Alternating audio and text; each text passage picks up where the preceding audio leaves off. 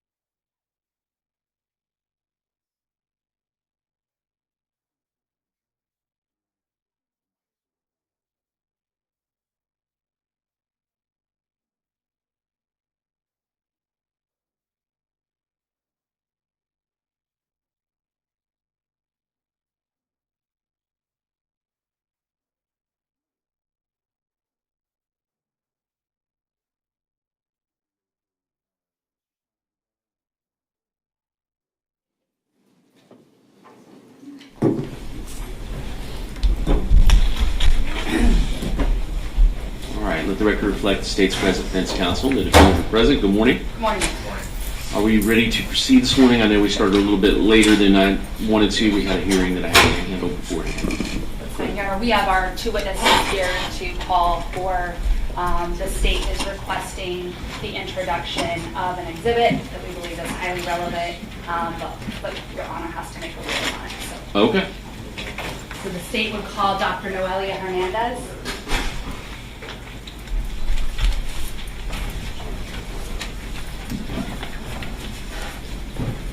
It looked like the defense brought in an exhibit as well. Do we need to talk about that? That's demonstrative, Judge. Oh, okay. Is that for testimony or for? Reasonable doubt instruction. That's form. Standard instruction. Yes, sir. And there's one other issue we want to just address that Okay. as well.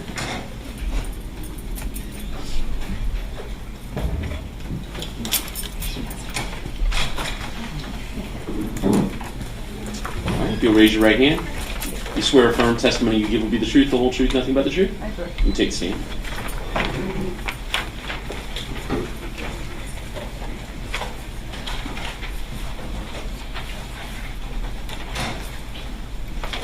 All right, ready to proceed? Yes, Your Honor. Okay. Defense, do you want, for purpose of the proffer, to step to her training and experience? Sure. Okay. Dr. Noelia Hernandez, good morning. Good morning. Where is it that you work? At the District 21 Medical Examiner's Office. And what is your role or assignment there? I'm an Associate Medical Examiner.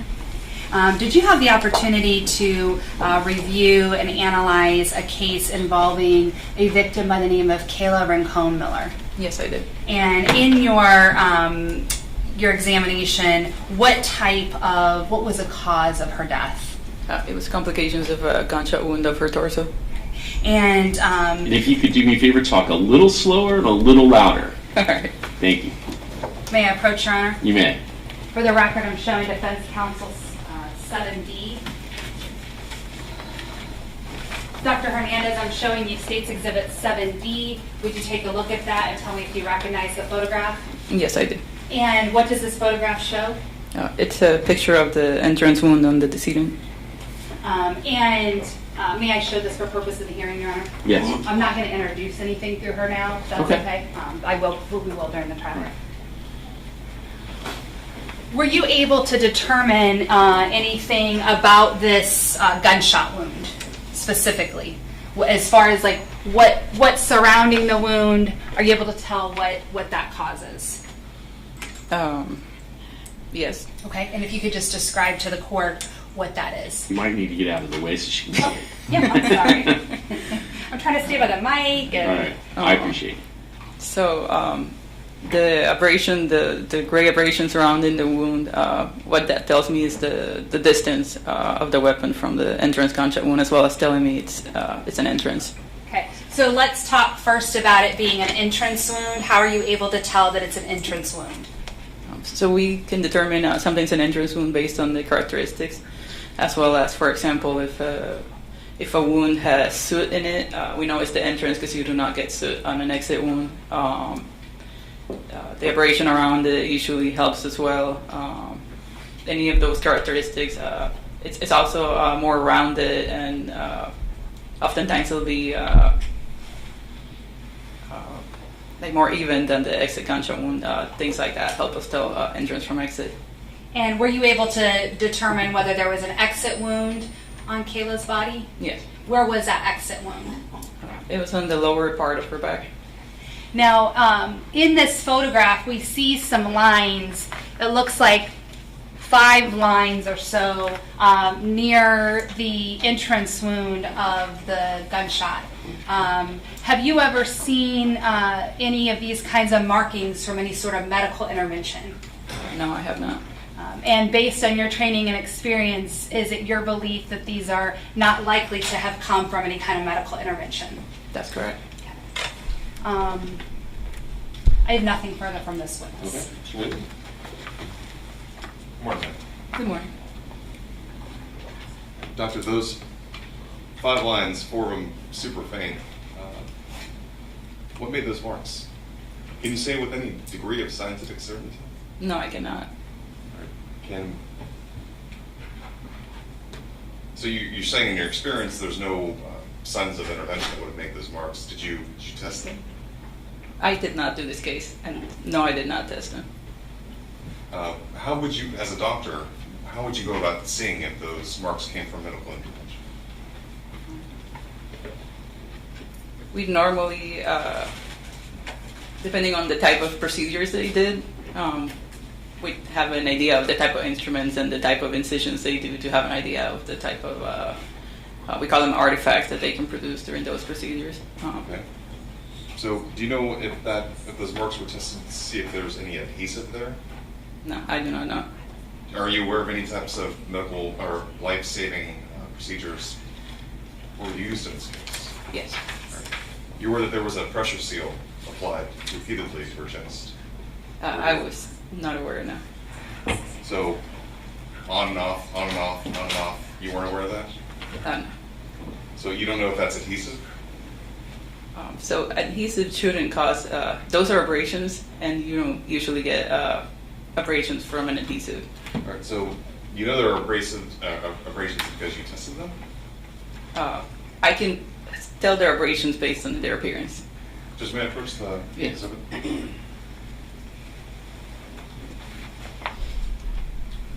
Based upon their appearance, you're saying that these are abrasions?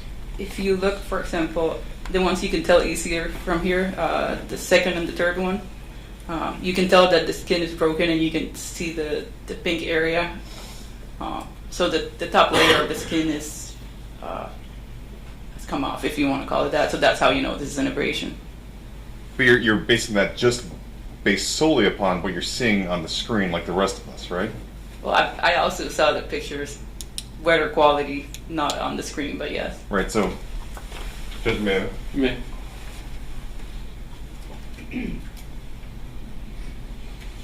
So looking at the picture itself, close up, is what you're saying, because I can look at this closer up. Yeah. Right? Well, That's how you're forming your opinion? based on the picture and also on the report and all the notes from the doctor, yes, I can tell it's their abrasions. Right, but the notes from the doctor, you didn't look at the body yourself. I did not. So when did you get on this case? When I was asked to testify for it to cover for the doctor that actually did the case. And when was that? Maybe like 2 months ago? 2 months ago. Approximately, I don't remember the exact date. So the qualifications you have from all the rest of us, in the courthouse, using our eyes and judging this, you're saying that this is an abrasion as opposed to adhesive, as opposed to anything else that might have been done at the hospital or at the scene. Is that correct? Based on looking at it and based on all the other wounds I've examined throughout my career, yes, I can tell you that's an abrasion. Okay. So that's your opinion that it's an abrasion? Yes. I cannot tell you, I can tell you I've never seen anything like it in the hospital, but like I said, I can't tell you what caused it.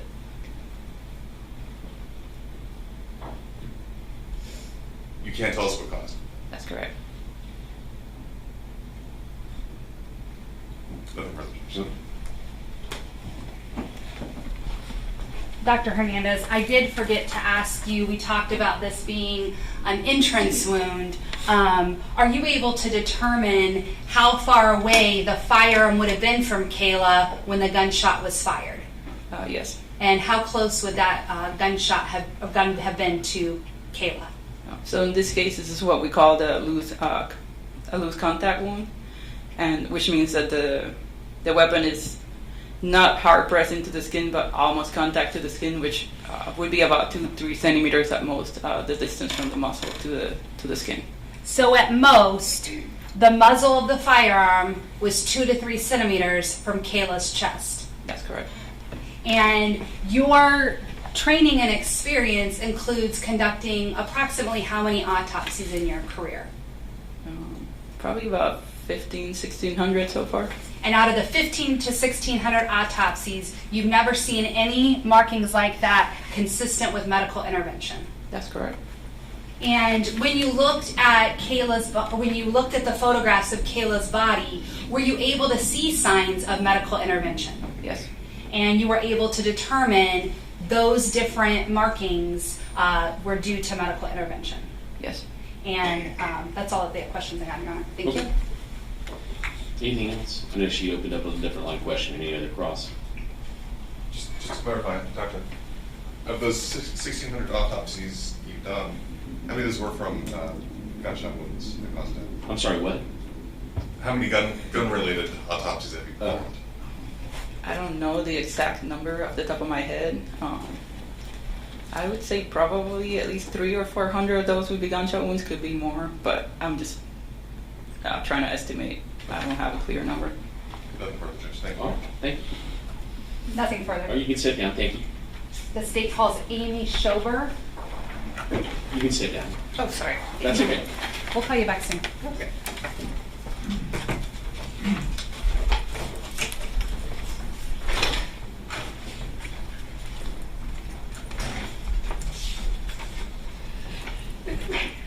Bless you.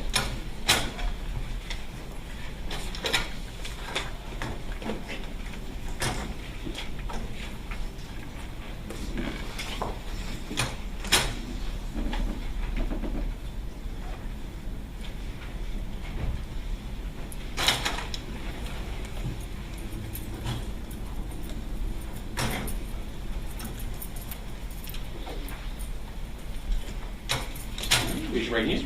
You swear firm testimony you give will be the truth, whole truth, nothing but the truth? Yes, I do. Take the stand.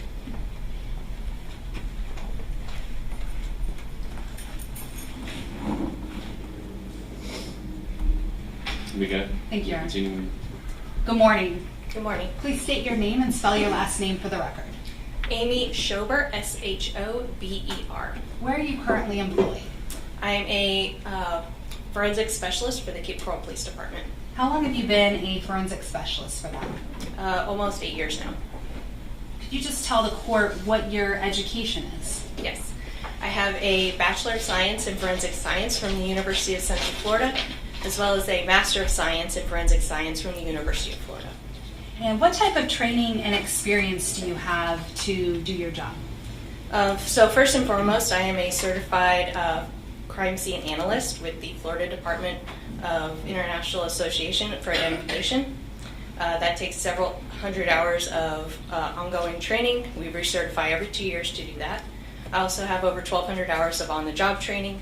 That consists of continuous education every year of at least 40 hours. And how many crime scenes would you say that you have gone to? In my 17 years of experience, probably thousands. And I want to go back to your experience prior to Cape Coral Police Department. Could you just tell the court what experience you had prior to that? Yes, so prior to that, I was employed as a crime scene investigator with the Orlando Police Department. Prior to that, I was employed as a crime scene investigator for the Polk County Sheriff's Office. Now, did you get involved in an investigation involving the murder of Kayla Rincon-Miller? Yes, I did. And I'm not going to take you through all of what you did at this time, but I want to go specifically to some work you did for Detective La Salandra. What was it that he asked you to do? He specifically asked me to compare a firearm to an injury that was on the victim to see if that would be something that was inconsistent or consistent. Okay. And was there a specific firearm that he wanted you to compare? Yes. And what was the type of firearm? It was a Glock 27 Gen 5. And were you able to find a Glock 27 Gen 5? Yes. How were you able to do that? I had to contact a local firearms dealer and make sure that they had it in stock and then go to them to obtain photographs of that to use in my comparison. May I approach, Your Honor? You may. I'm going to show defense counsel what's been marked as State's Exhibit 26. You can take a look at State's Exhibit 26. Do you recognize this exhibit? Yes, I do. What is it? This is a picture of the firearm that I photographed at the firearms dealer. May I publish, Your Honor? You may.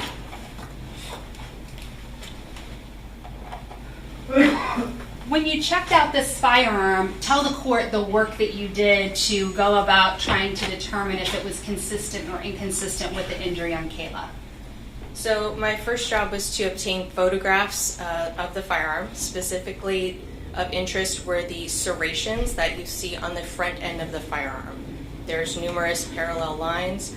Those are grip assistance serrations, so that when you're moving the slide on the firearm, you can have a better grip on it. And are you referring to these lines on the front as well as the lines on the back of the Yes. firearm? I obtained photographs of those areas of the firearm using a scale. Okay.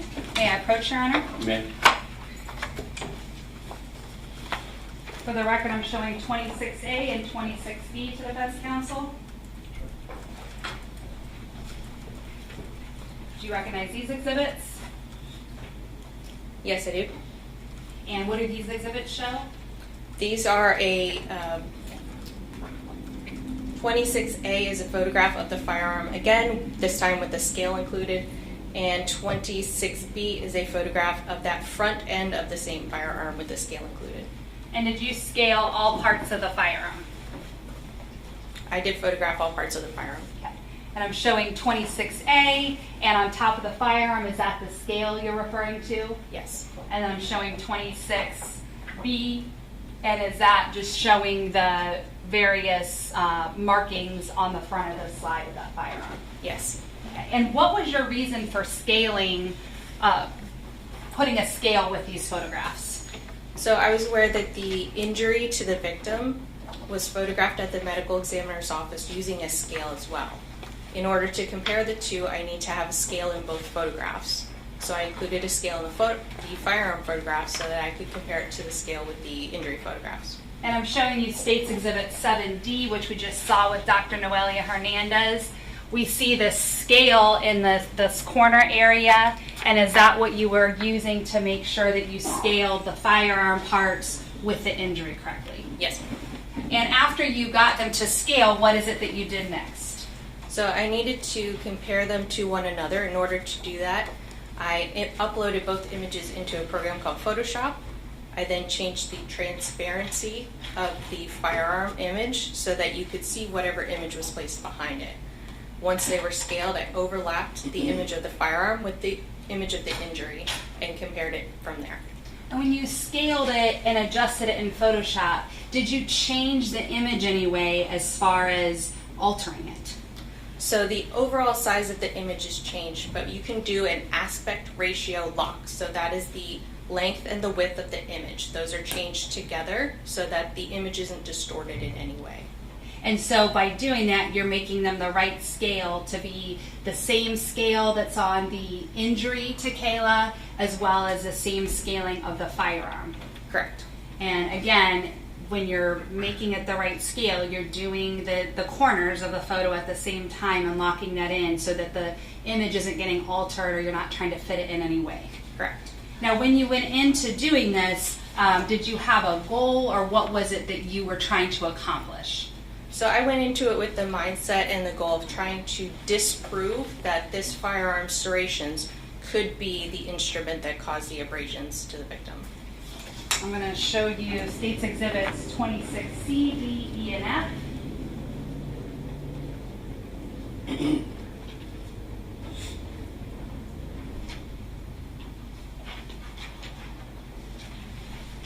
Now have you take a look at these exhibits and tell me if you recognize them.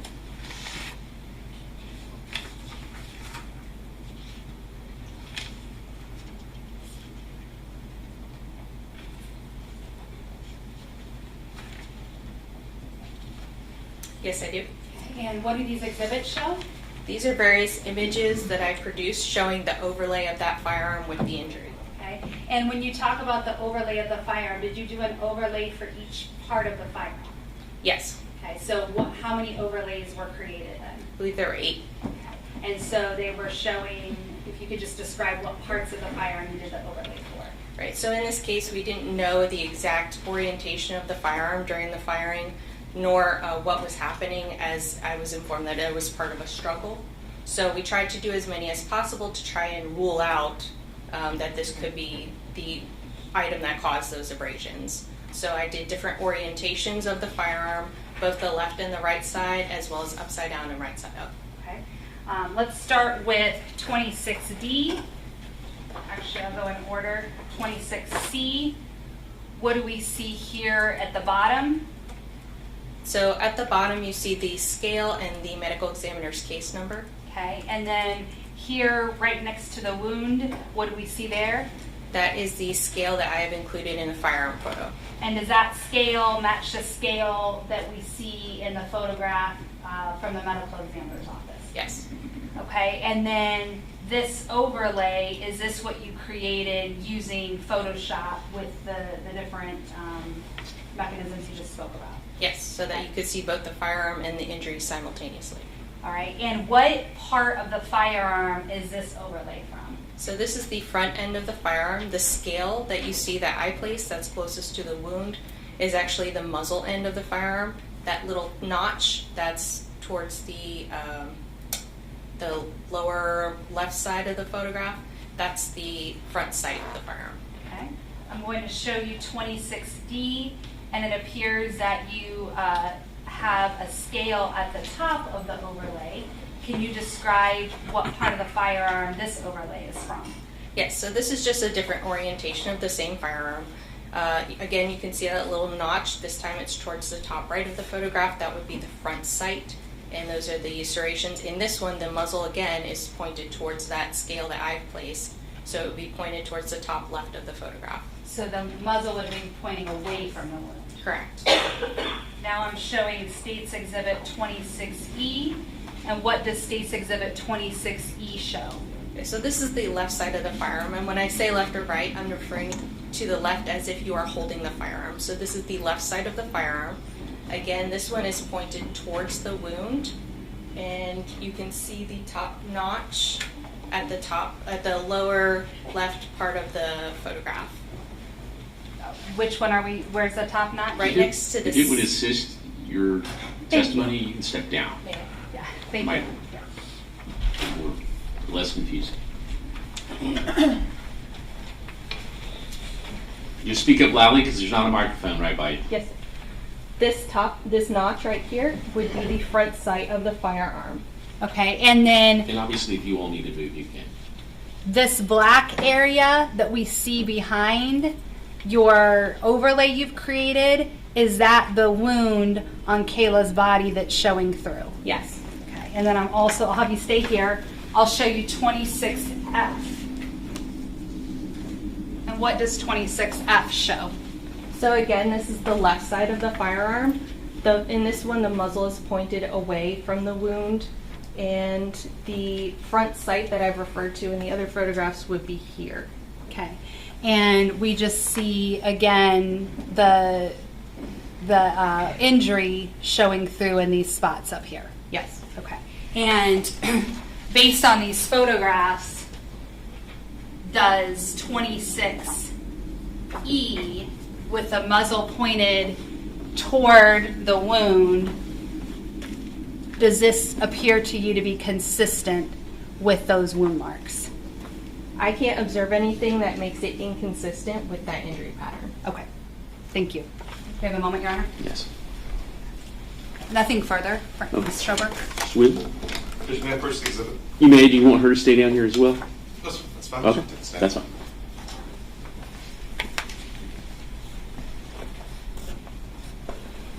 Ms. Shober, you indicated that these markings that we have here on the skin are consistent with this pattern. Is that right?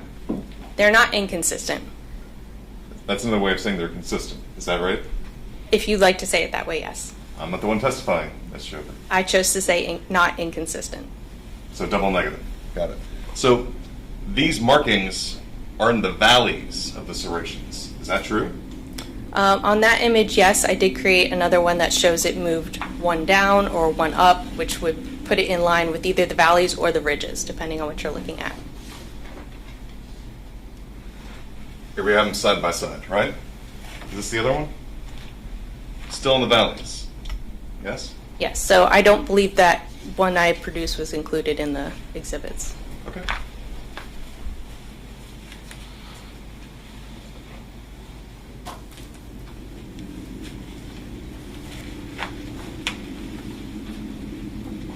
Are you a member of the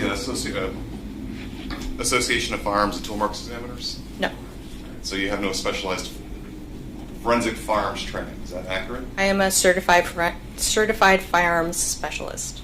But you're not a member of the association that is for, I guess, professional development of firearms examiners, is that true? Correct. How familiar are you with firearms? I do encounter them daily on my job, or almost daily on my job. Okay.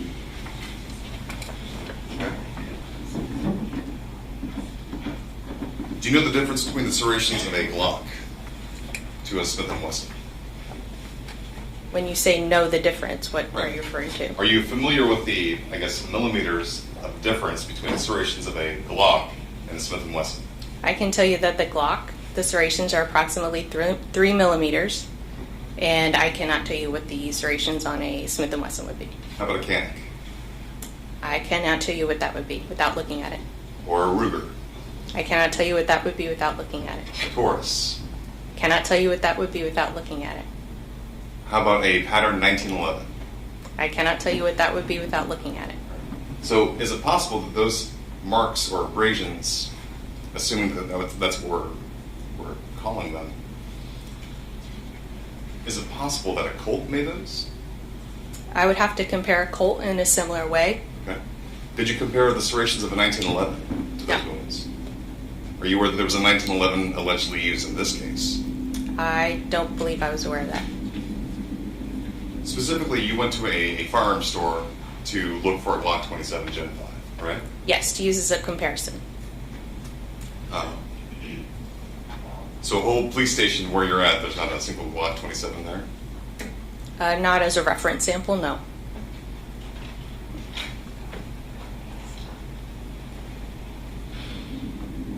So you're saying that it is consistent with a Glock 27, but it's also is it fair to say it's also consistent with a lot of serrations found on lots of different firearms in this form?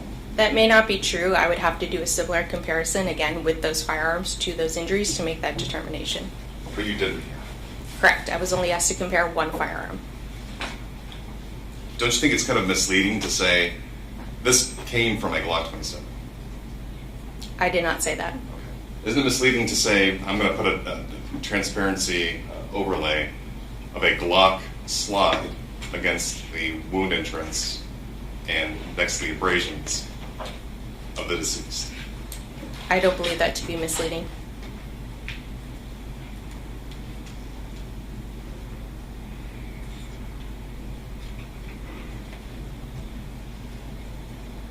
The Glock 27 also has serrations in the back. Is that true? Correct. And that's to assist with racking the slide, right? Correct. Same thing with the front serrations. It's to assist with racking the slide. Correct.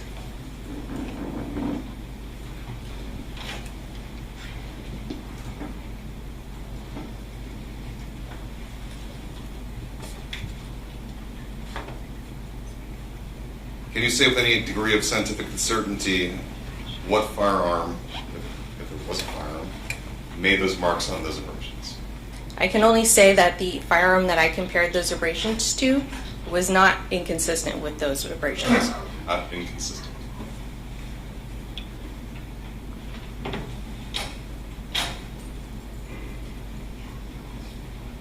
Can you say what those marks are consistent with? I would say that firearm slide based on my comparison. All right, so now you're changing your testimony from not inconsistent to consistent? Or are we mincing words here? I think you are mincing words.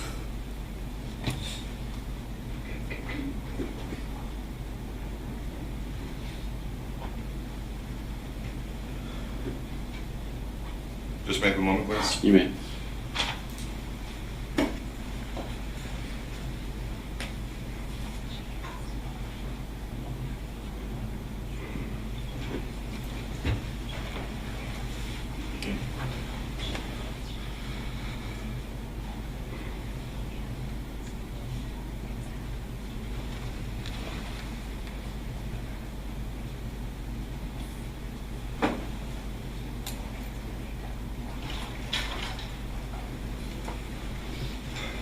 Ms. Shober, you consider yourself like a forensic scientist, right? Correct. So you're employed by the Cape Coral Police Department? Correct. Wouldn't you as a scientist want to know what other firearms these markings are consistent with? If I was asked to do that comparison, I would have. So you're just basically doing what you're told to kind of compare the two? I was asked to compare those injuries to a specific firearm to see if there were any inconsistencies or to rule out that that could be a possible cause of those injuries. Well, why not test other firearms? I'm sorry? Why not test other firearms? I wasn't asked to do a comparison to other firearms.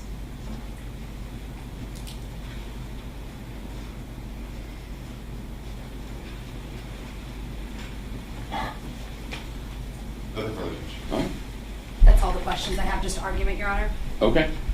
I Thank you. believe, You can sit down. thank you. Judge, I believe that this testimony is highly relevant to the case. We've heard that a Glock 27 belonged to Jessica Stein. We saw those records about this exact make and model of firearm that Ms. Shober looked at. We know that the Glock 27 was missing right after the murder. We heard that from Jessica Stein. For her to see if the slide was consistent with the injuries is highly relevant. We also heard from Dr. Hernandez that the the injury was close up in close range, so that would be consistent with the struggle with the firearm causing that abrasion, and it would show that it was likely that that firearm was the one that was used to kill Kayla. This witness is not saying that it's her opinion that this firearm is the firearm that killed Kayla. She's simply using her scientific skills and her knowledge and comparing the wound to a overlay created with the slide.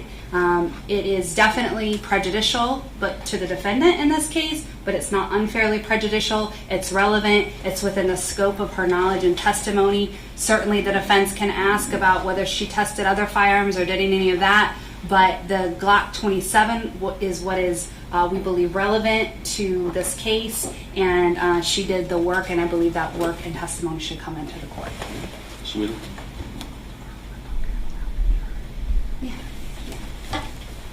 Judge, it's hard to put into words how categorically misleading this evidence is. The slide with the overlay with the word Glock on it compared to the wound, when this witness is saying without any degree of scientific certainty, it's consistent with it, right? But it may also be consistent with a Smith & Wesson, a Canik, a Ruger, whatever firearms manufacturers make front serrations or back serrations on a slide. And even the 1911, that's also alleged to have been used during the course of the robbery by Christopher Horne Jr. It's too misleading, Judge, to members of this jury to put a Glock slide superimposed to these wounds in front of this jury. It is categorically misleading to say that this is consistent with such a wound, when it's also consistent with so many other firearms, assuming that that's what made these marks. And I understand that the state acknowledges it's prejudicial because it is, but that prejudice is vastly outweighed without any semblance of relevance in this case. The danger is so great, Judge. You can't let this kind of information in front of the jury. You just can't. Okay. Any rebuttal? Just real briefly, Your Honor. At the end of the day, the jury still has to form their opinion about whether it is or it isn't, about what weight to give it. This is not misleading in any way. Again, he can argue that another type of firearm could cause these marks, but the gun at issue is the Glock 27, and it's entirely proper testimony for her to testify to that.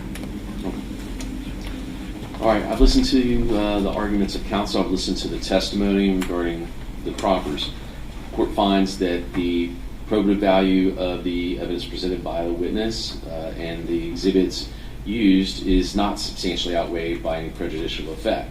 While I understand it is prejudicial, evidence is potentially prejudicial, but the rule requires the prejudicial effect to substantially outweigh the probative value. I don't find that it does. So I would, assuming there's not any, if there's any other objections, certainly I would hear it, but as far as that particular objection goes, I believe the questions go to the weight of the evidence, not its admissibility in that regard. Judge, would the court at least consider keeping out the photographs of the slides, the superimposed slides with the word Glock on it? No. My ruling applies to everything that was presented during the trial. Okay. The only other issue I just want to raise that came up yesterday, and I briefly addressed it, but I'm concerned with further questioning. One of the big issues in this case is the witness tampering that came about where Christopher Horne's mother, father, and aunt were arrested based on statements that Jessica Stein gave to the Coral Police Department. Those statements she gave were specific to a meeting that they had at a park, and then it went to like a grandmother's house or somewhere nearby. In those, the statements she made, she talks about threats to her life, talks about all these horrible things that they did and said. We, as Your Honor knows, she did not know she was being recorded. we got that recording that recorded that entire exchange at the park and then afterward. In that entire exchange, it was an entirely different story than Jessica Stein told police officers. And based on that, the charges were dropped by the state. Some of the things that happened in that exchange were Thomas Stein did say he was involved in the murder. We have the discussion about getting rid of the firearms. We have multiple discussions about the evidence in this case. As soon as the state got that recording, we turned that over to the defense. We also turned the entire case file from the witness tampering, including the depositions, including the statements made. And so the suggestion by defense in the opening is that the state dropped the charges against Christopher Horne's parents because somehow of his cooperation.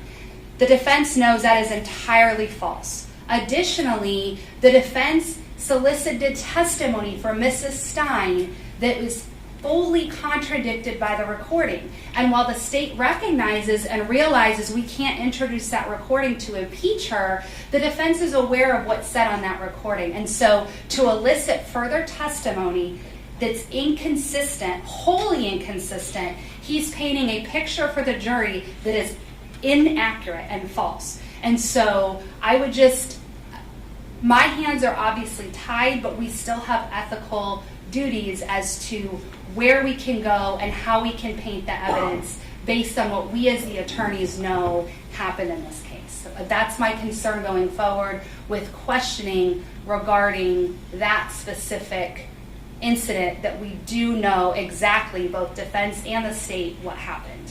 What do you want me to do? I don't want you to do anything now at this point. I just want it to be very clear that I will be objecting to any further questionings, any kind of suggestion that's inaccurate from that evidence. Judge, can I respond to that? Absolutely.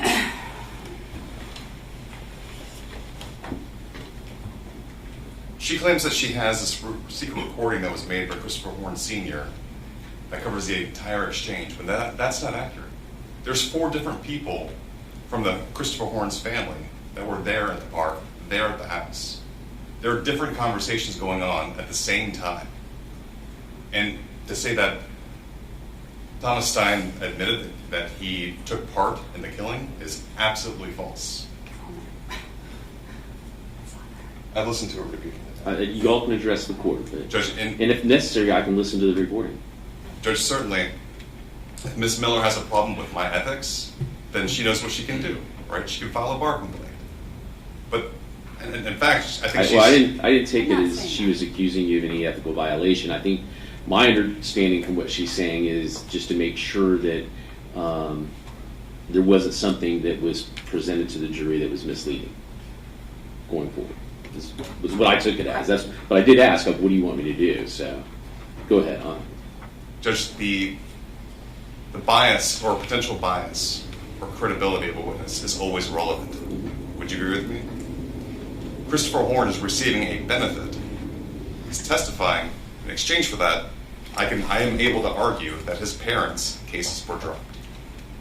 Because of the proffers he gave, he allegedly were concerned about the cases that were currently pending.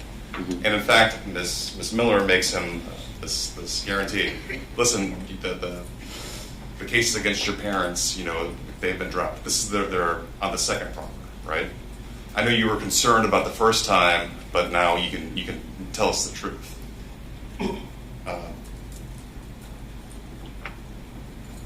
Judge, I think it's wholly relevant for me to be able to go into and pursue that line of questioning that the co-defendant is receiving a benefit. The benefit is that his parents' criminal cases have been dropped. And certainly, Judge, the state's able to pursue or not pursue whatever criminal investigation they want to, and they have in this case. I disagree. But do you agree that then if you go into the testimony about the parents' case being dropped, that the state could go into why the parents' case was dropped, and that they were on the recording and it was quite different from, and I haven't heard it yet, but quite different from what was alleged by Mrs. Stein? Judge, unfortunately, no. We can't, because the statutes say categorically that the evidence can't be used not even for impeachment purposes. Okay. It can't even come to this courtroom. So I would ask that the court not even listen to it. Okay. Well, I don't have it, so I can't listen.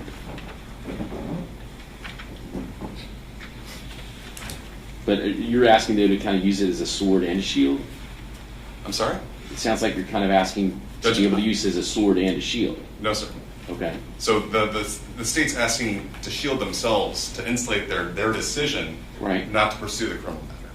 That's And what, she's explained why they didn't was because the allegations, and I haven't heard anything, so I don't know, but the allegations by Mrs. Stein about what happened at this meeting were opposite to what they heard on this secret recording, and therefore the credibility of those allegations, I guess, was determined by the state that it wasn't credible, and so that's why they dropped it.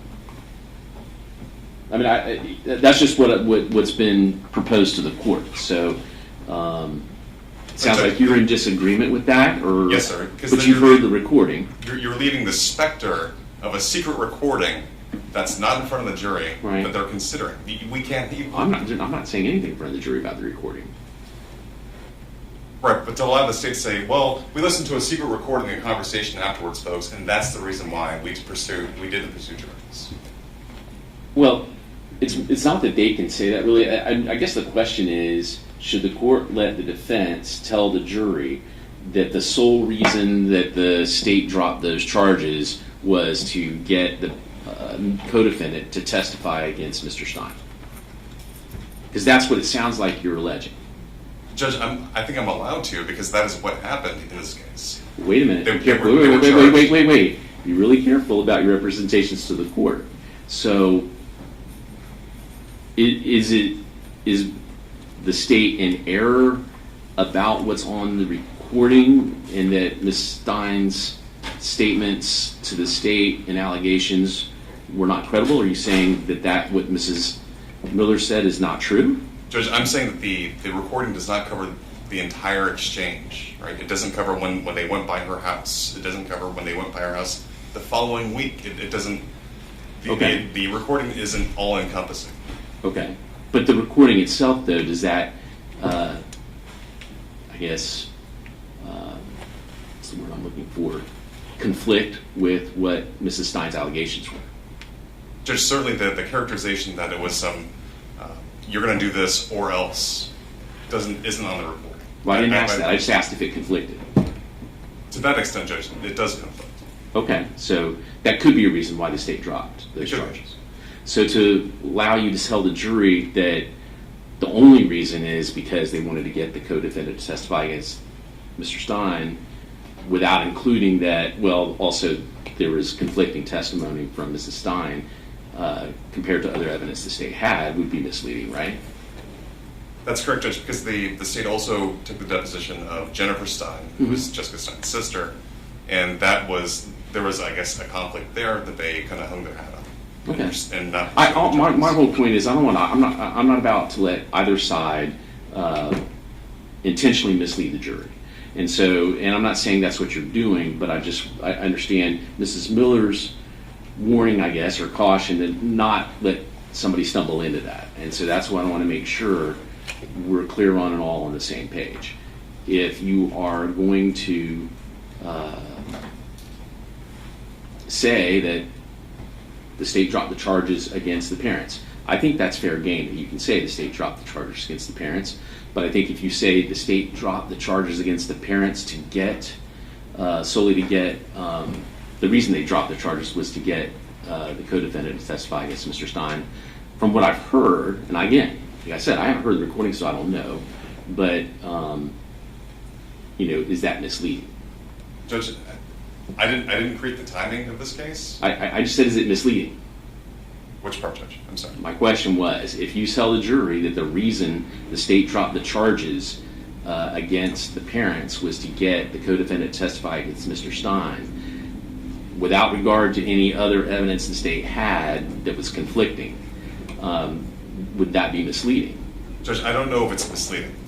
Simply because I'm not Ms. Miller. I'm not the one that made the decision to drop the charges. But I can tell you the timing is suspicious, where these charges were pending. An offer for a proffer from Mr. Horne was made. And during that summer, the charges were dropped after the proffer was made. Right, but to say only that, you would have to pretend not to know there was something on the recording that was conflicting. Judge, I think both can be true at the same time. But one of those Sure, issues if, can't be well, brought to the if they're table. both true, you could say both. Right, Judge, but we can't hamstring the defense by saying you have to mention this illegally obtained evidence. Well, you may not have to say that it's regarding, you may have to not refer to it as illegally obtained evidence. You could just say they had other evidence that was conflicting. Okay, they had conflicting evidence.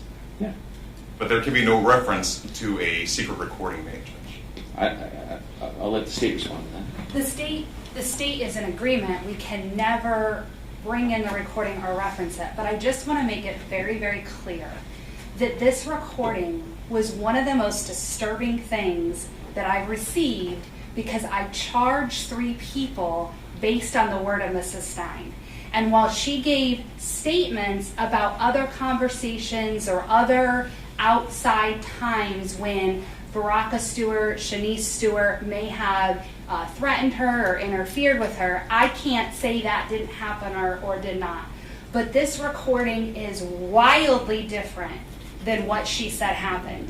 And when I say what she say happened, it was during that time frame at the park, and she was very clear that that's when it was happened. As soon as I had that information and reviewed it, I immediately dropped the charges because it was false testimony about what happened. And so the defense does want to use it as a sword and a shield, because they can go in and say A, knowing I can never introduce B, knowing I can never reference it. This isn't some silly conspiracy where the state's trying to give Christopher Horne's parents a chance. In fact, if I could have charged Jessica Stein for perjury, I would have, but my evidence would have been that recording, and I can't use it. That's how serious it was. So going down this road, it is painting a incorrect picture for the jury by saying the charges were dropped to get Mr. Horne to testify, because that is 100% false. So much so that I even provided the defense my notes that I took after meeting with Baraka Stewart and her attorney. Oh, so you've got the notes as well. Yes. I may have them, but I will agree with the court. I cannot say that the charges were dropped solely to get Mr. Horne to testify. I agree with that proposition. Okay. Is that fair? Well, what would you say? In other words, how would you say that? What do you mean? What? How would you say? You said well, you can't say, but what would you say then in terms of that argument? I would say that the timing, then, Judge, because I think the timing is fair game. The offer for a proffer was made, right? The charges are dropped, and he's testifying today. I think that's fair game. There can be other reasons why.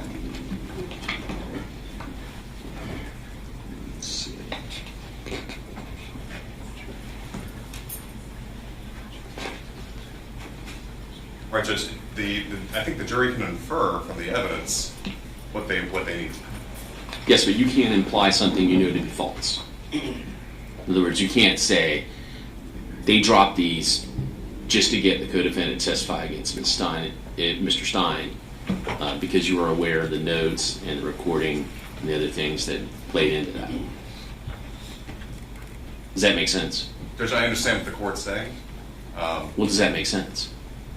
That you can't imply something you know to be false. You would agree with that? Judge, I don't know it to be false.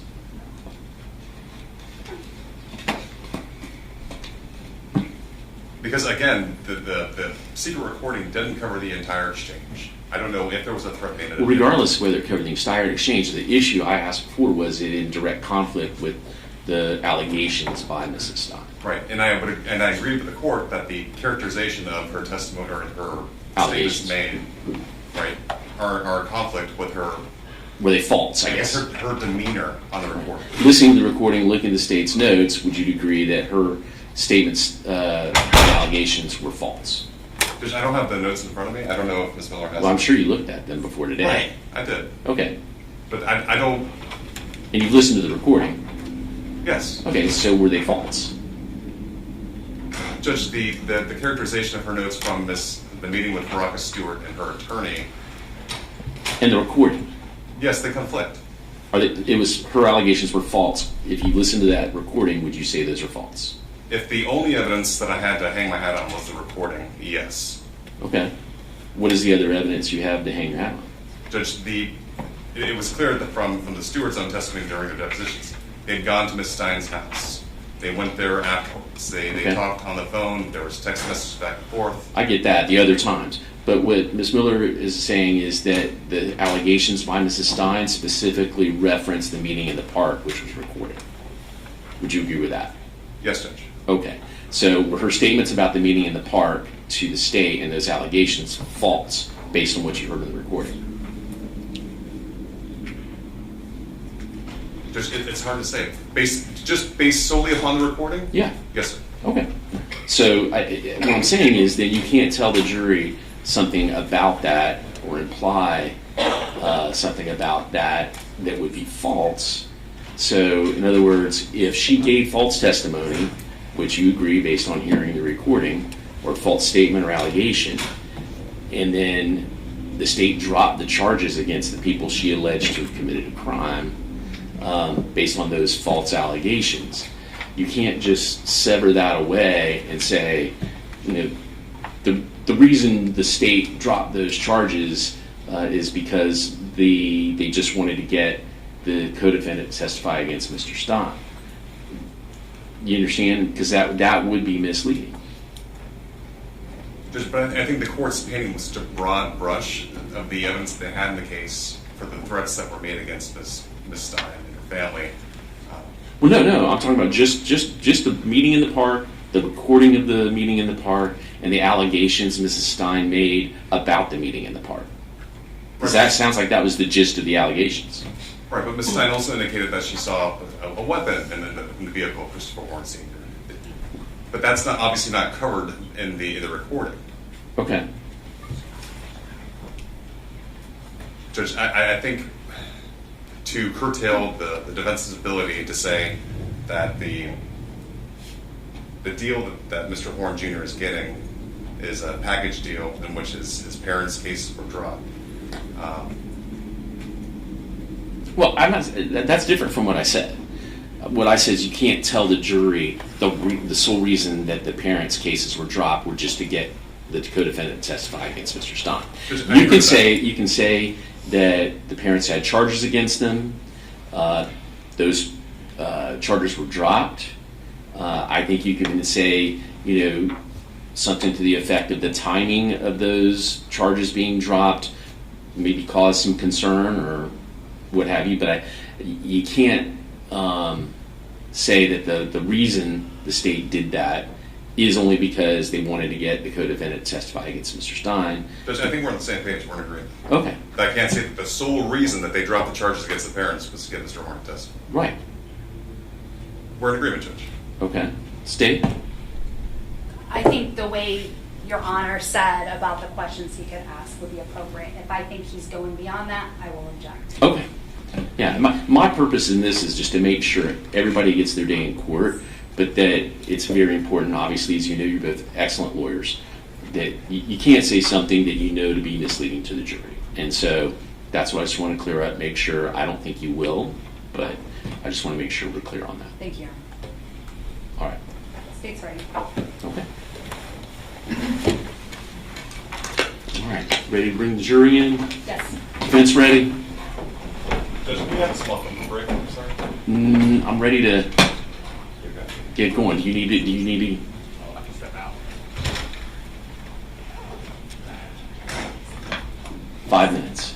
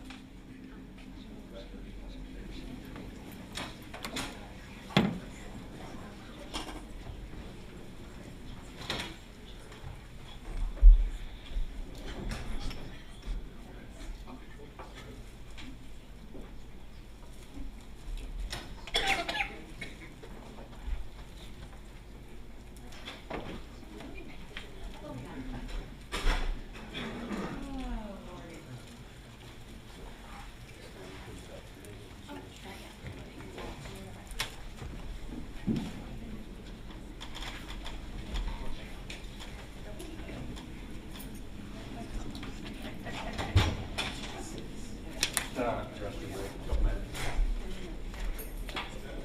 Just a couple minutes break.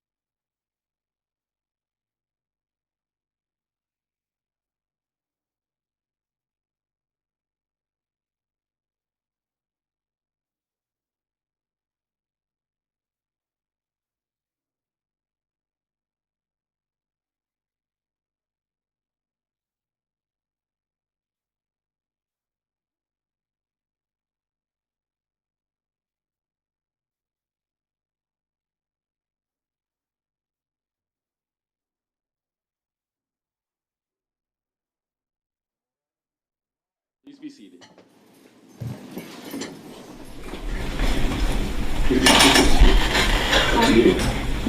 phone. All right, let the record reflect State's President, Defense Counsel, and Defendant are present. All right, are we ready to bring in the jury? Yes, Judge. Okay. That's right. And, all right, let's bring in the jury.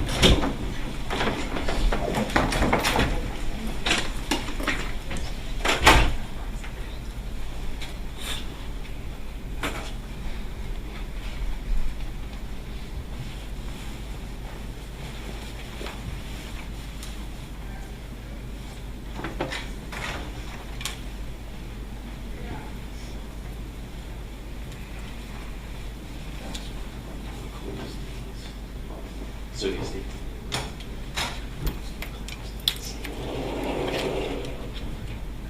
There's people working on the elevators next door, so close down, cut down the noise.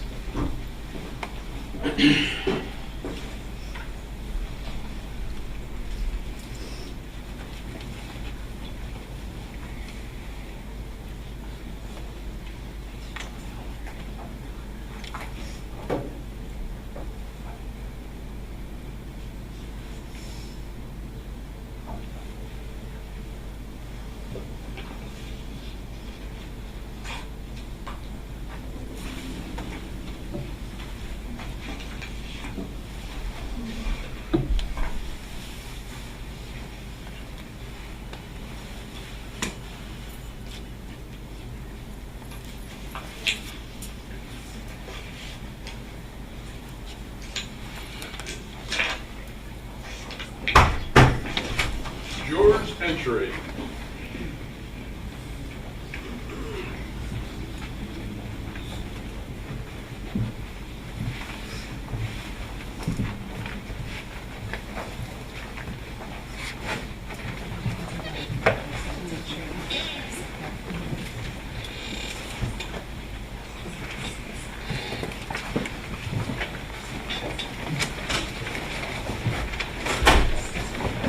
All right, please be seated. Welcome back, ladies and gentlemen of the jury. By a show of hands, is anyone on the jury not able to follow the court's previous instructions about doing research, looking up anything, or discussing anything about their service as a juror on the case? Seeing no hands, we're ready to proceed. State call the next witness. Thank you. The state calls Noelia Hernandez.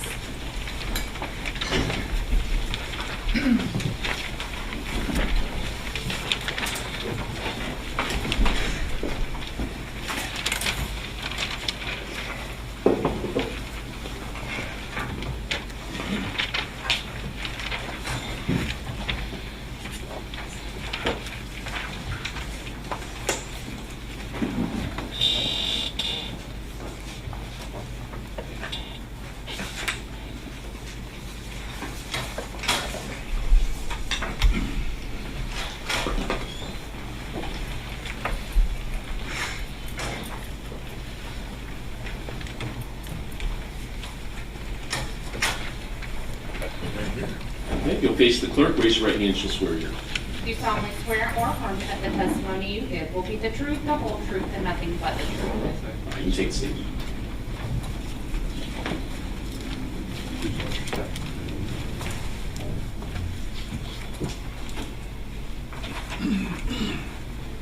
May I inquire? You may.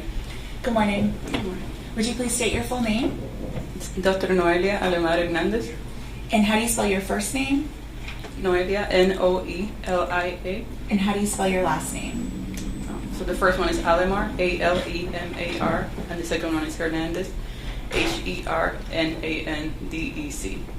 And what do you do for a living? I'm an associate medical examiner And where do you practice? at the District 21 Medical Examiner's Office. Is that located right here in Fort Myers? Yes. How long have you been employed there? It'll be 7 years in September. In order to get your job there, did you have to achieve a certain educational background or degree? Yes. And what was that? So I did 4 years of bachelor's degree in chemistry at the University of Puerto Rico, followed by 4 years of medical school at the University of Puerto Rico as well. Then I had to do training in anatomic pathology, which I completed at NYU over in New York. And then I had to do a year of training in forensic pathology, which I did at the Miami-Dade Medical Examiner's Office. And I also had to get board certified in both anatomic pathology and forensic pathology. And as part of your job at the medical examiner's office, do you participate in any continuing education programs? Yes, I do. Such as? Review of literature. We have to do certain questions and certain testing every so often. What sort of duties do you have as an associate medical examiner? So our main duties are to determine the cause and manner of death of individuals by doing autopsies or performing external examinations, reviewing medical records, reviewing the results of whatever testing we need, such as toxicology, histology, microbiology. And we also, as part of our duties, we also have to oftentimes testify in court, such as today. And in doing your examinations and evaluations and testing, do you also keep a record or document what you do? Yes. And what is that contained in a case file? Yes. What other than a report is contained in a case file that you create as you're doing your medical examinations? So in the physical case file, it'll have the autopsy report, all the diagrams with our notes from the autopsy, the investigator report, any chain of custody, transport paperwork, things such as that. And then we have a digital database, and we'll keep pictures there as well. Any medical records that we receive, anything like that, any x-rays that we take will be kept digitally as well. And so any body that requires an autopsy, they are assigned a case number, and that same case file would be kept for any individual that has an autopsy completed. Is that right? Yeah, that's correct. And that's just kept in the regular course of what's required of the medical examiner's office? Yes. As part of your duties with the medical examiner's office, did you have the opportunity to review an autopsy report, such as we've talked about, for case number 003382024? Yes, I did. And were you the medical examiner or assistant medical examiner originally assigned to that case? I was not. Who was that individual? It was Dr. Tracy Shipe. And so is she the doctor who performed the initial autopsy? Yes. Did she take photos during that autopsy? Yes, she did. And did she complete the case file for that autopsy as it relates to her investigation, examination, and findings? Yes, she did. And that's the same type of case file that we've talked about that's created for every autopsy that's completed at the medical examiner's office? That's correct. And did you review that entire case file for this case? Yes, I did. Did you review the photographs? Yes, I did. And based on the review of those photographs, were you able to do an independent evaluation of the case involving that case number? Yes, I did. And for that case number, was the autopsy performed on an individual named Kayla Rincon-Miller? Yes. May I approach the witness, Your Honor? No.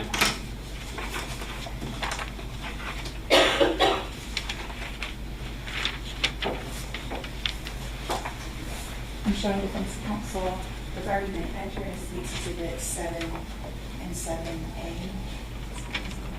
And then this is 7B and 7C.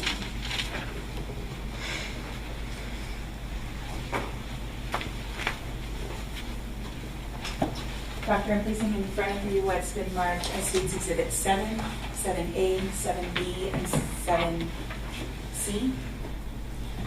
Sure, right numbers. Can you take a look at those and tell me whether you recognize them?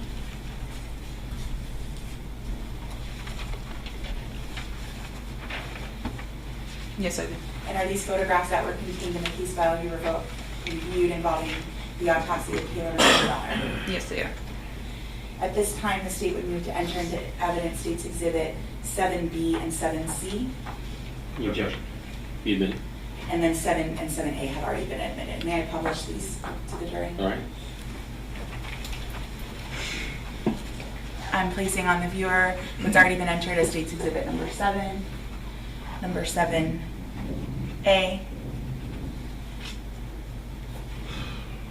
number 7B, and 7C. As part of these photographic evidence, do you also, I see in this last exhibit, 7C, that there's a measuring implement as part of the photograph. What is that? What is the purpose of that during the course of an autopsy? So we place, that's what we call an L ruler. It has, you can't really see it very well in the screen because of the glare, but it has a ruler, both horizontal and diagonal. And we will take pictures of any injuries or any findings in the body with that ruler, so that if somebody's looking at it that wasn't present when you did the autopsy, they can take measurements, since the ruler is made for that, so that when you take a picture. And so being able to review the photos as well as those additional measurements and things like that is helpful to you in your evaluations when you're reviewing another medical examiner's file, is that right? That's correct. Based on your review of the case file in this case, what was the cause of death of Kayla Rincon-Miller? It was complications of the gunshot wound of the torso. And what does that mean? She had when I say torso, is referring to the chest and abdomen area, and so she suffered a gunshot wound to that area, and she died as complications of it. Okay. And I'm again placing image 7A onto the screen. This defect that we're looking at in the center of Kayla's body, is that an entry wound or an exit wound? That's the entrance gunshot wound. Okay. What was the exact injury that caused the death in this case? The gunshot wound. Just wanted to make sure I understood. And were you able to determine a manner of death? Yes. And what was that? It was homicide. How many categories are there for manner of death? In terms of a medical examiner perspective, there's 5 categories. There's natural, which is somebody that dies of heart disease, for example. We got suicide, which is somebody that takes their own life. Accident, which would be, for example, somebody that dies in a car accident. Homicide, which is somebody that dies at the hands of another. And there's undetermined, which is when we can't classify it into one or the other. May I approach the witness, Your Honor? You may. I'm showing counsel what's been marked as State's Exhibit 7E.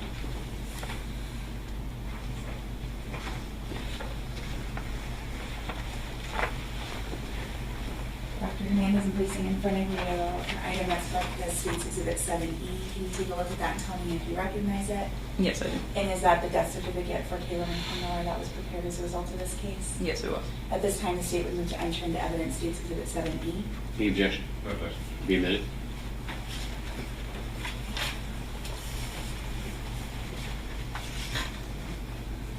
When you're reviewing a case where the exact cause of death is a gunshot wound, are you able to make determinations about how far or near a gun is from the body at the time that the gun was shot? Usually, yes. And how do you do that? We look for things such as soot, stippling, searing, muscle imprint, certain characteristics of the entrance wound that would let us know how far the gun would be from the skin. May I approach the witness, Your Honor? You may. I'm showing counsel what's been marked as State's Exhibit 7D.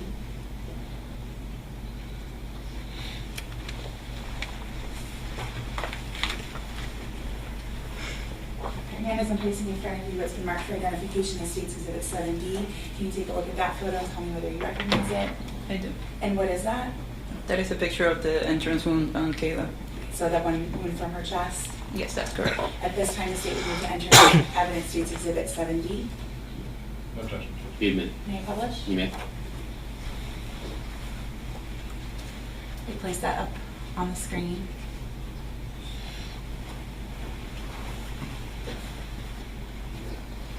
I placed that image on the screen, and you talked about some markings that you can look to in making that determination about how close the weapon was fired at the time it caused the injury.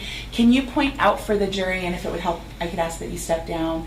Do you see or identify any of those particular markings that assisted you in this case? Yes. Okay, yeah, you can step back.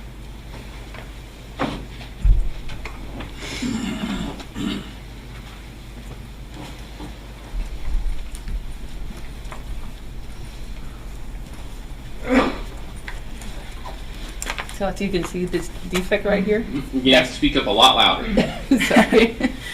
This defect right here, that's the entrance wound. This marking around in this gray abraded area which what you usually hear on TV is mentioned as referred to as an aberration color. This is what's most helpful in this case. The Hold on 1 second. sorry. Oh, you're gonna bring the microphone. Just kind of soft spoken, so. Sorry. Maybe if we point on the screen. Oh, I can do that.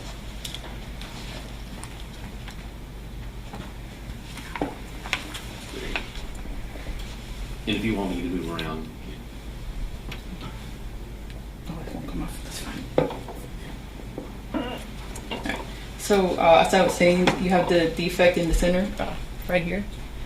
And then that gray area around it, there's an aberration with some soot deposited on it. And that's one of the main things that, for example, if you have soot on a gunshot wound, it already tells you that's the entrance and not the exit, because you do not get soot on an exit that comes from the muzzle.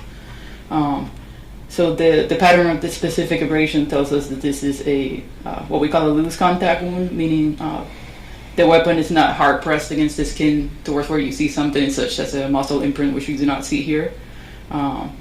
It's a gunshot wound where the muzzle would have been up to 2 to 3 centimeters away from the skin. Thank you. Yeah, you can take it.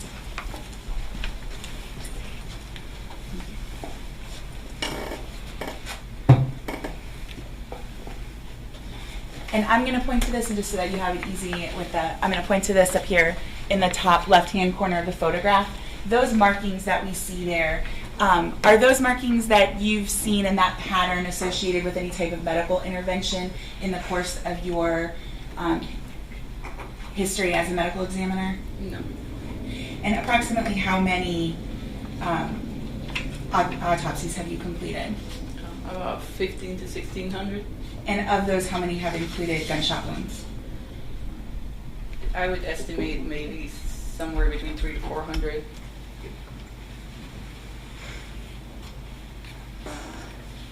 May I have just a moment, Your Honor? you may. The state has no further questions for this witness. More Dr. Hernandez. Good morning.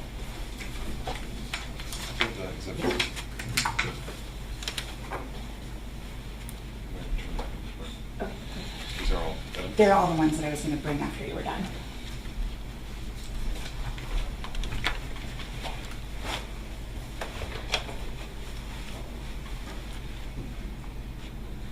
These serrations are markings or patterns next to the wound.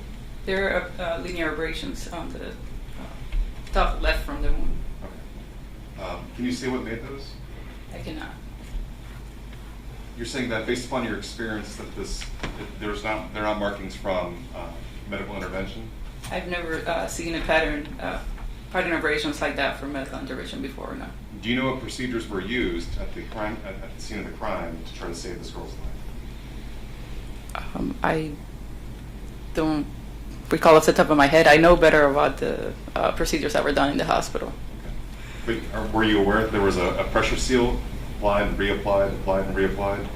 I mean, it was this morning, but not before then. Right. Well, I mean, you didn't realize that because I told you about it this morning. Yes, that's Right. right. Can you say whether or not what these markings are? I cannot. Nothing further, Judge. Thank you. Thank you. Any redirect? No redirect, Your Honor. You can sit down. Thank you.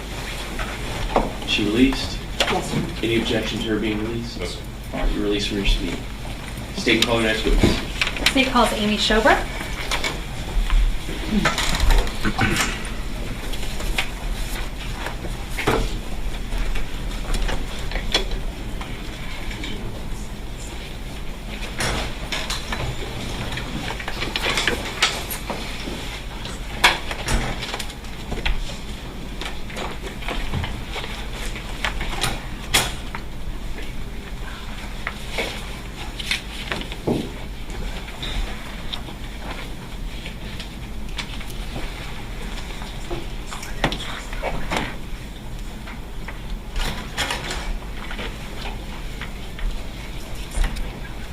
May I approach the clerk, Your Honor? You may. Just give her a second while she's headed. right. If you'll face the clerk, raise your right hand, she'll swear you. Do you solemnly swear or affirm that the testimony you give will be the truth, the whole truth, and nothing but the truth? Yes, I do. You can take a seat.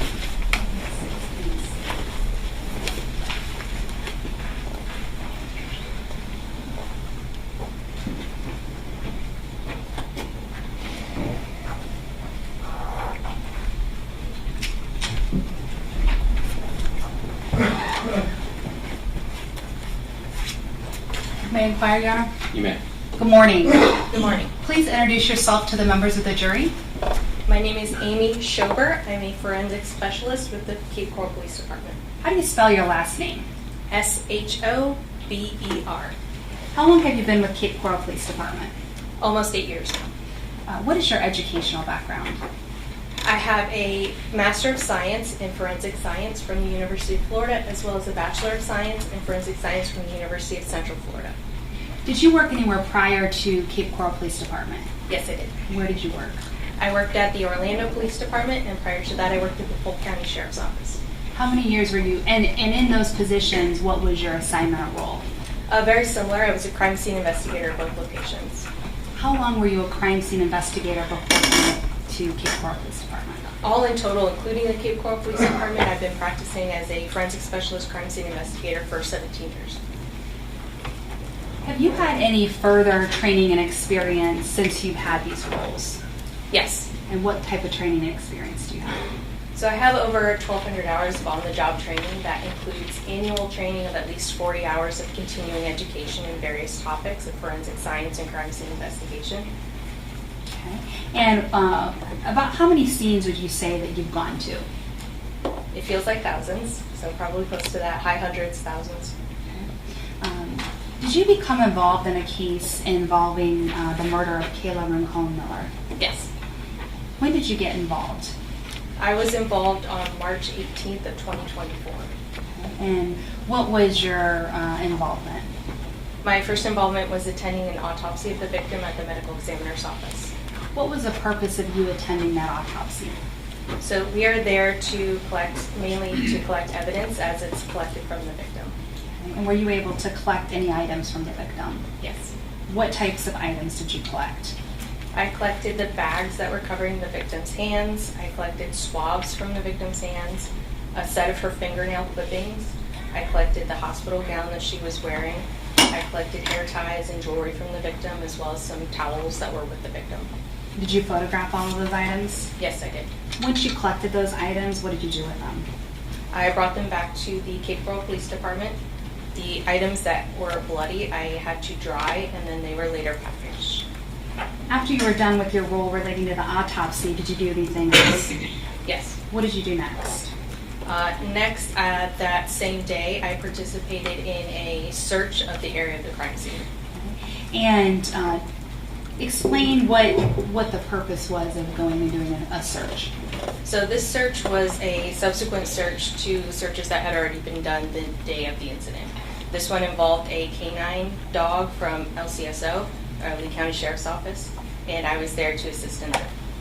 Was there also a metal detector that was used? Yes. Was there anything specific that you were looking for? Yes, so just additional items of evidence, mainly ballistic evidence. And when you say ballistic evidence, could you just elaborate? So we were looking for any spent shell casings or cartridge casings that would have been ejected from a firearm, as well as any projectiles. And to your knowledge, had any ballistic evidence been collected from the scene prior to you arriving? No, none had. And when you were there, was any found? No.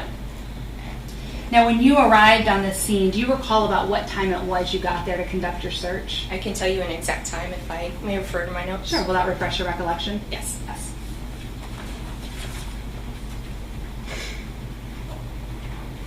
I arrived on scene at 4:31 p.m.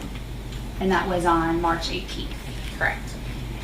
When you arrived on the scene, was it still blocked off? No, the scene was not secured at that time. So there was no crime scene tape anywhere? Correct. Was anyone else out there? I know you said canine. How many people would you say were out there with you doing this search? There was a detective from our agency. There was the LCSO canine deputy and his canine. Okay. And so when you got there, anyone would have been free to drive or walk around this area? Yes. Now, you mentioned going to hundreds, if not thousands, of crime scenes. Have many of those scenes involved a firearm that was used? Yes. And do you have any kind of specialized firearms training? Yes, so firearms training is also part of my continuing education, as we do encounter a large number of firearms in forensics and crime scene investigation. Through that, I am also a certified firearms specialist with the International Firearms Specialist Academy. Could you explain generally how a firearm works? Would you like a specific type of firearm? Sure. Just let's go with a Glock 27. When you use that, how would that work? Okay, so that is what is called a semi-automatic pistol. In general, if the firearm is loaded, once the trigger is pulled, the slide, which is that top portion of the firearm, will move backwards. At the same time, the firing pin is striking a primer that is on the back of the cartridge case. That causes an internal explosion and ignition of the powder that's in that cartridge case. That energy propels the projectile, or the bullet, from the front end of the gun. That energy also propels backward the casing or cartridge case. If you've ever shot a firearm before, that's what is ejected. So that would come out from the ejection port of the firearm, and the next round would move up into the chamber position. Are there reasons why that projectile that's ejected when the firearm is fired, why that might not be found? Yes, there's several reasons. Okay. Can you just explain those? Yes. So one of them would be with the firing mechanism of the firearm itself. So when that slide comes back, if anything is inhibiting that slide from moving properly, that can cause the casing to not eject or not eject fully. It's what may be called as a stovepipe, but basically that casing would either be retained in there or be retained partially in there, caught up in it. Aside from that, if it does eject fully, it may not be found at a crime scene because it is moved or transported inadvertently from the crime scene by the actions of first responders or people that are, trying to help in the situation, other witnesses, etc. And did you also help with the execution of a search warrant of 69 West Mariana Avenue? Yes, I did. And when did you help with that search warrant? That was on March 19th. I'm going to show you State's Exhibit 16C. Do you recognize this exhibit? Yes, I do. And was this the house that you helped conduct the search? Yes. And was that the house that belonged to Jessica Stein? Yes.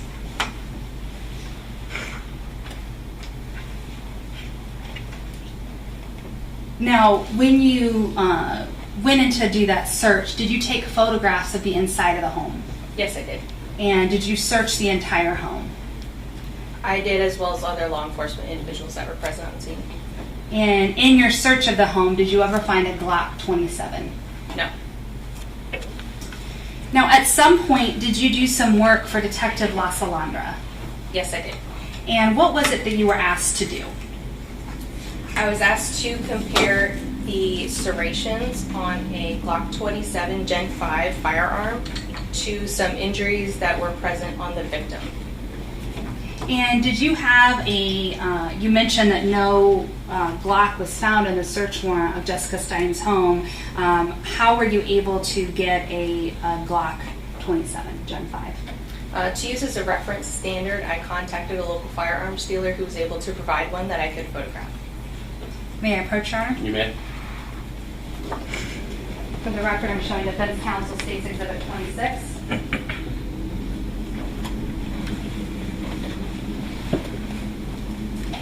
Ms. Shober, I'm showing you State's Exhibit 26. Do you recognize this exhibit? Yes, I do. And what do you recognize this exhibit to be? This is the Glock 27 Gen 5 that I photographed at the firearms dealer. At this time, the state will move 26 into evidence. Judge, I have an objection. Be admitted. Judge, I said I have an objection. Oh, I'm sorry. I thought you said you had no objection. I apologize. Yes. Argument, Judge. Your order first. I'll listen to your argument.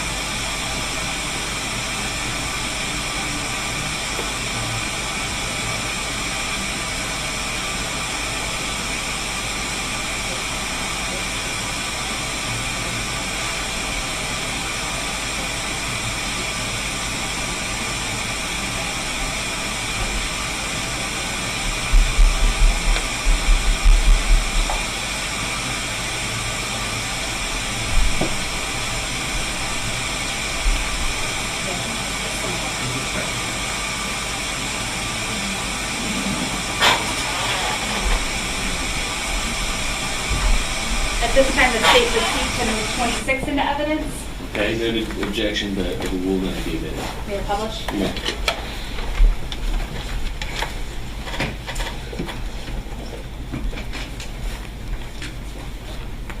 Ms. Shober, once you checked out this firearm, what was it that you did with it? So first I verified that it was the firearm that I was requested to compare.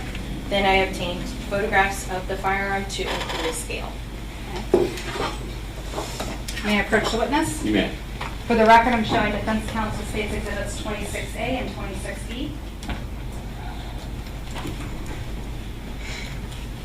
You could look at those and tell me if you recognize 26A and 26B. Yes, I do. And how do you recognize those exhibits? These are photographs of the firearm that I took that include a scale. Thank you. At this time, the state will move 26A and 26B into evidence. Same objection, Judge. Noted, a rule will be admitted. Permission to publish? You may.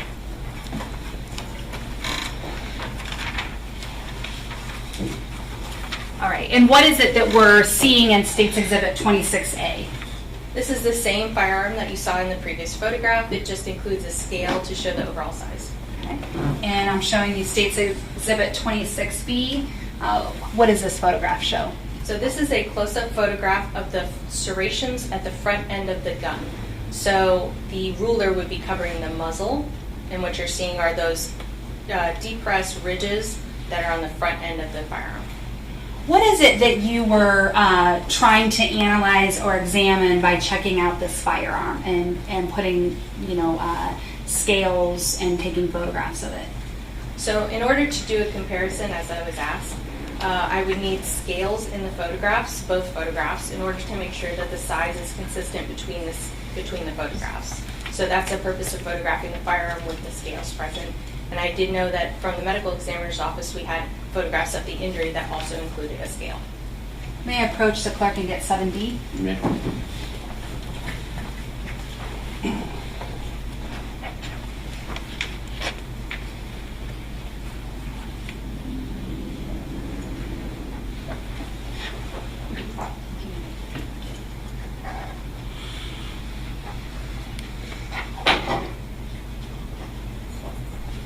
Ms. Shober, I'm showing you State's Exhibit 7D. And is this a photograph from the medical examiners with the scale as well as the injury that you were examining? Yes. Okay. After you took those photographs of the Glock and did the scale, what did you do next? So I used a commonly available software program called Photoshop to overlay the image of the firearm with the image of the injury. That would allow me to compare it with relative size to show whether that could be ruled out as a possible cause of that injury. And can you just explain how Photoshop worked or how you used it with relation to this case? Yes.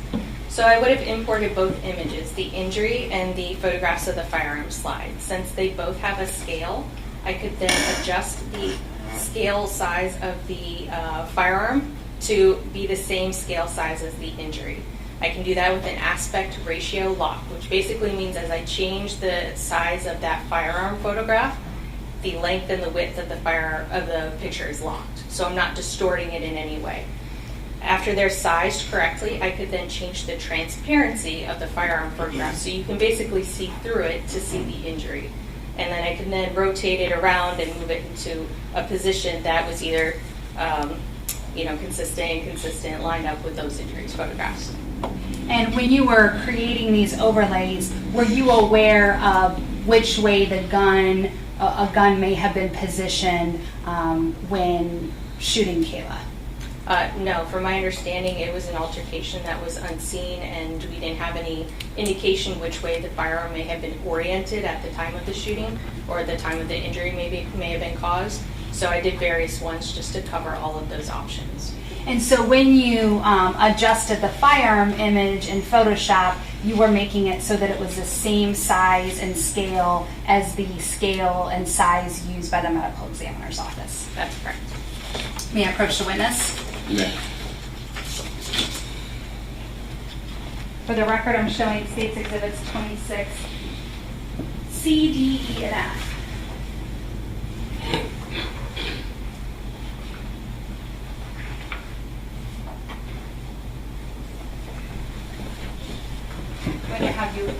look at State's Exhibits 26C, D, E, and F.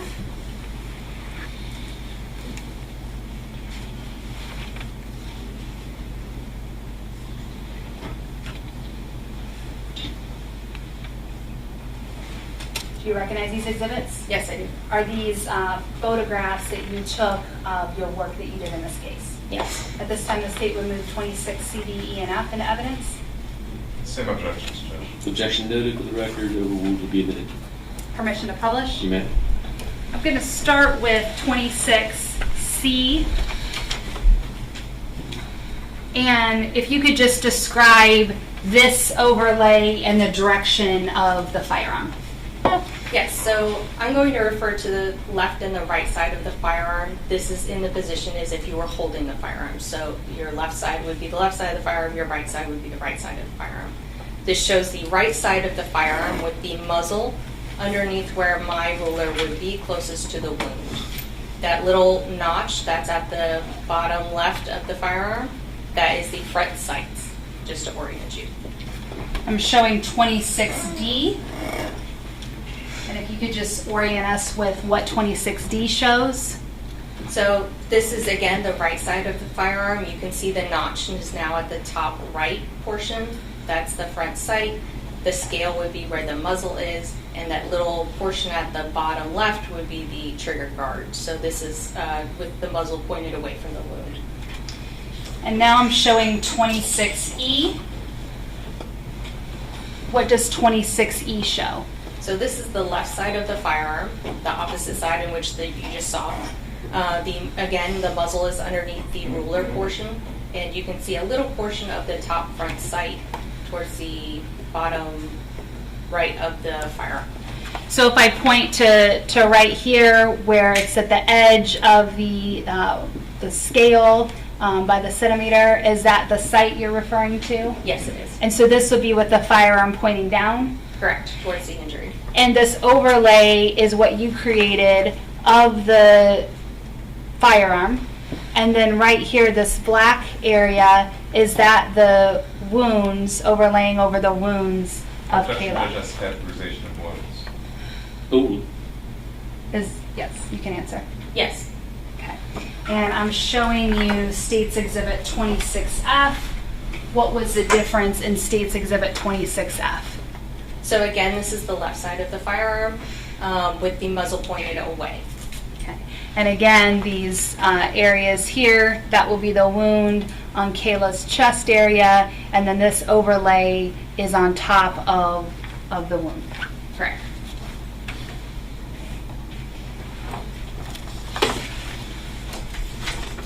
May I have a moment, Your Honor? you may. I have nothing further in tender the witness. Should.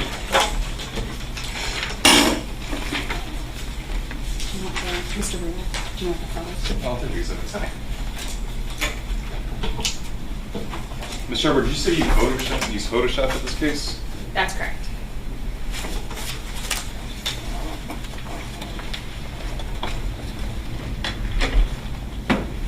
What you're saying of wounds here is marks in between these marks of the overlaid firearm?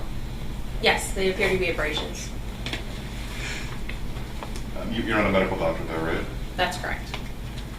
They're also in the valleys of these serrations. Would you agree with that? So I did both, not understanding how the firearm would be positioned or what might have caused that. And I'm referring to this picture here. May I see the photograph? Should I first? You may.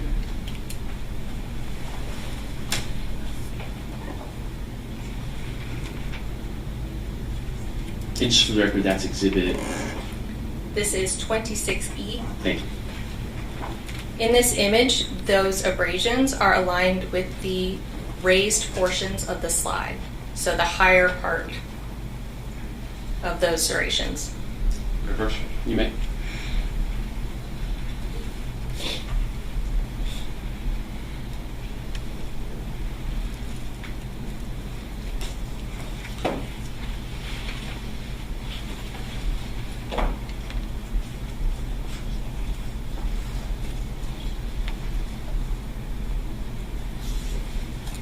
Just can I use the projector? Yes. So I'm showing you E and F again, 26.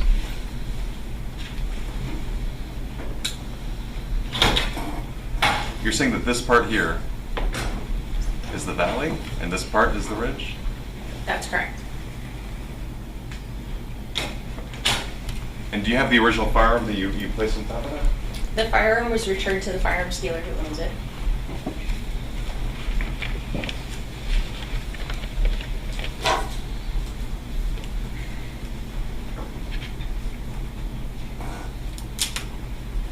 Are you a member of the Association of Firearm and Tool Mark Examiners? I am not. That is the National Association of Firearm and Tool Mark Examiners here in the United States, correct? If you say so, yes.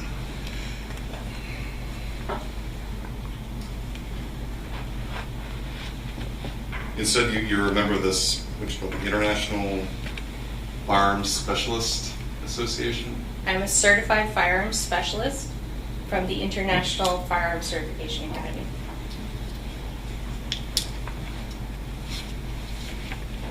And what is their purpose?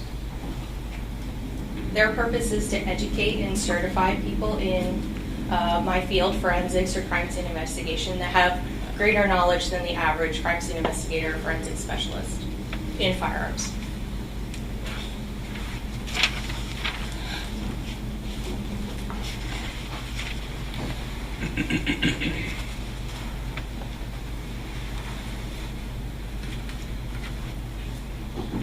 And that includes providing courtroom testimony? I don't believe courtroom testimony is part of that certification. But you have had training in how to present courtroom testimony? Yes, I have had courtroom testimony trainings.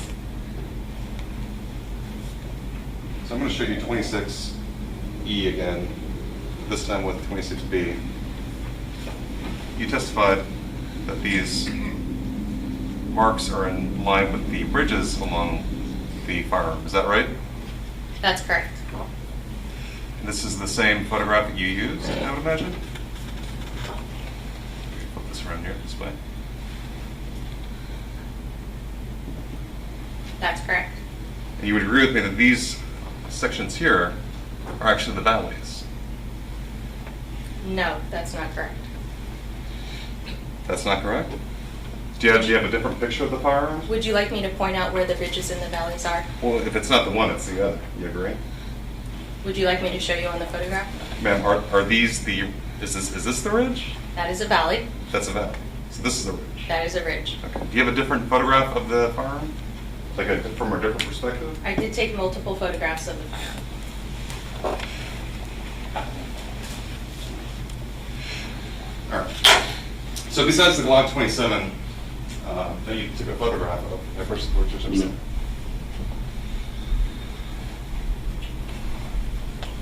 how many firearms did you pull that day? Just the one I was asked to compare. You're a forensic scientist, right? That is correct. So did you look at a 1911? No, I did not. Did you look at a Smith & Wesson? No, I did not. Did you compare a Ruger or a Canik? That is the only firearm I was asked to compare. The Glock? The Glock 27 Gen 5. Specifically the Glock 27 Gen 5? That is correct. Any other generation of Glock? No, just that one specifically. Any other model of Glock? No.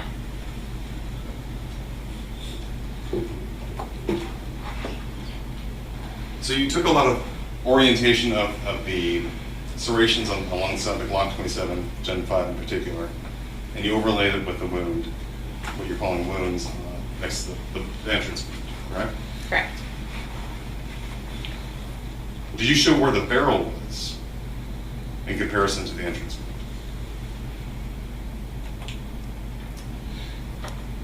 Do you understand the question? No, could you rephrase that for me? Sure. Inside the slide, right, you testified about the operation of the 7.5 weapon. Inside the slide, you have the barrel, right? Correct. And the barrel articulates when the bullets fired. Okay. Is that correct? That's correct. All right. So, did you show where the barrel would be on that mark? I'm sorry, Judge Kemper's part? Yeah. Yeah, it's easy.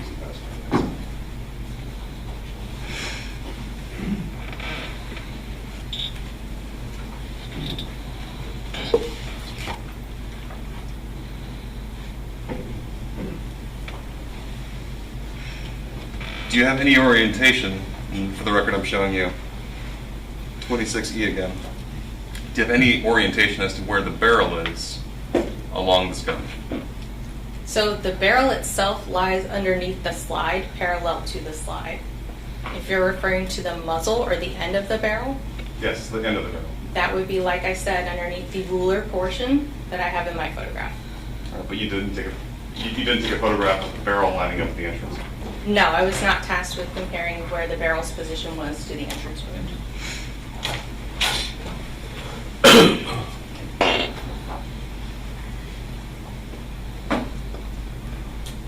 So you don't know how many other firearms such a mark would be made from other firearms.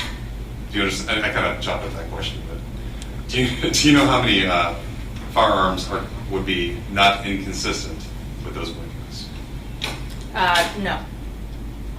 Can you say with any degree of scientific certainty the weapon that we saw, the one you photographed, is like the one that was used as the murder? So I could only say that the comparison that I did to this specific weapon did not exhibit any drastic inconsistencies to the wound pattern. So is that a no? You can't say that firearm is the murder weapon? Is that fair to say? I cannot say that. Is it fair to say you don't know what kind of gun was the murder? That's correct. I cannot say that.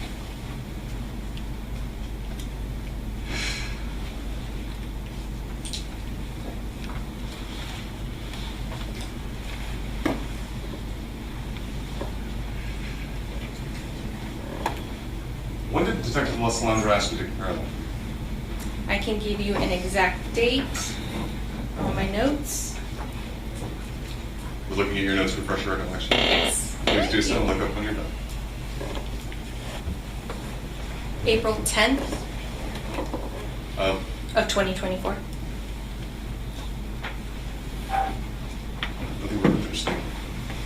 No further questions. All right, you can step down. She can be Is she released? Yes, Your Honor. Any objection? All right, you're released from your seat. Everybody in the jury panel doing okay? All right, state and call her next The witness. state calls Destiny Robu.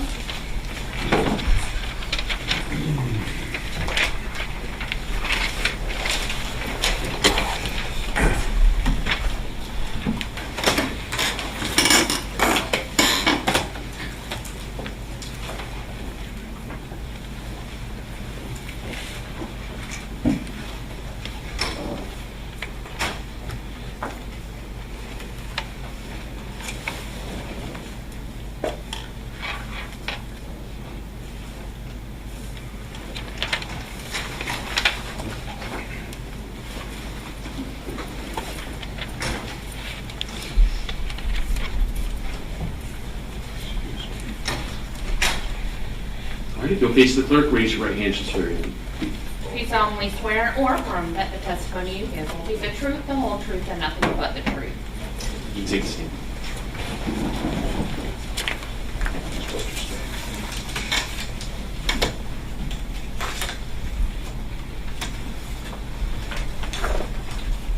Proceed. Thank you. Good morning. Good morning. Please introduce yourself to the jurors. My name is Destiny Robu. And if you could please spell your first and your last name. My first name is Destynee, and my last name is Robidous. And I can tell you right away, we're definitely going to have you speak up a little bit louder, okay? Thank you. All right, Ms. Robu, where are you currently employed? I'm currently employed at the Cape Coral Police Department. How long have you been with them? About 2 years. What is your educational background? I have a degree in environmental science as well as a certificate in GIS. What is GIS? GIS is Geographical Information System, so that is anything with a spatial reference, so any location, time, and event, we use that and we can look at patterns and movements.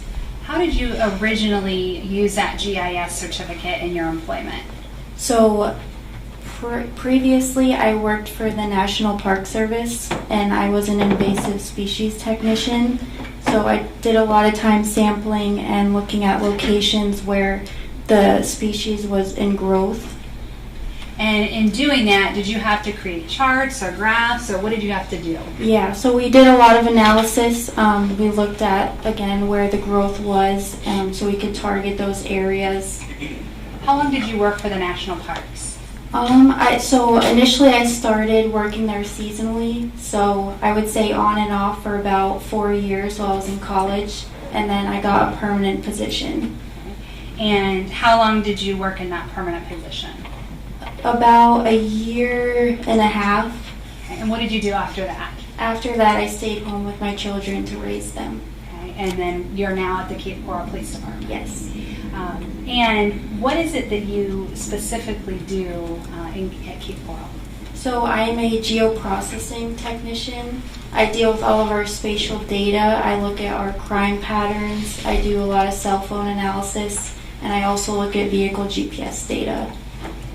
Did you get involved with assisting with a case, an investigation involving the murder of Kayla Rincon-Miller? Yes. And when did you get involved? I would say sometime late last year I started looking at the data. And when you started looking at the data, how did you receive evidence related to the case? I received some evidence directly from the detectives, and then I also retrieved it from evidence.com. What is evidence.com? It holds all of our evidence related to the case. Had there been a number of search warrants done prior to you analyzing this case of getting data for you to be able to analyze? Yes. And what were some of those items or some of the data that you looked at? I looked at 4 different cell phone devices, the records to them. So I looked at Thomas Stein's, Jessica Stein's, Christopher Horne's, and Jaden Hernandez. Okay. May I approach, Your Honor? You may. For the record, I'm showing States Exhibit 15B, 15C, 15B, 15E, 15G, 15H, 27, 28, 29, and 30.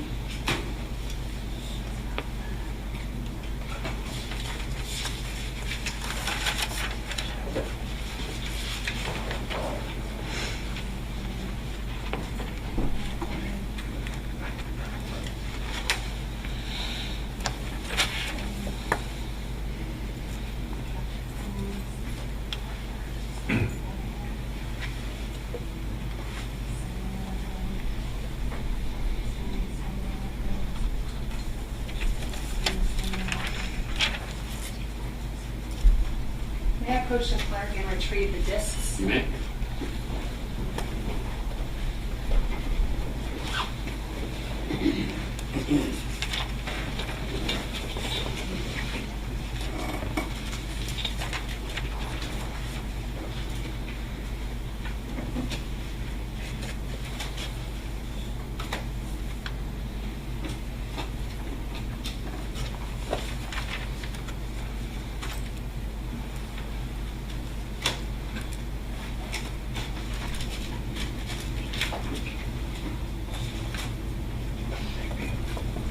I'm approaching you and I'm going to show you some items of evidence.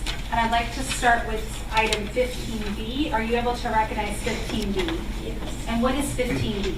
This is footage from 9343 West Creek Circle. And was this footage collected by detectives that happened at or near the time of the homicide? Yes. And this is State's Exhibit 15B. Did you actually create this exhibit? I did, yes. Did you date it, put the address as well as your name on it? Yes.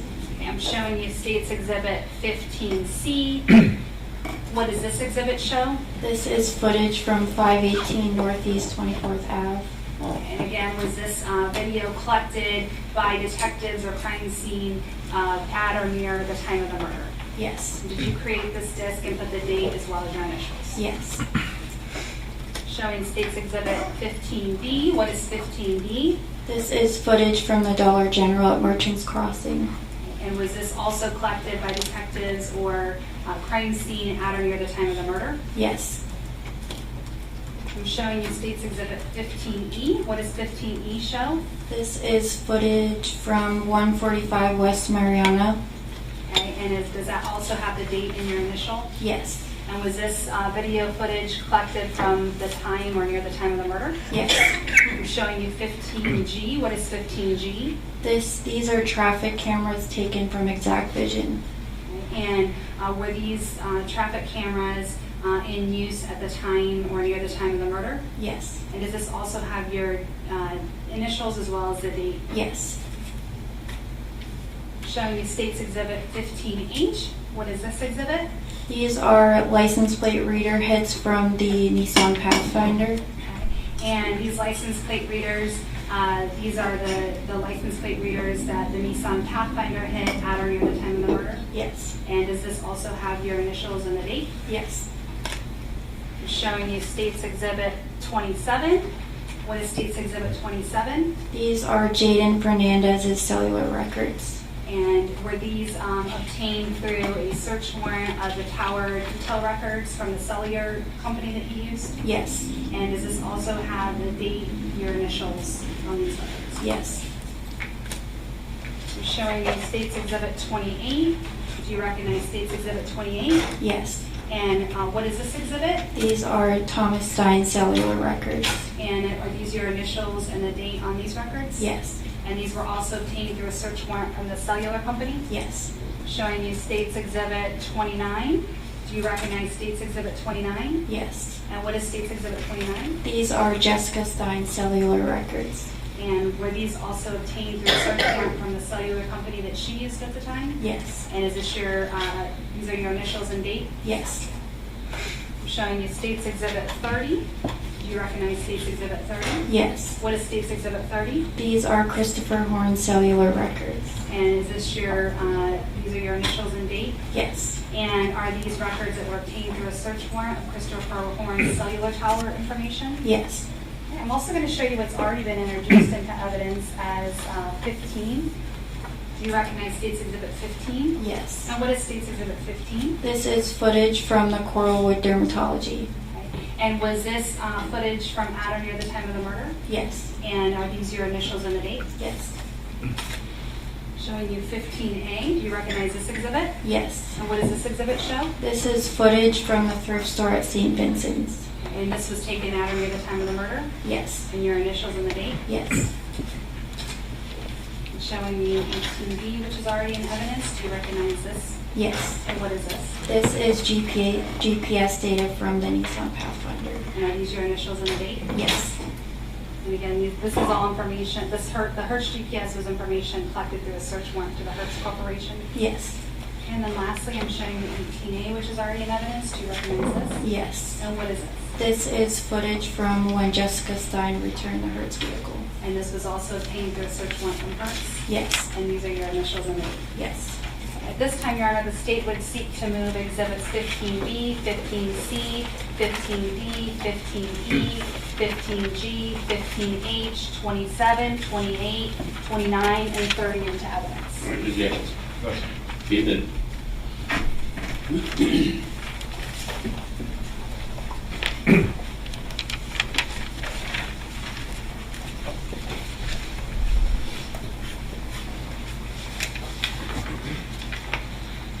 Are you familiar with how cell phone networks operate? Yes. What is historic cell site analysis? So historic cell site analysis uses past records that are produced by providers. So every time your cell phone connects to a tower, it'll generate a record. And it tells you the general area of where that device would be at that time. And when you say anytime you use your cell phone, can that be through communicating in social media? Yes. Could it be through text messaging? Yes. Could it be through mapping? Yes. So anytime you're using your cellular device, it has to connect with a tower. Yes. And so those cell phone documents that you get, do those tell you the exact tower locations that are being utilized by a phone? Yes. What do you do to analyze that cell tower data when you receive it? So when I receive it, I put it into a couple different softwares, and it will map out the tower location as well as the orientation in which the signal is being pulled from.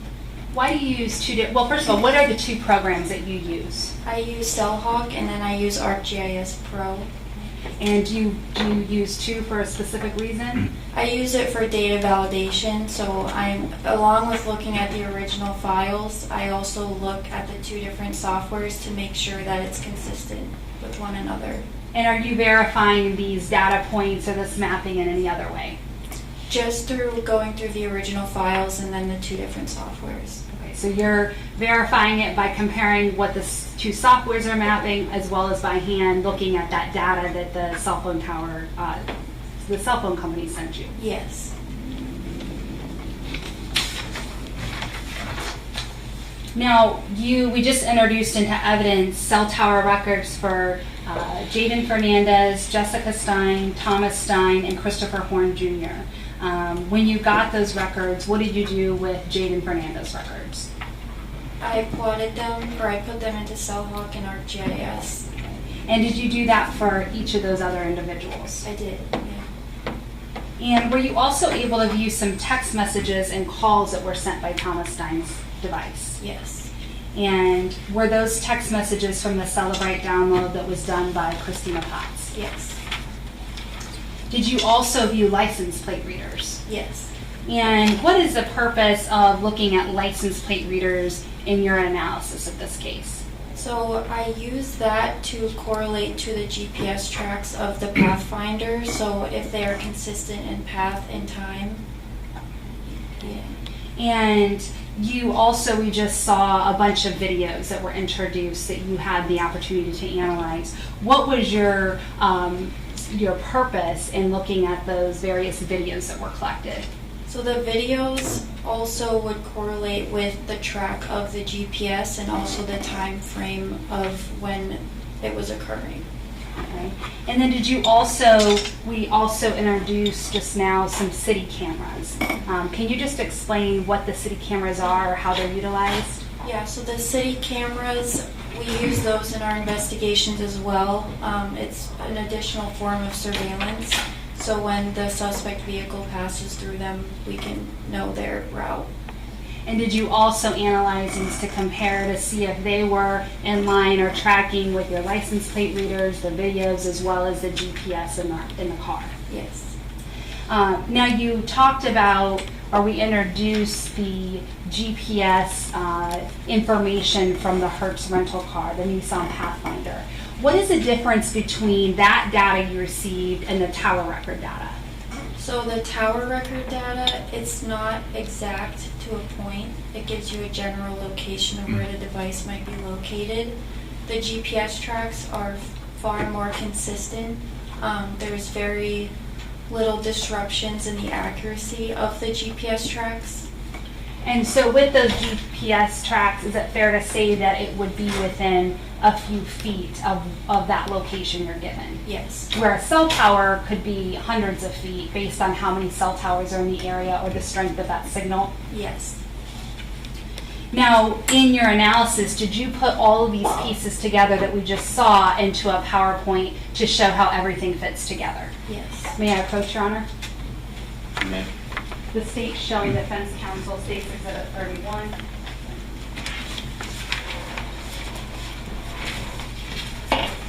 I'm showing you State's Exhibit 31.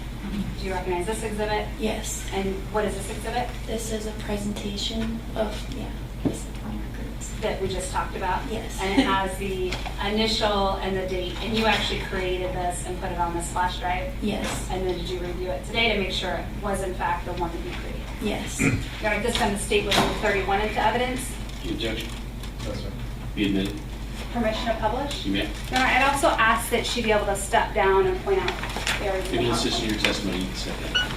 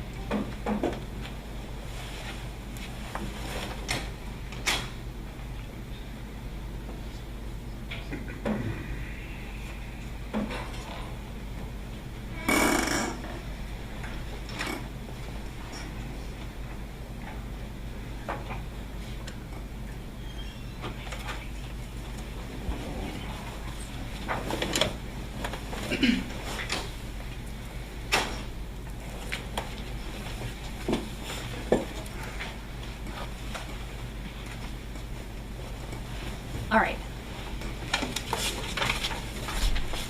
All right, Ms. Robu, I'm going to have you just come a little closer to the screen, and just if you can make sure you speak into the mic.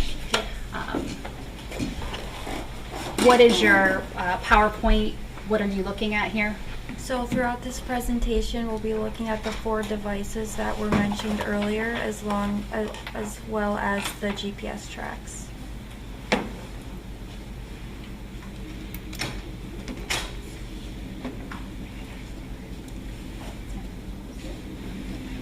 And then you mentioned the cellular devices. If you could just remind the jurors the cellular devices. Yes, so we have Thomas Stein's, Jessica Stein's, Christopher Horne's, and Jaden Fernandez's. And then we have the suspect vehicle information? Yes. And that's the gray Nissan Pathfinder? Yes. And in each of these boxes, do we have the phone numbers that were associated with each of these people? Yes.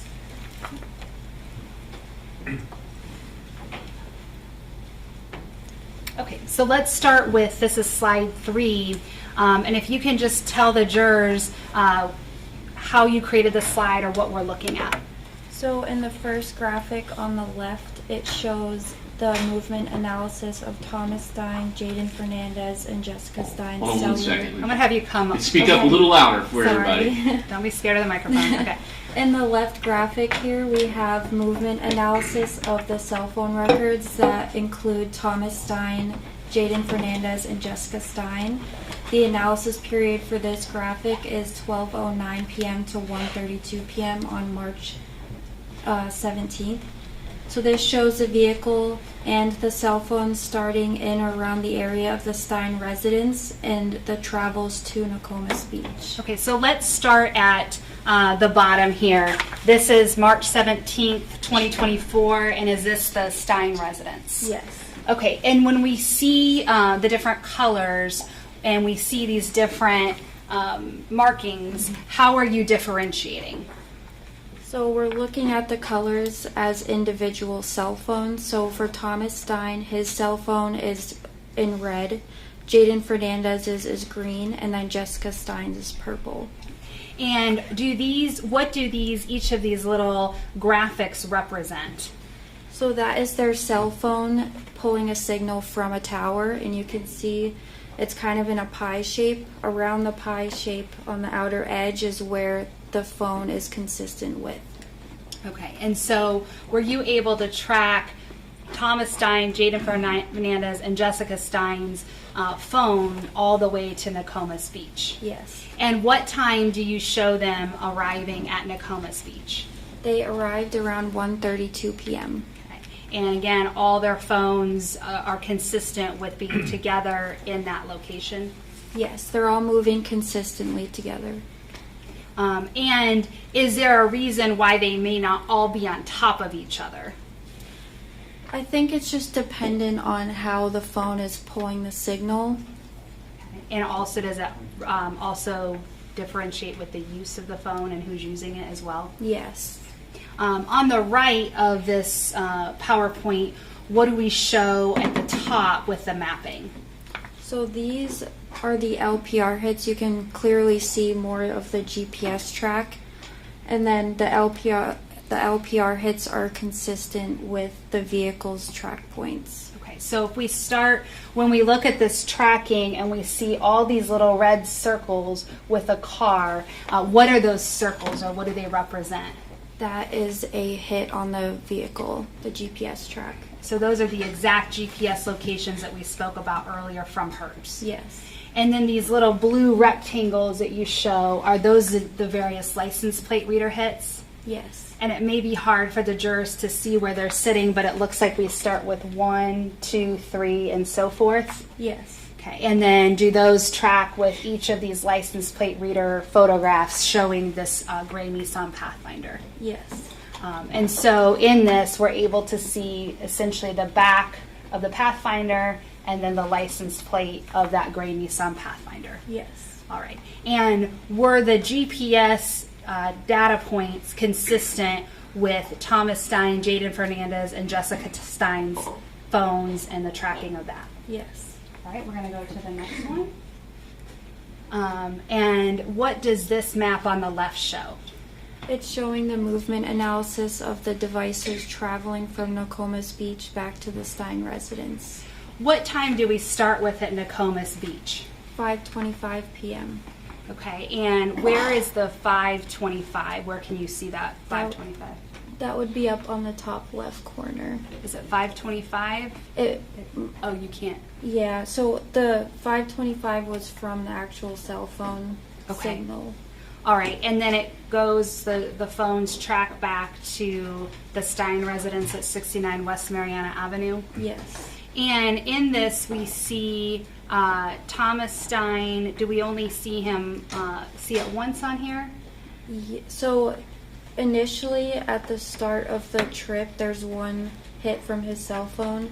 It's incredibly small, but there's one signal ending in the area of his residence as well. Okay, and is there a reason why we might not see him tracked going from Nokomis Beach back to his residence? It may have been that his phone was turned off. Okay, but we can know that he was still in the car because he's picked back up at his house at around 6:28 p.m. Yes. All right, and then the purple and green, is that tracking Jessica Stein and Jaden Hernandez towers? Yes. Okay, and then looking to the right, what does the right show? The right is showing the LPR hits again, and this just shows how consistent. There's a vehicle hit, a GPS hit here at 6:23 p.m., and as well as a LPR hit at 6:23 p.m.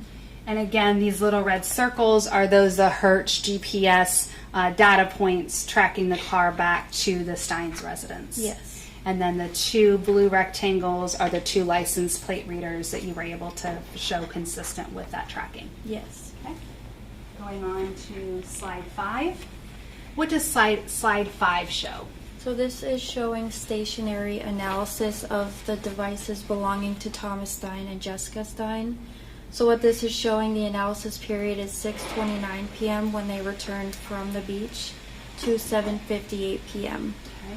We see up at the top right some green bubbles. Can we start with that top one and just explain what that is? Yes, so on 3/17 at 7:12 p.m. there's an outgoing message to Jaden Pagan, and he says, "I just got back, I can hop in traffic."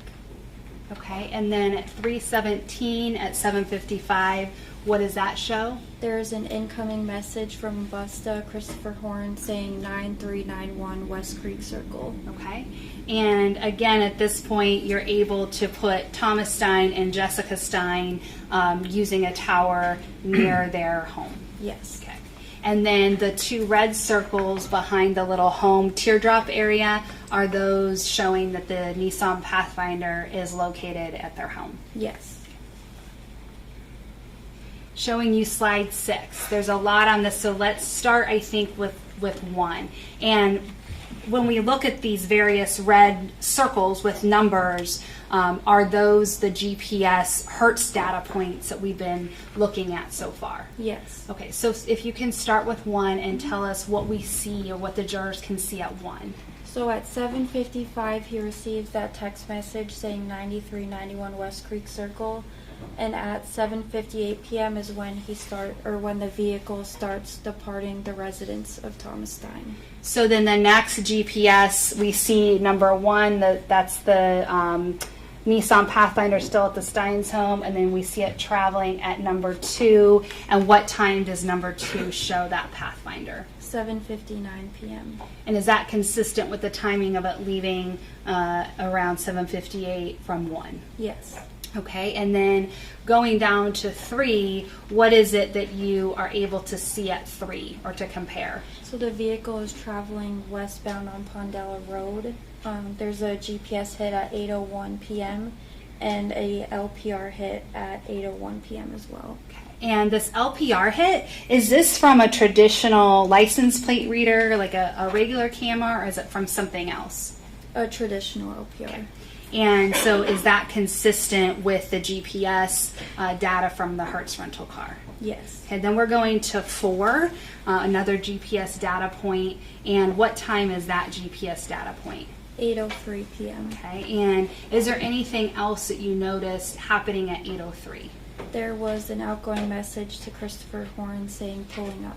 Okay, and if you can just read exactly what Christopher Horne's text message to Thomas Stein says. It said piling up, and then he corrects it to pulling. Okay, and then we go to the Hertz data point at 5, which is at 8:05 p.m. Is there something else that happens around that same time? There's an outgoing call to Christopher Horne. And that's from Thomas Stein's phone. Yes. Okay, and then we go down to 6, and what is, and that's another GPS data point, what is also at 6? There's an outgoing message to Christopher Horne saying, where are you at? And then an additional 2 calls to Christopher Horne. And you have a little house teardrop at that 6 data point. What does that show? That is the address of 9391 West Creek Circle. And is that the address that at 7:55 or around that time Christopher Horne had sent to Thomas Stein? Yes. And where do we see the vehicle moving from there? From there, the vehicle comes north, travels eastbound on Northeast Pine Island Road. If you could maybe move that microphone closer to her. I'm sorry, she's very soft-spoken. If you just come up off. So the vehicle travels north of the West Creek Circle address and then goes eastbound on Northeast Pine Island Road and makes its way to Merchants Crossing. Okay, so we see 7, 8, 9, 10. That's the order the car is driving with those GPS data points. And then is 11 where Merchants Crossing is? Yes.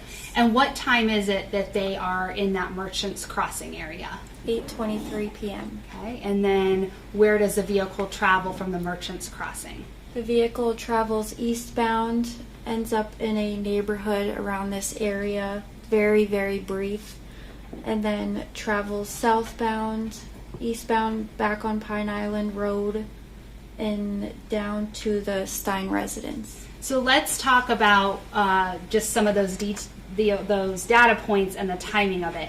So they're at Merchants Crossing at 8:23:13. When is the next point where it's picked up that they are no longer at Merchants Crossing? That would be 8:24 p.m. Okay, and so did it appear in any way that the vehicle had any lengthy stop or any stop at all at Merchants Crossing based on that timing? No. Okay, and then we go from 12 to 13. What is the difference between that timing? Less than a minute. Okay, and then when we go from 13 over to 14, 15, and 16, you mentioned that's in a neighborhood area? Yes. And does it appear that it's stopping in that neighborhood at all? It does not appear that way. There's only a 2-minute window between 14, 15, and 16. And between 14, 15, and 16 in that 2-minute window, does it appear that Nissan Pathfinder is moving? Yes. Okay, and then when does it get down to 17 to Pine Island Road? What time? It gets there at 8:31 p.m. Okay, and then what time ultimately does it get back to Thomas Stein's house? 8:33 p.m. Okay, and then 19, is that still, they're still at the house at 8:58? Yes. Okay. All right, I'm going to go to this slide. So, okay.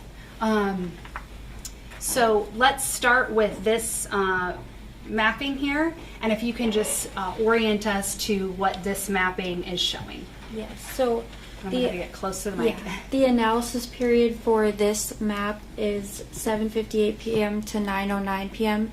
It has the same exact vehicle track with the addition of Thomas Stein's device, Christopher Horne's device, and Jessica Stein's device.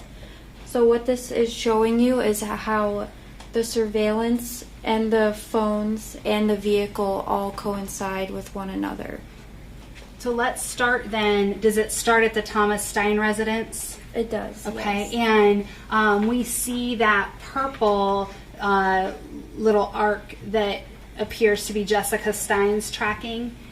And is there any more tracking of her leaving the house in this exhibit? No. Okay. So let's start then when we are tracking Christopher Horne and Thomas Stein's phones. If you could just explain what time it leaves the house and how it coincides. Yes. So at 7:58 p.m.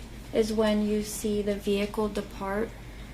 And then it ends up back in the area around 8:07 p.m. We have a cell phone hit from Thomas Stein's device at 8:13 p.m. So it's between when the vehicle is in the area at 8:07 to 8:16 p.m. And then additionally, we have surveillance at 9343 West Creek Circle. And is this the same time frame or time period we just saw with the GPS tracking from the Pathfinder? Relatively, yes. And this is showing now the towers being utilized by Thomas Stein, Christopher Horne, and Jessica Stein's phones? Yes. All right, so it looks like over here at 8:21, there's a video. And what is this video? Is that the first? No, I'm sorry, let's do the first one. Okay, so 8:16, what do we have in that video? So you'll see the suspect vehicle is observed pulling up to a residence. You'll see an individual running behind the vehicle. You'll see that individual then open up the passenger side and get in the vehicle, and the vehicle departs. And does this pickup here coincide with the text messages that were going back and forth and the phone calls between Christopher Horne and Thomas Stein about the pickup? Yes. Okay. And I'm going to play the video.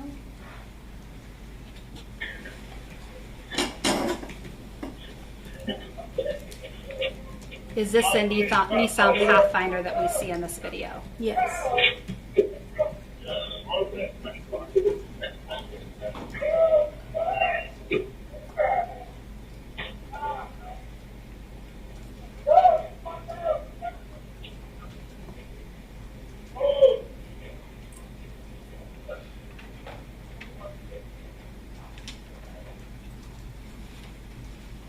And then what's the video on the top? What does that show and what is the timing? The top video is also showing the Nissan Pathfinder driving through the area of Dollar General, which is located at 15201 North Cleveland Ave in North Fort Myers. And that was occurring at 8:21 p.m. And again, is this video consistent with the cell phone tracking as well as the Hertz GPS data points? Yes.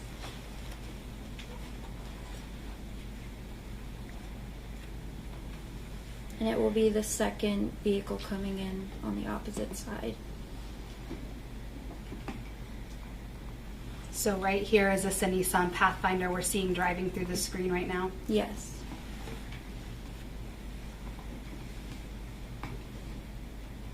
I'm going to go to slide 8. And which side would be easier to start on? The left side. All right, so if you can just orient us to the left side of this map. Okay, so the left side, the analysis period is 9:12 p.m. to 9:33 p.m. And what this is showing you is the Nissan Pathfinder GPS track to the location of the homicide. And we see it at a First Baptist church. What time does it arrive at that First Baptist church? It arrives around 9:06 p.m. I believe that was on the previous. Okay, let's go to the previous so we can get the exact time. All right, so I don't think we maybe walk through this path. If you could just walk us through the path back on this slide of where things were. Yes, so after leaving Thomas Stein's residence, the vehicle then goes to North Fort Myers Baptist Church. The vehicle arrives around 9:05 p.m. and departs on the next slide at 9:12 p.m. And so you start this slide then at that Baptist church. Yes. And then so these red cars are these GPS data points from the Nissan Pathfinder. Yes. Okay, and if you could just show us the timing of those hits. Yes. So the vehicle departs at 9:12 p.m. There's an additional hit on Northeast Pine Island Road at 9:17 p.m. The vehicle continues at 9:18 p.m. There's a hit. And then at 9:19, there's a hit at Northeast Pine Island in Del Prado, and that would be a traffic cam. Okay, and is that consistent with the GPS tracking that you have? Yes, so there's 3 things happening at that intersection. There's a license plate reader hit, there's a traffic cam hit, as well as the GPS track from the Pathfinder. So at that blue rectangle with the little arrow down, is that the license plate reader hit? Yes. And then I'm going to play this video on the upper left.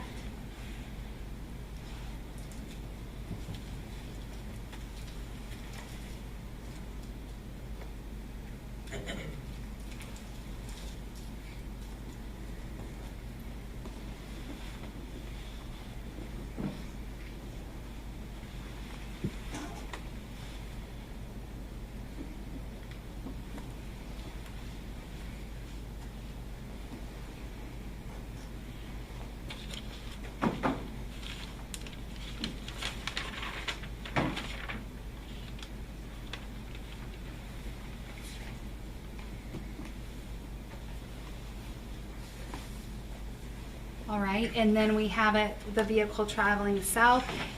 Once it leaves that Baptist church, does a car appear to make any stops based on the GPS data you're able to track? No. And going down to the 9:22 mark, what is it that we see here? There's another traffic cam. And I'm going to play that, and if you could just tell me if you are able to tell us where that Pathfinder is. It's traveling right there, southbound on the left-hand lane. In the far left lane, Mhm. okay. And does this traffic cam coincide with the GPS data at 9:22:33? Yes. All right, and then we have, what time do we have at first tracking to that homicide location? At 9:26 p.m. Okay, and then does it appear to be at that area or in that area for a little while? Yes. Okay, and what time does the vehicle seem to be departing that scene? 9:33 p.m. Okay. Then over on the right side, what is it that we're showing here? This is the same analysis period, same amount of time. We're just looking at Thomas Stein cellular device, Christopher Horne cellular device, and Jaden Hernandez's. And again, this is starting at that First Baptist Church and going all the way to the homicide scene. Are those circles the GPS data? Yes, these red ones here. Okay. And we see a label, Jaden Hernandez residence, and green. And does that green ever track away from his residence? It does not. Okay. And then we see red of Thomas Stein and blue of Christopher Horne. And do their cell phones both track all the way to the homicide location? Yes, they're consistent with the GPS track. All right, it's probably going to skip back in just a minute here. All right, so looking at the next slide, if you could just start with the map on the right and tell the jurors what it is that you are showing on this map. So this is the device activity and vehicle movement leading directly up to the homicide. It's showing the vehicle traveling southbound on Del Prado Boulevard that makes a left-hand turn onto Southeast 22nd Terrace. Do you want me to go? Yes, Okay. yep, you can keep going. And then the vehicle turns right into Coralwood, which is a shopping plaza. And is that shopping plaza the same place where there's a theater, a movie theater? Yes. Okay, and what is if you could just put the timing on the record from point 2 to 3? Yeah, so point 2, which is located right here, was at 9:26 p.m. The vehicle enters the Coralwood Shopping Plaza at 9:27. And then the next area we see at 4, what is the difference in time from entering the Coralwood Plaza going all the way up to 4? Roughly 2 minutes. Okay. And then what do we see, where do we see the car go from that number 4? The vehicle travels from Southeast 21st Street up to Southeast 20th Street. And that's at the 5, denoted at 5? Yes. And what time is it at the 5? At the 5, it's 9:30 p.m. Okay. And then number 6 is at the next place it tracks? Yes. And what time does it track at 6? 9:31. Okay. And then we see it go back to 7, the location of a homicide. And what time is it at the homicide location? 9:33 p.m. And where does it go from the homicide location? From the homicide location, the vehicle departs southbound on Southeast 16th Place and then makes a right-hand turn to end up going northbound on Del Prado. Now you have some green areas on this map. So let's start with number 1. What does number 1 show? Number 1 is showing the victims observed walking northbound on Southeast 16th Place, and then the suspect vehicle then follows behind them. And is this the video that was pulled from the Coralwood Dermatology? Yes. And I'm going to have you have me pause the video when we see the girls walking, and then also when we see the suspect vehicle driving by. Okay. The two coincide, but if you pause right here, you can see that there's 3 individuals walking on the left-hand side of the sidewalk, and this is the suspect. If you could speak up a lot louder. I'm sorry. So there's 3 individuals walking northbound on Southeast 16th Place in that area, and then the suspect vehicle is following behind right there.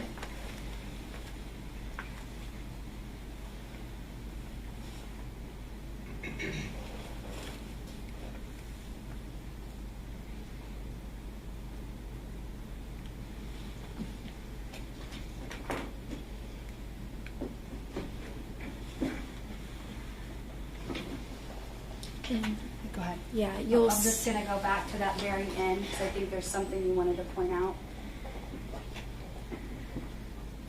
towards the end of the video, you'll see the 3 individuals cross the roadway and end up on the right-hand side of the street.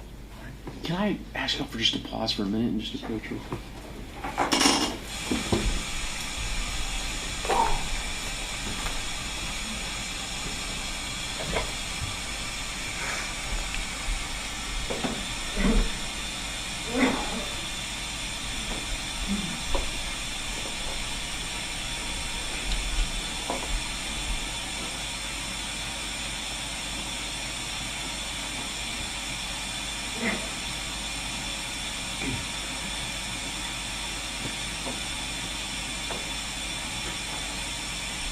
Ladies and gentlemen, I'm going to send you back to the jury room for just a few minutes. All rise.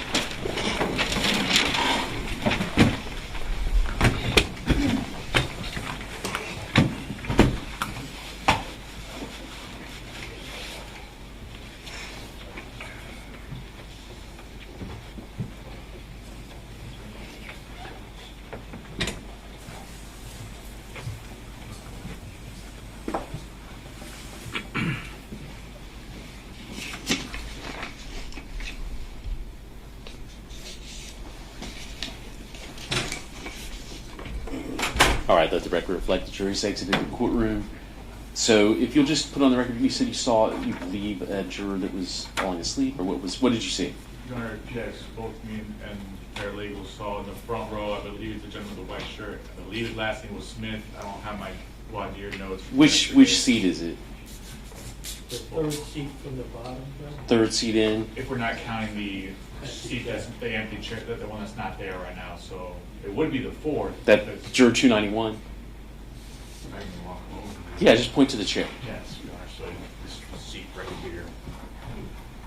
And I would just note that Okay. I think it's juror, well, I don't know if it's That's fine. I will tell you, I have been watching the jurors. I haven't seen anybody that I believe was asleep, but if you saw somebody closing their eyes or something like that, then you did exactly right. But just let me know. We can take a break and make sure everything's okay. Was there anything else I guess, what exactly did you observe? So, prior to this slide, sleeping, Your Honor. Right? What do you mean? Eyes closed, not looking at the screen. Now, Okay. when we talked about this slide, this particular slide, is when he woke up with his glasses on. So the last 4 or 5 slides, he was literally sleeping. Okay. I've been trying to observe because I know some of this can be a little low volume and stuff. It needs to be higher volume by everybody. And it can be low energy. So I think that I haven't noticed that, and I've been looking at the jurors on a minute by minute kind of basis. So. Okay. All right. What would you like me to do?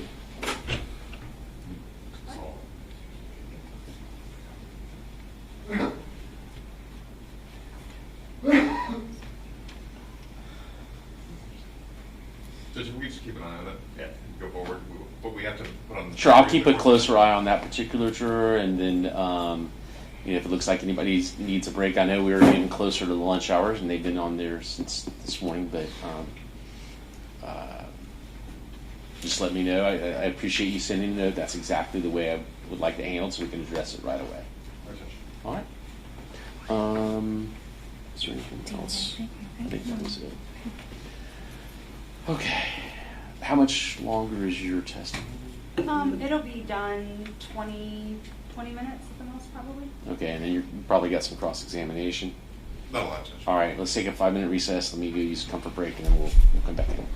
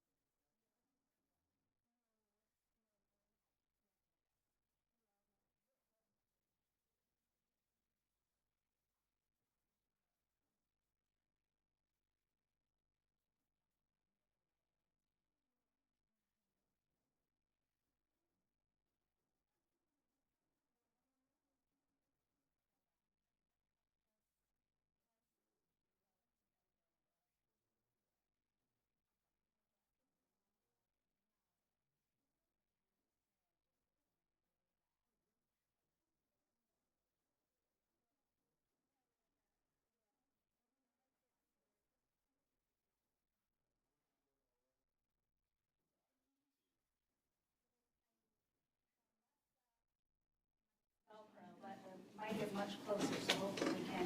Yeah, just keep up your energy and your volume. That'd be the best thing you can do. Yeah.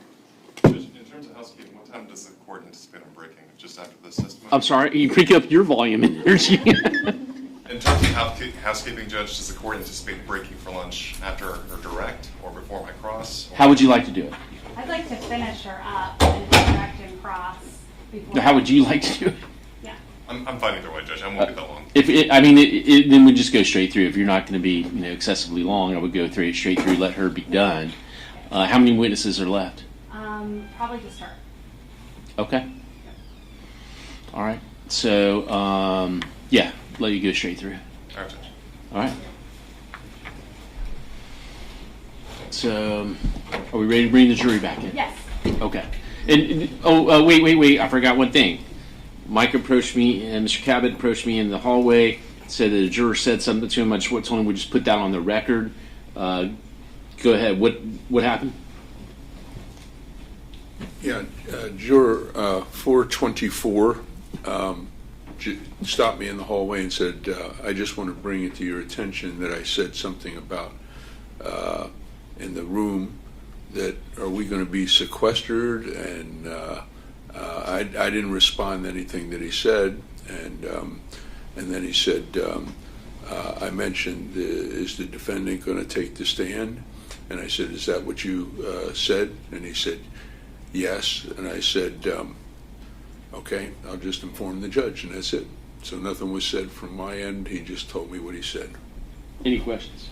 Was that a private conversation between you and the juror? Yes, outside the room, presence of everybody else. Okay. Any questions from the defense? So 424 was just asking you in particular whether or not the defendant was going to take the stand? No, he said that he mentioned it in the room and said, are we going to, that they were talking how long they're going to be here tonight, or they're going to be sequestered or whatever. And then something, I didn't get into particulars. I didn't question him or any of that. He just said, I said, was anything else said? That's all I said to him. And he said, I was wondering if the defendant's going to take the stand. And I said, I said, I can't say anything. And I said, I'll just inform the judge and go back in the room and don't speak anything. Okay. Any other questions?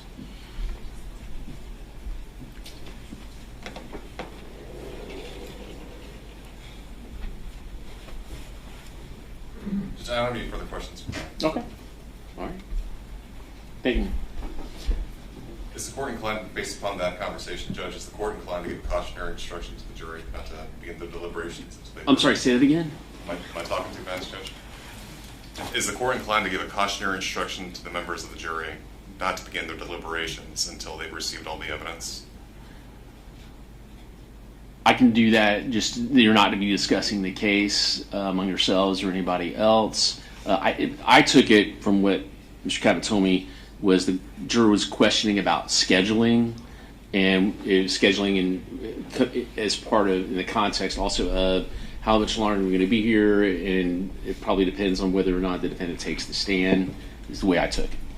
But, so in other words, I didn't take it as they were discussing the merits of the case or not. It was just scheduling-wise, how much longer are they going to be here? Would they be sequestered? That kind of thing. I can be succinct in talking to them when they come back in and just remind them they're not to be discussing the case among themselves until they start any deliberations, if you want me to say that. Is that what you want me to do? Yes, sir. Okay, I'll do that. Judge, and just one additional thing. Ms. Miller alluded to the fact that this may be her last witness.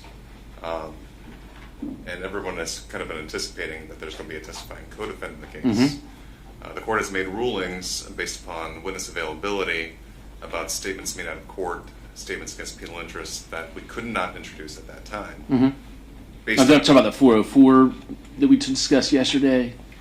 Right, Judge. Okay. And at this point, Judge, if the state's not going to be calling him as a witness, he is unavailable to testify. Why is that? They're not. He's available to defense. We actually requested he be brought over today. Okay, so he's available. All right, Judge. He's back there? He's downstairs. Downstairs, but they can bring him up? Yes, sir. Okay. All All right, are we ready to bring the jury back in? Yes, Your Honor. Let's bring them back. Is the defense ready?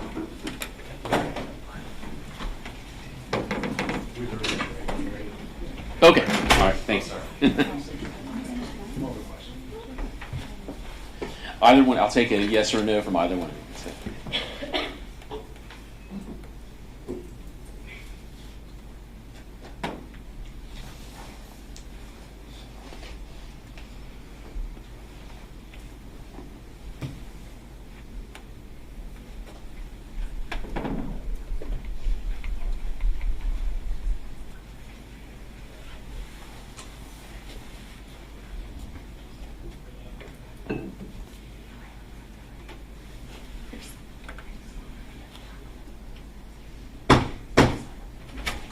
Jurors entering.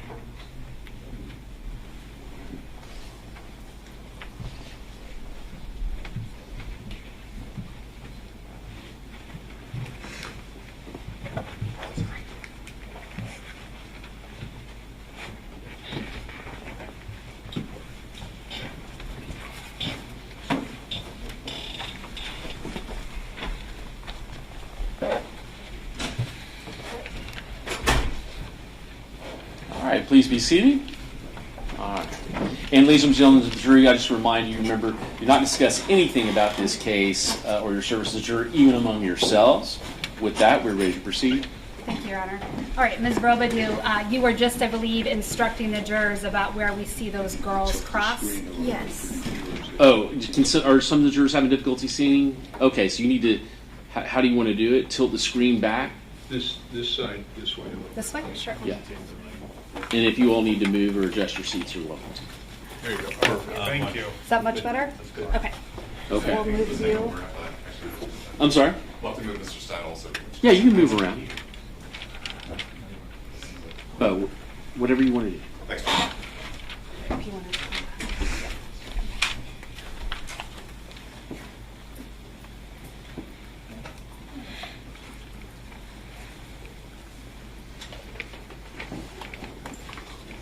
And then if we go to number 2 on this spot, what is it that we view in video 2? The suspect vehicle is driving northbound on Southeast 16th Place. Okay, and so that would be down, or the video 2, and where does that coincide with? That would be right around here. Okay, and these little circles are where the actual videos are? Yes. Okay, and so they're capturing this area of the street? Yes. All right, so we'll play number 2, and you said this is a suspect's vehicle? Yes.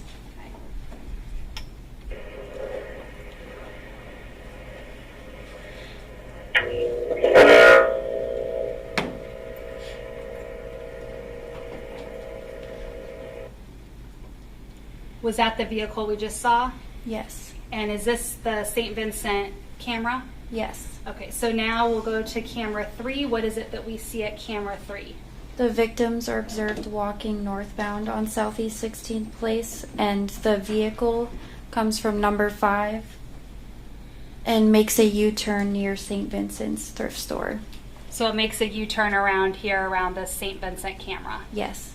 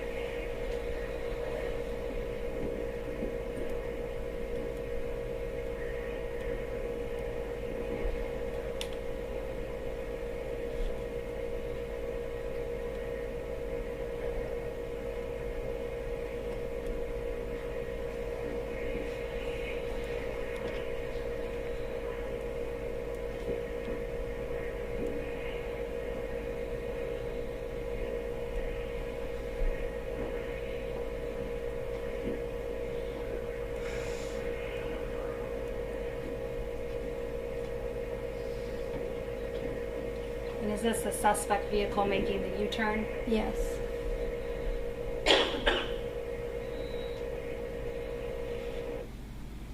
Okay, so we saw the girls going northbound, the vehicle went up here, came back, and then did a U-turn back toward the crime scene? Yes. Okay, and then what does vehicle 5 show? Vehicle 5 was the U-turn they made to come back down to see the video we just saw. Okay. I'm sorry, number 5 on, okay, sorry. Yes. So that number 5 is the suspect vehicle fleeing the scene. But prior to that, number 4, we hear a potential gunshot. Okay, I think I skipped ahead. So we'll play number 4.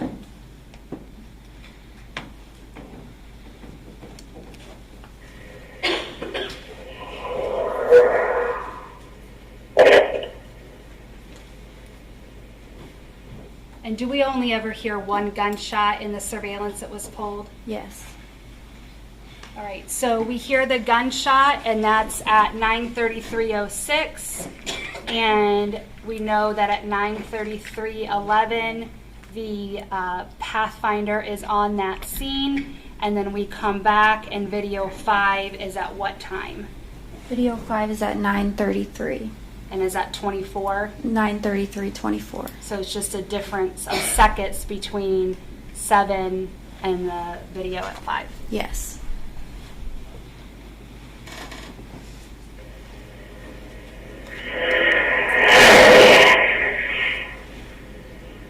And was that the Pathfinder that we just saw in 5? Yes. Okay, then what do we see at number 6? Number 6, we see the suspect vehicle fleeing the scene as well, and this is captured at Coralwood Dermatology.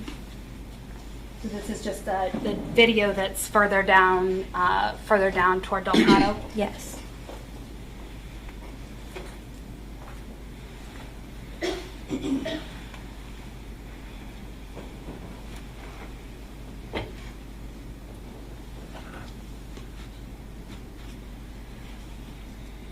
And then what is video 7? What does that show? Video 7 is also showing the suspect vehicle fleeing the scene, and it's showing them entering Del Prado. And is this also captured from that Coralwood Dermatology video? Yes.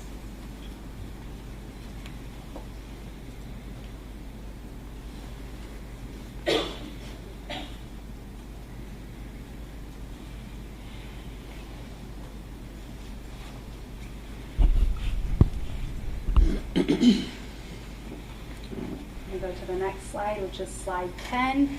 And what does slide 10 show us? Slide 10 is showing the cell phone analysis of Thomas Stein and Christopher Horne leaving the scene of the homicide. And it also shows the vehicle track as well. So it shows the vehicle leaving the scene around 9:33:11 p.m. and returning to the Stein residence at 9:46. And in the process of that, there's also surveillance footage captured from the area of Thomas Stein's residence. Okay, and we see up here at 9:46:42, there's a little green circle. Is this the surveillance video we're about to see? Yes. Okay, and that captures Thomas Stein's vehicle going back toward his house that's denoted in this little brown teardrop? Yes. And again, we see the red belonging to Thomas Stein, the blue belonging to Christopher Horne. Those are the tower records, and they coincide with the GPS tracking from the Nissan Pathfinder. Yes. And I'm playing the video.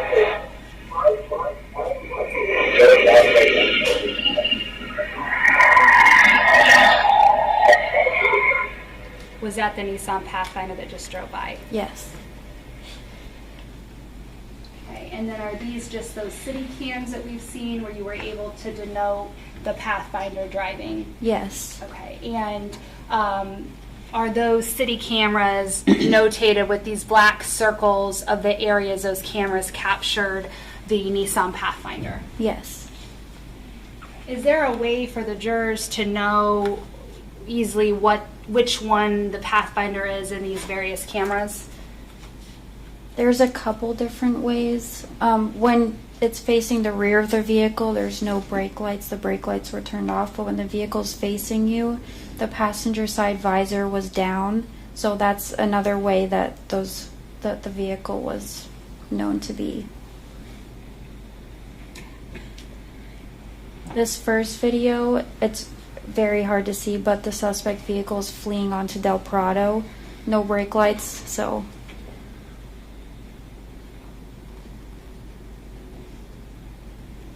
We'll go to the second video. It's this vehicle in the left-hand lane passing. Okay, and then I'll show the third video. And this will show the vehicle turning right there.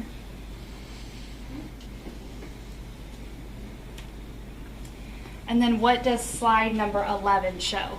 Slide number 11 is showing the stationary devices of Thomas Stein, Christopher Horne, and Jessica Stein. So what this is telling you is that all three devices remained in an area consistent with the Stein residence from 9:46 p.m. when they returned from the homicide, or the vehicle returning from the area of the homicide, to 10:16 p.m. And we know the call came out for the homicide was at 9:36. I believe, yes. And so almost 10 minutes later, they're all back at the Thomas Stein residence. Okay, moving on to slide 12. What does slide 12 show? Slide 12 is showing cellular analysis for Thomas Stein, shown in the red, Christopher Horne, shown in blue, and Jessica Stein in purple. This is showing at 10:16 p.m. the vehicle departs the Thomas Stein's residence and makes its way over to Merchants Crossing, and there's a Planet Fitness located there. All right, and was this consistent with Jessica Stein going to the Planet Fitness? Yes. And was that after the time of the murder and after the time that we see Christopher Horne and Thomas Stein return to the residence? Yes. And when Jessica Stein's phone leaves to go to the Planet Fitness, do Thomas Stein and Christopher Horne's phone stay stationary at the Thomas Stein residence? Yes, in an area consistent, yes. I'm going to go to slide 13. And what does slide 13 show? Slide 13 is showing the cell phone analysis of Thomas Stein in red, Christopher Horne in blue, Jessica Stein in purple. What this is showing is the vehicle departing the area of Thomas Stein's residence at 11:34 p.m. It shows Jessica Stein's phone moving in consistency with the vehicle tracks of the Hertz GPS, and it shows the cell phone traveling to the area of Christopher Horne's residence. There's also surveillance captured at 11:59 p.m. when the vehicle also arrives at the residence. And that's showing the suspect vehicle approaching Christopher Horne's residence, drops off a subject, and then quickly departs the area. And so is it consistent that Thomas Stein remained at the Stein residence and Jessica Stein traveled with Christopher Horne back to the location in that area? Yes. And we have a camera near the area of the house where Jessica Stein dropped him off. Yes. I'm going to play that video.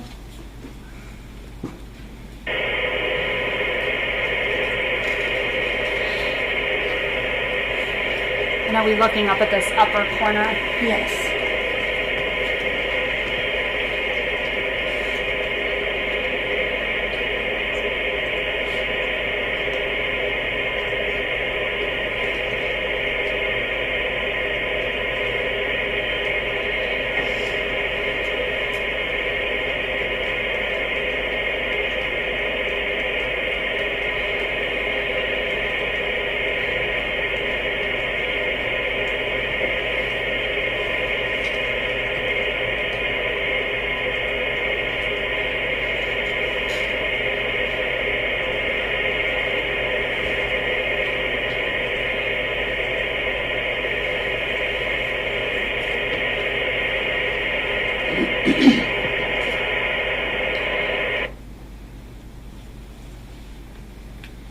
And upon departure from Christopher Horne's residence, Jessica Stein's cell phone device and the vehicle arrived back in the area of the Stein residence around 12:06 a.m.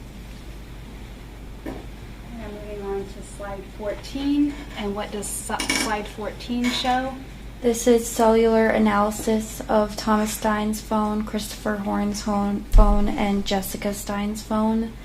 When Jessica Stein's device returns to the area of Thomas Stein's residence, it remains there until 9:50 a.m. the following morning, as well as Thomas Stein's device. The devices never leave that area. And what about Christopher Horne's device? After Christopher Horne traveled back to the area of his residence, it stayed there until the time depicted, 9:55 a.m. Moving on to the last and final slide, slide 15. And what does slide 15 show? Slide 15 is the time analysis period for this is 9:55 a.m. on the 18th, as well through 10:48 a.m. This is the following morning after the homicide. What this shows is Thomas Stein's device stays in an area consistent with his residence, while Jessica Stein's device travels with the Hertz GPS to Fort Myers. Initially, the vehicle and her device are in the area of Honda of Fort Myers around 10:16 a.m. At 10:39 a.m., the vehicle departs and arrives at Hertz Rental at 10:46 a.m. All right. We'll play the top video. And what is the top video going to show? The top video shows a subject entering the Hertz Rental business. And is this who you believe to be Jessica Stein? Yes. And is this consistent with the GPS data as well as her cell phone tracking? Yes.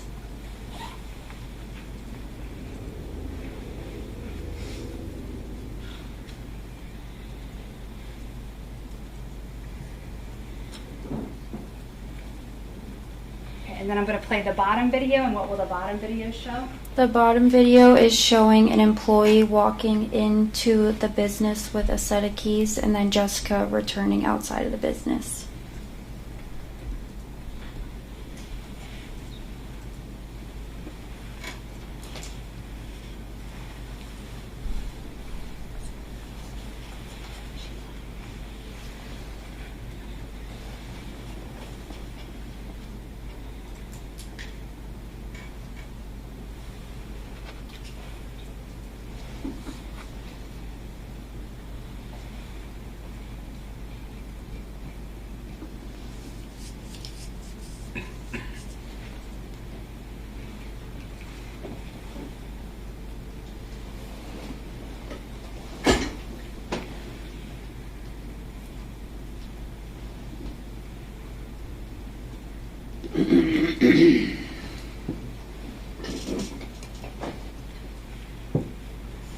All right, thank you.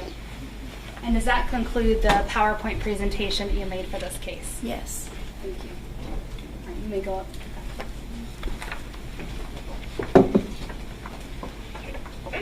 And at this time, the state tenders a witness. All right. Mr. Wheeler, do you want me to read this up? You can turn it off.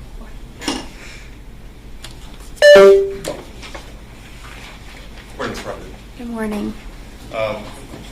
So based upon your testimony from 9:05 to 9:12 p.m. on the evening of March 17, 2024, the vehicle was stopped north of Fort Myers Church, Yes. right? And it was stopped there for about 7 minutes? I believe it 9:05, arrived. 9:12? Yeah, arrived at 9:05, departed at 9:12. Yes. And that's approximately just 20 minutes before the murder happens. Correct. Based upon your analysis, the GPS that you downloaded and plotted, the cell phone tower records that you looked through and you pinged off the towers, does anything there tell you how many people were in the car at any given point? It does not. Do you have the ability to, any of the surveillance footage that you saw to confirm or deny the fact there's 2 or 4 in the car? No.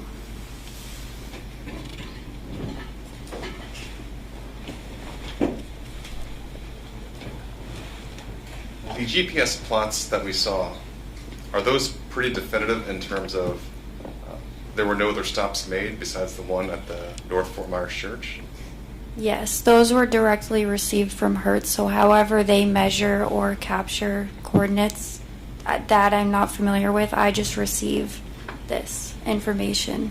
So if the testimony that the jurors received yesterday from Hertz was that the GPS would ping every 60 seconds, so it's possible that the vehicle would stop within 60 seconds and then move on. It's possible, but I can't really speak to that because I don't work for Hertz or capture their data. But yes, it's possible. But you use their data in plotting your points? Yes. Nothing further, Judge. Thank you. Nothing further. She may be excused and released. Any objection to her being excused? There you are. You can step down. You're excused from your seat. Thank you. At this time, the state rests. All right. So, ladies and gentlemen, the state has rested their case. I'm going to let you go to lunch, and it's about 10 minutes after 12 or before that. So if you'll come back here, I'm going to say 1:15. And just remember my earlier instructions. Don't discuss anything about this case with anyone, including each other. Don't do any research or look up anything. Watch any local news, television, radio, newspapers, anything like that. And we'll see you back here at 1:15. Just leave your notepads here. All right.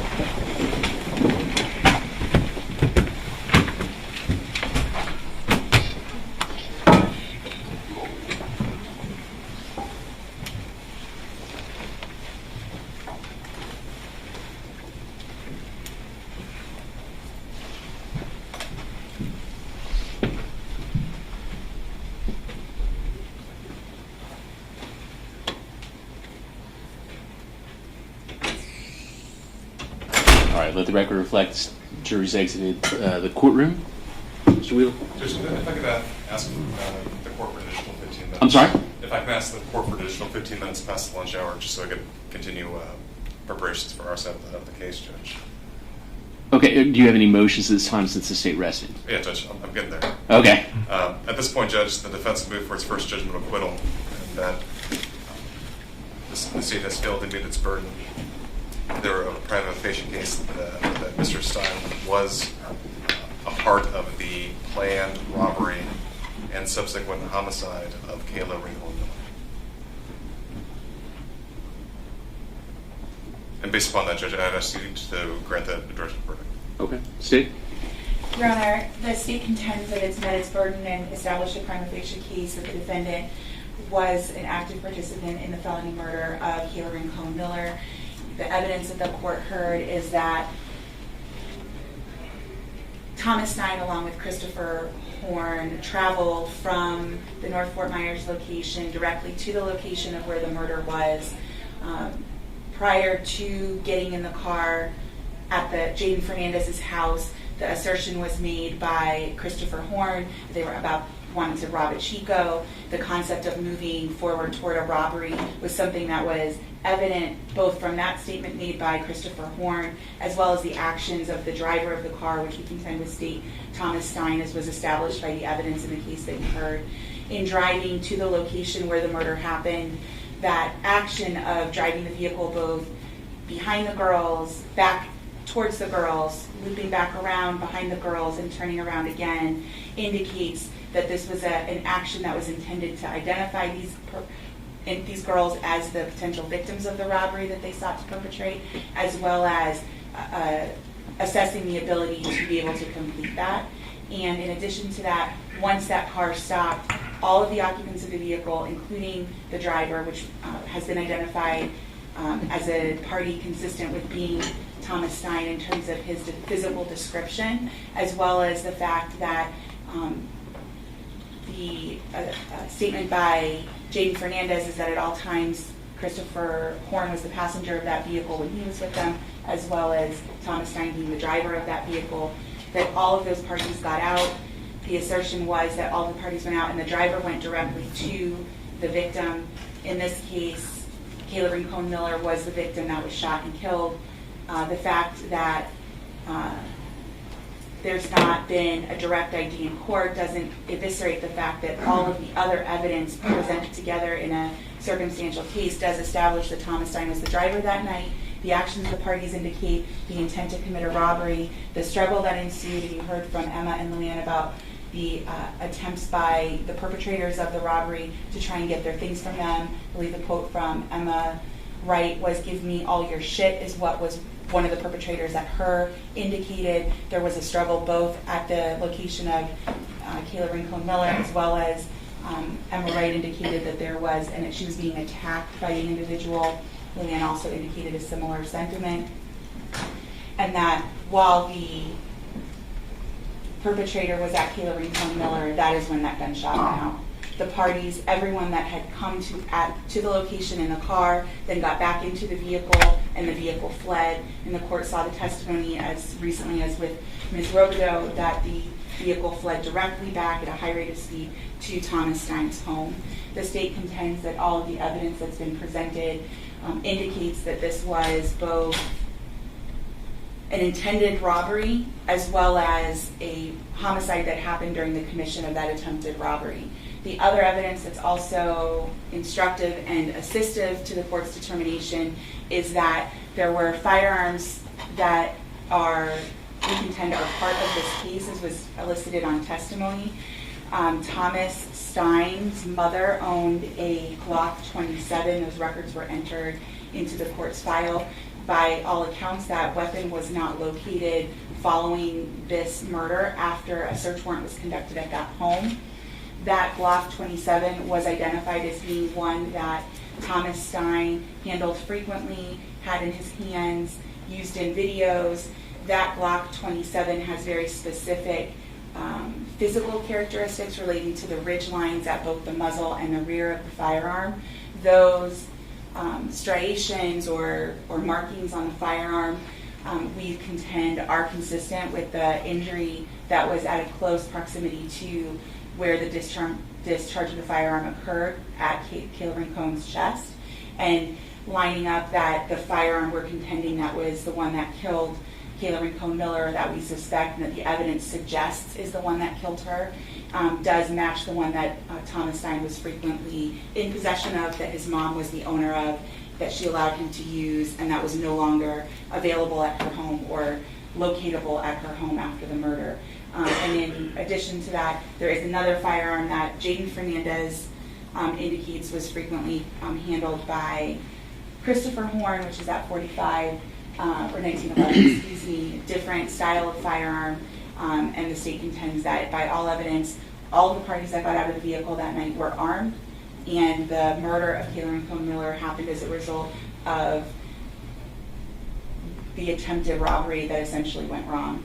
As it relates to the other charges, I don't believe that defense has made a JOA argument as to the attempted robbery counts, but I can make those arguments if he is going to make the JOA argument as to the other counts of the indictment.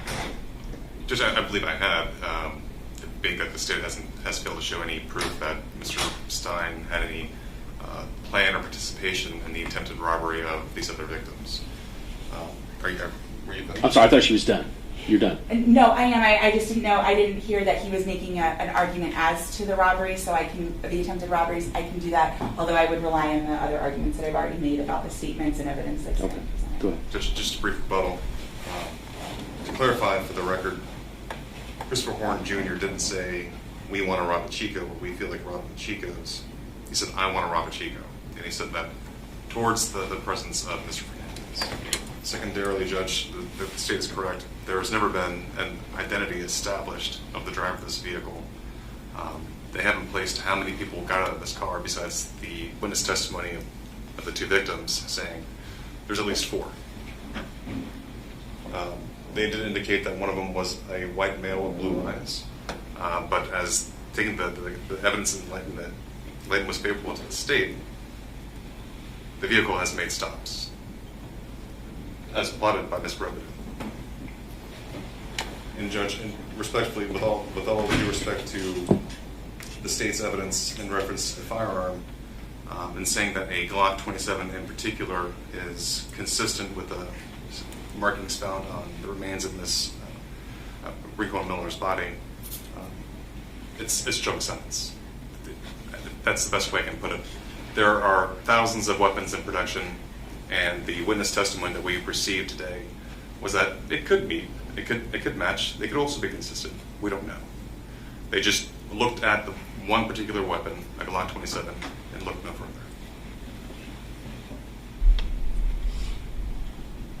Okay. All right. So I have listened to all of the testimony in the trial, presided over the trial, listened to the testimony, I've listened to the arguments, I've reviewed all applicable case law, and I'm going to deny the motion for judgment of acquittal. What, you said you needed an additional 15 minutes to get ready for your defense portion of the case, is that correct? Right, Judge. I would ask for an hour and 15 minutes from when we break today. Okay. Two things. One, have to have a conversation with Mr. Stein, and I'm sure you're aware and talk to your attorneys, but you have the ability and you have the decision to make whether you want to testify or not testify. No one can make that decision but you. Everybody can advise you whether you want to testify or not testify.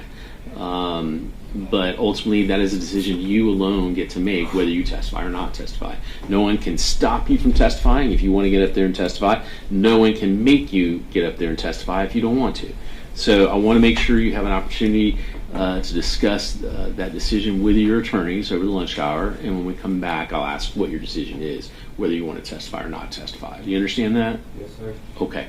And then, in terms of proceeding further, the defense anticipate, other than potentially Mr. Stein or not, any other witnesses? Essentially one judge. Okay. All right. Do we need to keep the person here so they can keep him here, though? Would you want me to have them do that? Yes, Judge. Okay. Very well. Then we will, it's 12:20 now. It's the jurors come back at 12:15. 1:15, I'm sorry. So, but you want to start at 1:35, correct? As much time as the court will give me, Judge. 1:35. Okay.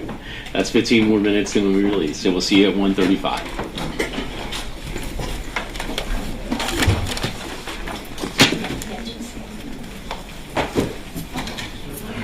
Are they going to bring Mr. Stein back out so we can have a conference with him? If you need him to. Yeah, Eric, Josh? On Mr. Stein, they may need to discuss things with him over lunch, so just make sure he's available to his attorneys. Are you guys taking him down or keeping him up? Okay.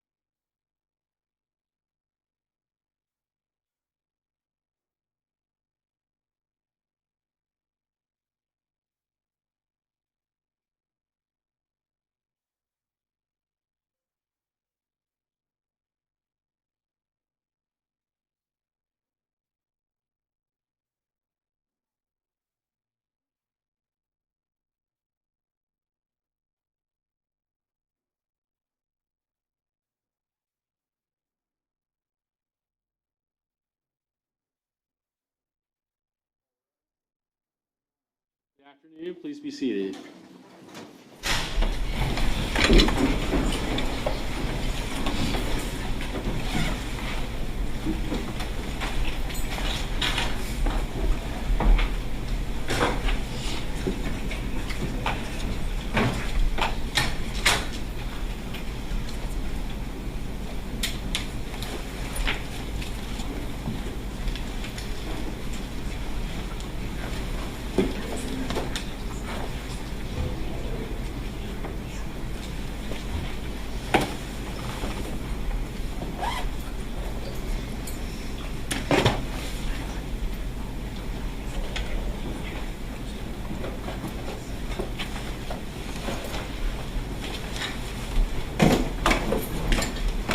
All right, let the record reflect the state's defense counsel and the defendant are present. And so the state's rested. It's time, I guess, to determine what, if any witnesses or anything you want to call for the defense. So what is it that you want to do? Judge, I want first, before we did that, I want to prompt the court that it's the defense intention in calling Ms. Wolf to testify. Who? Ms. Wolf, the prosecutor, in order to impeach the testimonies given by Emma Wright yesterday. That Thomas Stein was the shooter, that she saw the shooting happen, and that I would like to use Ms. Wolf's testimony to impeach her, in that Ms. Wolf has a very keen understanding of the case, and that Ms. Wright has never made that statement to her previous to yesterday. Okay. That's my intention. And I gave the state a heads up. I didn't want a big debacle and respectful in front of the court. Okay. Other than that, are any other witnesses? Yes, Judge. Okay. Defense intends on calling Christopher Horne Jr. Okay. So we've got him here or downstairs, but he can be brought up. Yes, sir. Okay. All right. And then as to Mr. Stein, have you had an opportunity to talk to your attorneys about whether you want to testify or not testify? Yes, sir. Have you made a decision? Yes, sir. What's your decision? I will. Okay.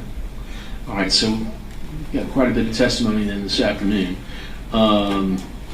What says the state in regards, I guess, to having Ms. Wolf testify? We're opposed to it, but we were just told this 5 minutes ago, so we'd like to see Oh, the okay. case law. We've been on break and didn't get any heads up till just now. So Okay, sure. Obviously, we would object, but we need to see what the case law says and how that works. Okay.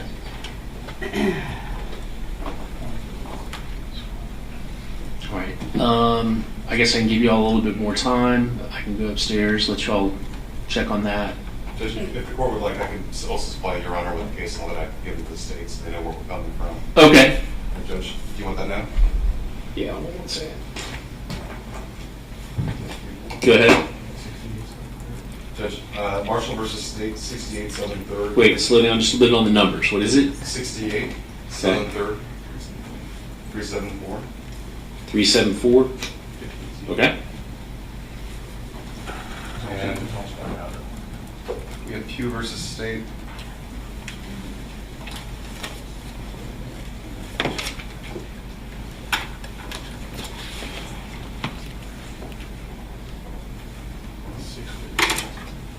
Six three seven Southern 2nd, 313. Okay. Finally, Williams versus State, 472 Southern 2nd, 1350. 13 what? 1350. Okay.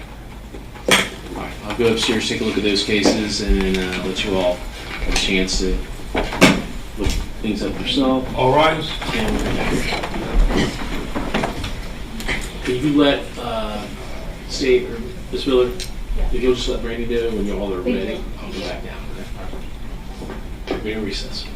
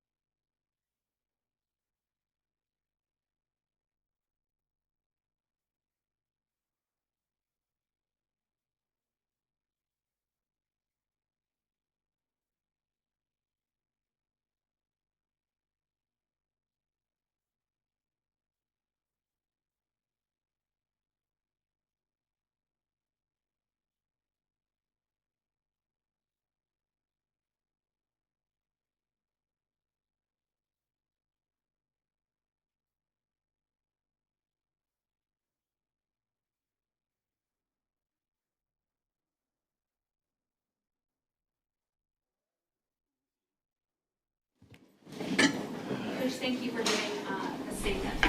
Okay. Wait for everybody.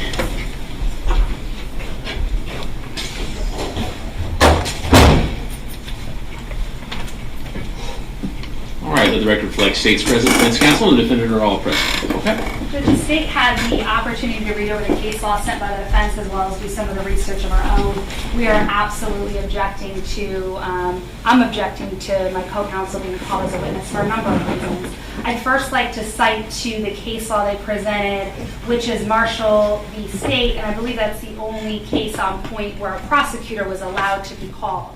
And in this case, the issue is that the prosecutor was told prior to the trial by the victim that the defendant was not the driver of the suspect vehicle.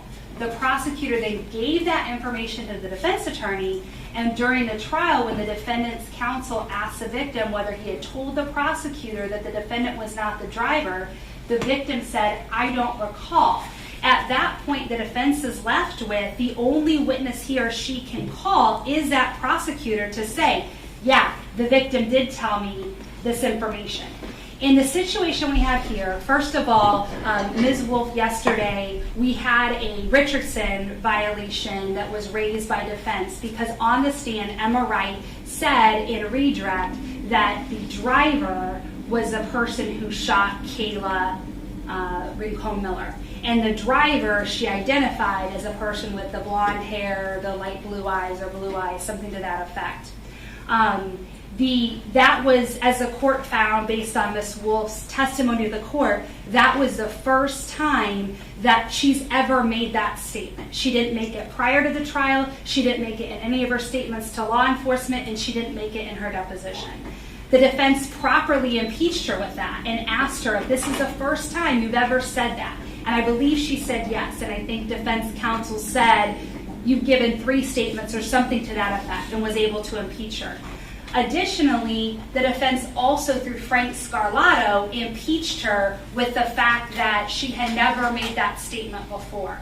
So Ms. Wolf she actually has no information to even impeach her with because she was never given any information by Ms. Wright. In fact, the conversation she had with her was totally different. Ms. Wolf didn't ask her who the shooter was. We've never asked her who the shooter was because we know from her statements and from her information that she didn't know who the shooter was.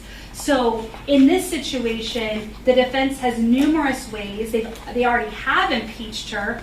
The state is not even going to bring that into our closings because we have said all along, without Christopher Horne, this is a circumstantial case. And you heard from, both in our opening, we didn't mention Mr. Horne, and then you heard from Ms. Wolf in our JOA argument that the JOA argument she lined out for the court is through circumstantial evidence. So we're not even going to get that. But calling Ms. Wolf would be entirely inappropriate. It's not proper impeachment to use her for that. And there's other ways to get that information in. Additionally, the defense provided a case that they had a highlight in, and I believe it's Williams v. State. At the bottom of that page it says, furthermore, although as a general rule a lawyer should not testify in litigation in which he is an advocate, he may do so where unanticipated circumstances arise and when it is necessary to prevent a miscarriage of justice. In this situation, there's no necessity because, again, they have ample opportunity and have taken use of that to impeach Emma with her prior statements that she's never said Thomas Stein was the shooter, and additionally, she never told that to Alyssa beforehand. So all the defense would be asking Ms. Wolf is, well, isn't it true that Emma has never said this in any statements? Well, they can get that information in through the other statements. So at this point, the state believes that would set a chilling precedent that anytime a witness says something different on the stand than their statement, that a prosecutor could be called in. That should only happen when the prosecutor is the only person with information that would impeach that defendant. And she has nothing to be able to impeach her with at this point. So we'd ask you to deny. Quick question, and Ms. Wolf was never listed as a witness or anything like that? Of course not. No. She wouldn't be able to be here. I'm just putting that on the record. Yes, thank you. All right. Just with it. Next. Judge, Ms. Miller is correct. The only question really is germane is, was there ever a time that she had received a notice that Ms. Wright was going to testify the way that she did yesterday? Isn't that what we went through yesterday, though? I went through with her? I'm sorry? Isn't that what I went through with her yesterday? Yes, Judge. Okay. When the court denied us the Richardson hearing. Right. But I asked Ms. Wolf those questions. That's correct, Judge. Okay. So she had never been made privy to the fact that she was going to change her testimony on the stand. Okay. However, Judge, I'm able to call an impeachment witness to say that even before giving her opening statement, Ms. Wolf never knew of the change in statement from Ms. Wright. Does that make sense? Additionally, Judge, Ms. Wolf also indicated in the vestibule to me that Ms. Wright indicated that she never saw, or that Ms. Wright didn't even know what the object was in the driver's hand. So, I mean, that's also a change in testimony, Judge, that we're just being brought to light. Okay. All right, anything else? No, sir. Okay. I have reviewed the case law presented. I went up and read all the cases. I would say most of them revolve around the court, what the appellate courts deemed as improper, not allowing for defense counsel to impeach a witness with prior inconsistent statements. However, in this case, Emma Wright was allowed to be impeached. You did impeach her with prior inconsistent statements. You were able to cross-examine her on that. And as for your request to call Ms. Wolf as a witness, I've listened to what you requested. I've listened to the state's objection to that, and I'll sustain the objection. Judge, can I at least have a proffer from Ms. Wolf of the testimony she would have provided to the court and to the jury? I'm going to object to that because you've already inquired of her what she knows or doesn't know, and that anything would be improper, and I don't think she should be subjected to questioning by Mr. Wheeler.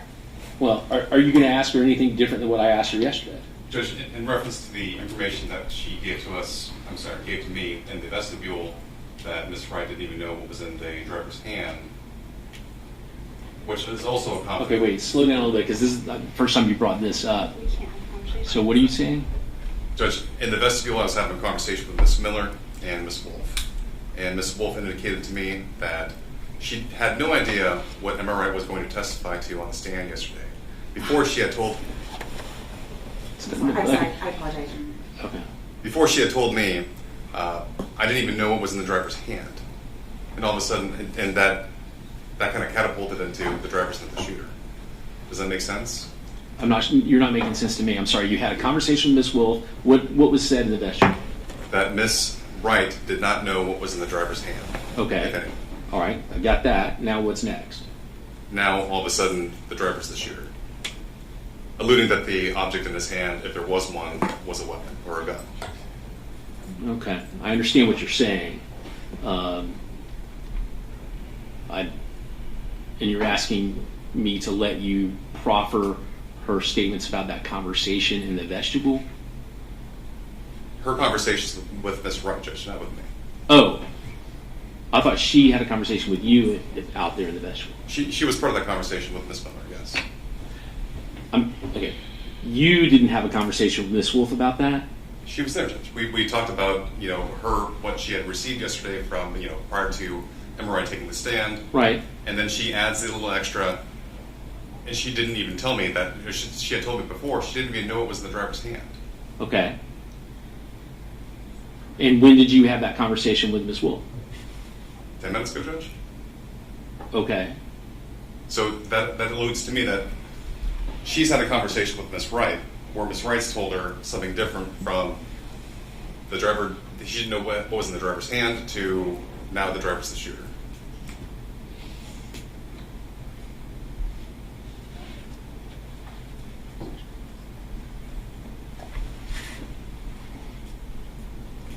And I think, didn't you question Emma Wright about her seeing any guns in the hands of any of the people involved and what her responses were in that? Correct, Judge. And she informed us, she informed me, she informed the jurors, that everyone in the car had a gun. Okay.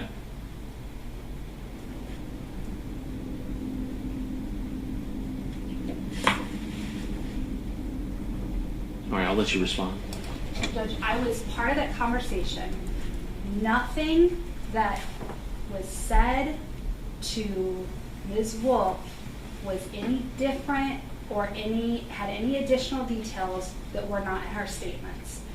Ms. Wolf is not in possession of any statements that could impeach Ms. Wright other than the same statements the defense has of the statements taken by law enforcement.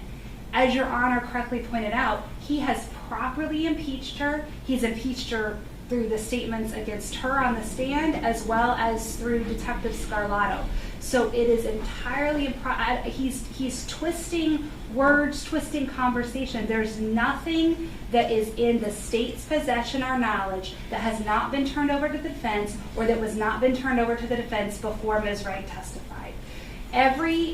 It's clear through both Luann DeJe's testimony and Emma Wright's testimony. They gave numerous statements to law enforcement, and there were a lot of inconsistencies. And the way in which to handle those is through impeachment, which the defense attorney did. And I believe there was a line of questioning about you were really focused on the person that had a gun to your face and you weren't really looking at the guns and the others. I think you did go down that line of questioning in front of the jury with Emma Wright. I did, Judge. Okay. All right.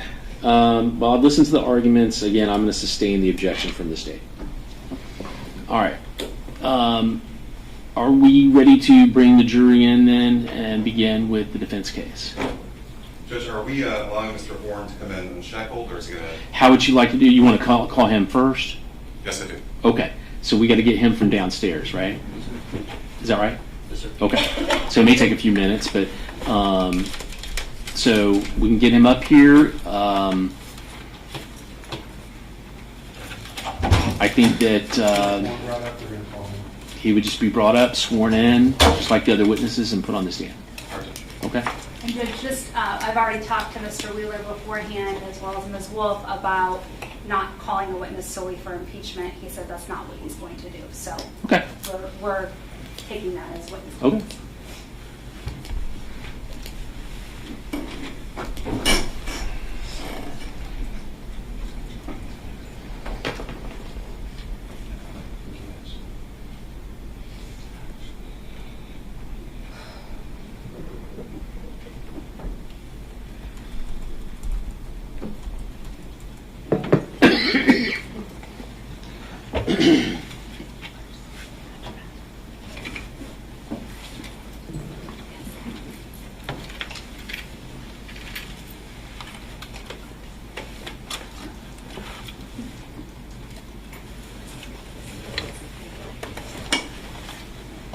While they're bringing it up, I just walk the court for a moment. And back to Mr.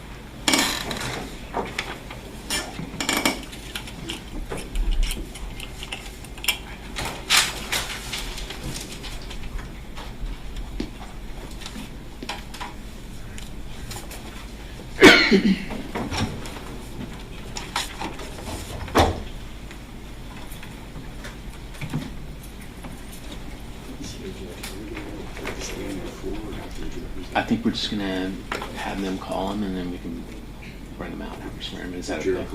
Yeah, it's okay. Is that creating issues for operations?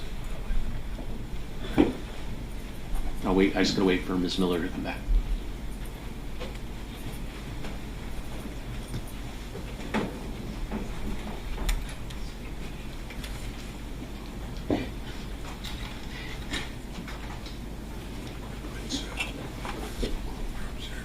I'm good. I got some. Thank you.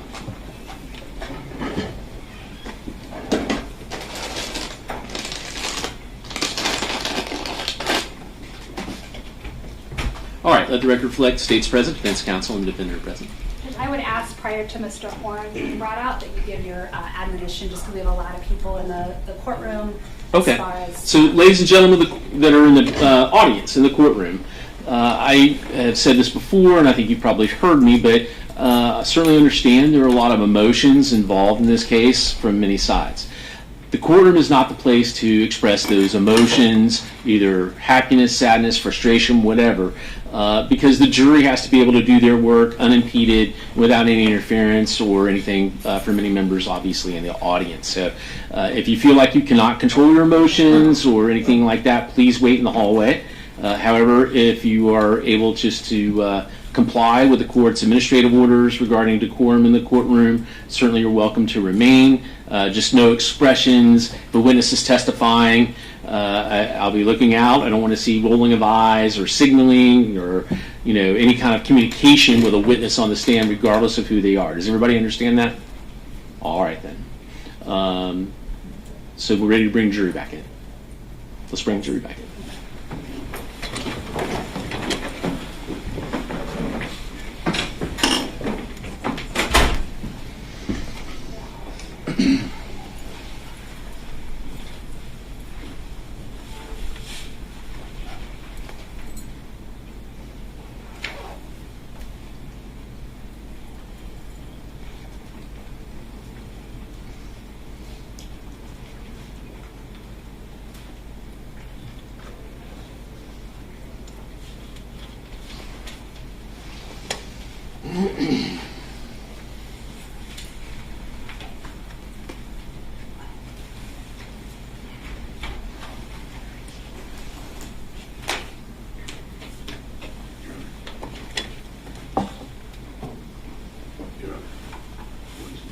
Okay.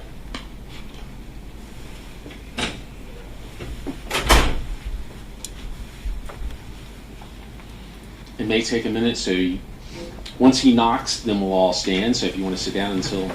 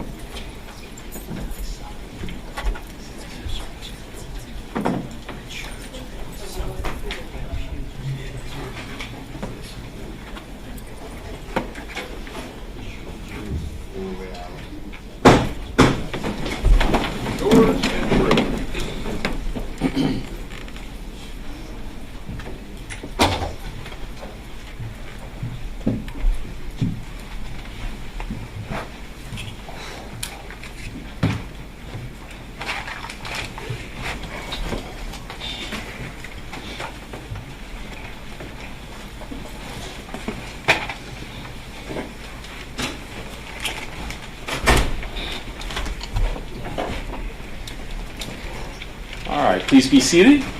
Welcome back, ladies and gentlemen of the jury. Hope you're able to get some lunch. By a show of hands, was anyone not able to follow the court's previous instructions about doing any research, looking up anything, discussing anything about their service as a juror on the case? Seeing no hands, ready to proceed? Mr. Wheeler, you may call your first witness. Thank you, Judge. Judge, the defense calls Christopher Horne Jr.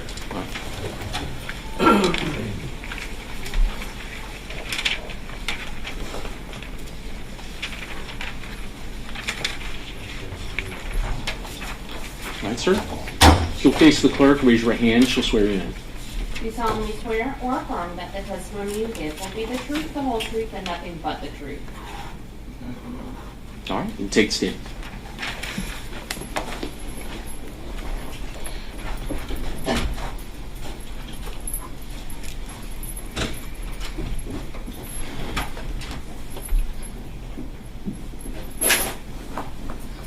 Okay, and you can proceed when you're ready. Sure. Mr. Horne, introduce yourself to the members of the jury. Christopher Horne. All right, and sir, I'm going to ask you to scoot up just a little bit and speak with a little more volume so that it can be accurately recorded. Say that again, please. Christopher Horne. Are you a junior? Yeah. Is that your legal name, Christopher Horne Jr.? Yeah. Where'd you live? Just bend that microphone a little more directly towards you. What'd you say? There you go. Where do you live? In jail. Where'd you live before that? I don't know. Cape Coral. I left in the Cape. In the Cape? Yeah. Who'd you live with? My dad, Who's your dad? Christopher Horne Jr. Do you have any cousins? Yeah. How many? I got a lot I don't know. I'm sorry? I got a lot I don't know. You got a lot you don't know. Yeah. Do you have any siblings? Yeah. How many? 4. Who are they? I gotta say my sibling's name. Yes, sir. Bernice Horne, Christopher Horne, Alonzo Stewart, and Cedric Stewart.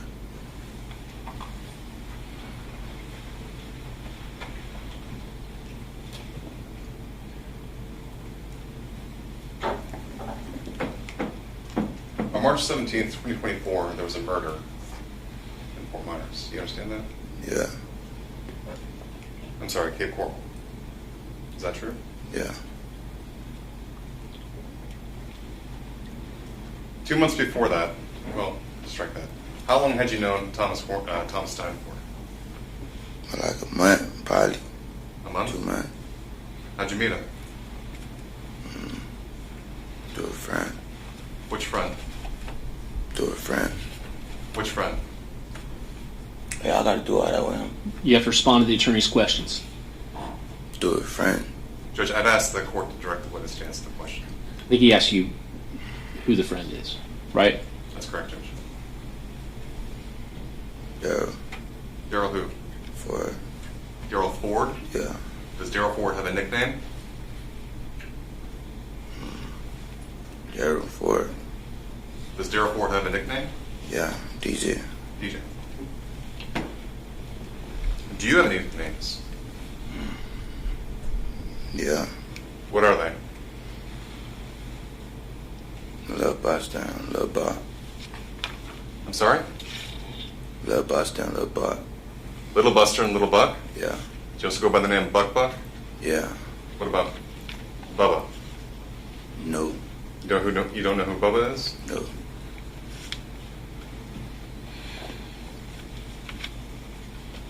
Have you ever held a firearm before, sir? Yeah. When was that?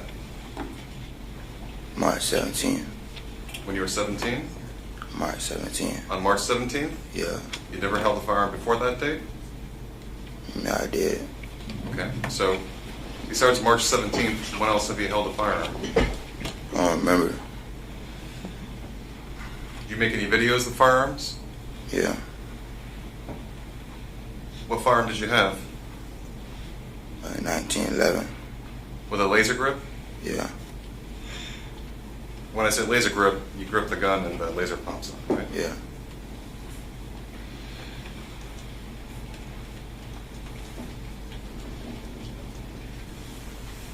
Is that the gun that you had on March 17th, 2024? Yeah. Where's that gun now? In the river. Which river? Key. Which river? I don't know. Did you ever tell law enforcement where that gun was? Yeah. Do you know if they ever found it? No.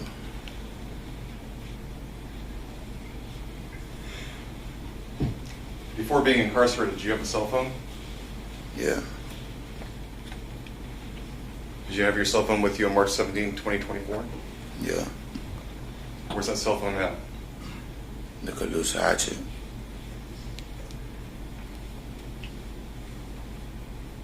How did it end up in the Calusa hatching? I threw it in there. When? March 18. March 18th, Yeah. 2024? Yeah. The day after the murder. Yeah. Were you with anyone? Yeah. Who? My cousin. What's your cousin's name? I don't know his real name. He's your cousin, but you don't know his real name? You're shaking your head no, is that correct? Yes. You know him by the name Jug? Yeah. What kind of car was he driving? I don't remember. All right, so tell the members of the jury how you discarded of your cell phone in the Calusa hatching. I threw it in the water. So did he stop in the middle of the traffic? Nah, he didn't know. He thought I threw some paper out the window. He didn't know I threw it in the water. So you just kind of opened your window and dropped it out? Nah, I slung it. You slung it? Yeah.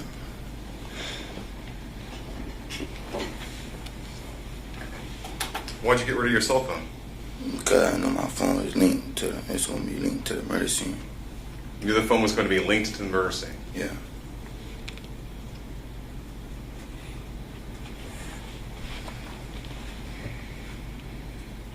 Did you have plans to commit a robbery on that phone? What you mean? Did you have plans to commit a robbery on the phone? I don't know what you're saying. Did you make plans with anyone that night? When? March 17, 2024. It wasn't really plans. It was out of nowhere. Just out of nowhere? Yeah. So, who were you communicating with? That's what you mean.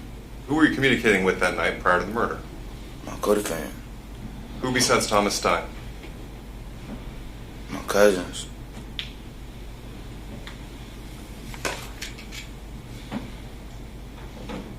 The plan that you made with Thomas Stein that night, what was that? You said what was it?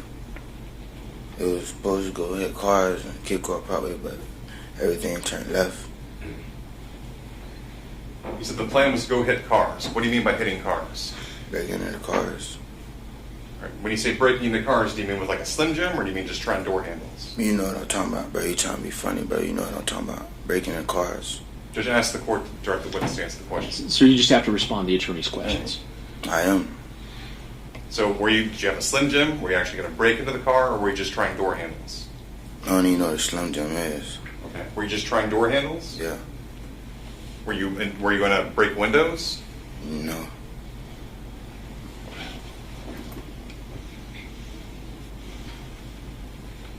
If you're going around trying to go into cars that are open, why'd you have a gun on you? I ain't had no gun on me. I got a gun from my co-defendant. I ain't had no gun. I just got a gun. You just got a gun? Yes. So why would you carry the gun with you to break into cars? The gun was in the car. Gun was in the car? Yes. So why was the gun in the car? I don't know. The gun was already in the car before I got picked up. I see.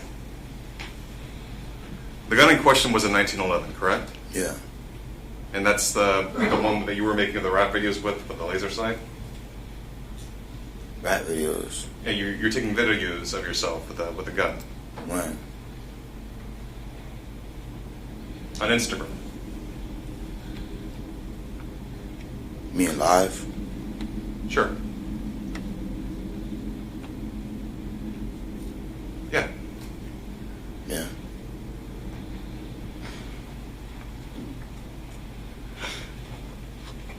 Isn't it true? Well, let me strike that, Judge.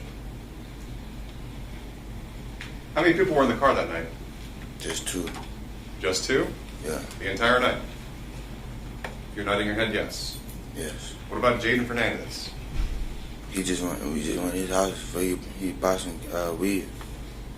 And I'm going to need you to just speak with a little more volume because I'm having trouble. He just wanted to go buy weed. He bought weed. He never stepped in the car. So I don't recall him stepping in the car. You and Thomas, you go and pick him up, right? I don't think he got picked up. I think he's just in the doorway. That's just when? What? I think he was just in the doorway. I don't think he got picked up. He was just in the doorway? Yeah. Did you ever state to Jaden Fernandez, hey, I want to rob a Chico? No. You ever state to Jaden Fernandez, hey, I want to catch a body? No.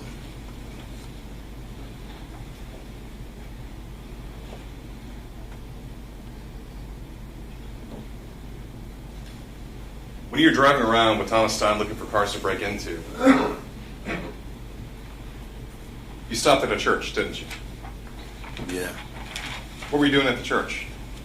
I don't know what he was doing. My head was just my phone. He just put it in the church. My head was my phone. Your head was in your phone? Yeah. And that's when two people got into the car, is that right? No.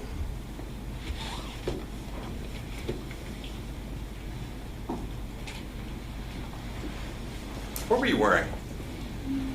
Some sweatpants and a red jacket. A red jacket? Yeah. Like a jacket I'm wearing? No. Like a hoodie?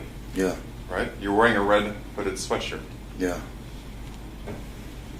And you had a mask, right? Objection, leading.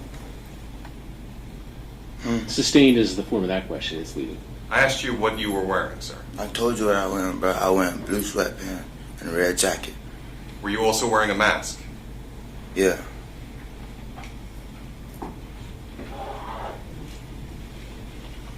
Why'd you have a mask? I just got the mask. I wore the mask before the robbery. I just got the mask. Where'd you get the mask from? My co-defendant, I take it from him. You took it from him? Yeah. You've known Thomas Stein for about a month, you said, right? Yeah. Before this happened? Yeah.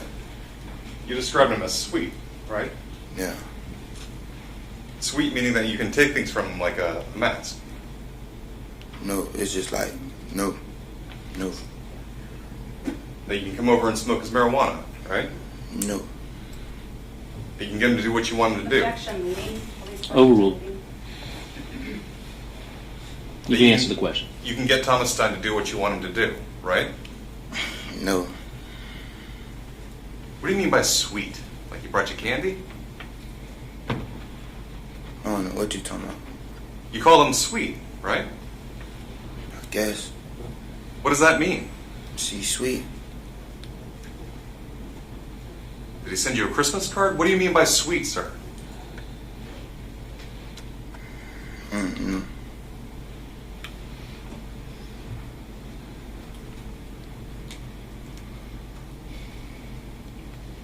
So you and everybody else in the car are driving around. They don't know everybody else. There's only one person, 2 people. There's only 2 people. Just 2 people? Yeah. Did you ever tell anyone else that Jaden was the shooter? No. You never said Jaden was I the made shooter? a ghost name out of Jaden, but I ain't never say Jaden was no shooter. I made a ghost name out of saying Jaden. I ain't never said Jaden was a shooter. I never said Jaden Fernandez was no shooter. I didn't mention Mr. Fernandez. You mentioned Mr. Fernandez, right? You said Jaden Fernandez. You basically said Jaden Fernandez. Put a name on it when you sent it. So you told someone that Jaden was a shooter, right? Jaden, ghost Jaden. A ghost Jaden. It wasn't a name. It was a makeup person. So you made up a name. Yes. And the name you chose to make up was Jaden. Yes. Was that Jaden Fernandez? No. Was that Jaden Pagan? No. Was that some other Jaden we don't know about? No.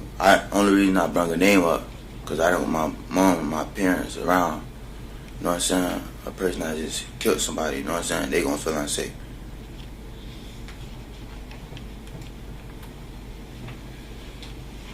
Was that because you killed Kayla? No, I didn't do that. I won't do that. It wasn't your plan to rob anyone, right? No. And certainly, you didn't want to rob a girl. Is that right? No. And so when you rolled up, I'm going to object to all these questions that I'm leading and ask that you be direct. I've allowed some latitude with leading, but if you could just ask direct examination questions. Thank you. after Thomas picked you up, where'd you go? Supposed to went to Kid Car probably, but we went to the movie theater. All right. Did you find any cars to break into? No, he turned the movie theater. I didn't know where he turned. He said, I was back in the movie theater. I didn't know where he had turned the movie theater for. I'm sorry. Can you repeat that a little Yeah, slower? you have to speak up a little bit louder again, like I said. We can't hear you. We was going down Cape Coral Parkway. He turned it to the movie theater. So you turned into the movie theater? Yeah. What'd you do in the movie theater parking lot? Just running around. I asked him what we turned it for. He said, Osby. I said, we got our phones on us. What'd you say, OPP? Ops. O-P-P-S. Ops? Yeah. Okay. So he's looking for ops now? Yeah. He's looking for opponents? I guess so. We don't got the same opponents. We just met. I ain't got no opponents. You don't have any opponents? No.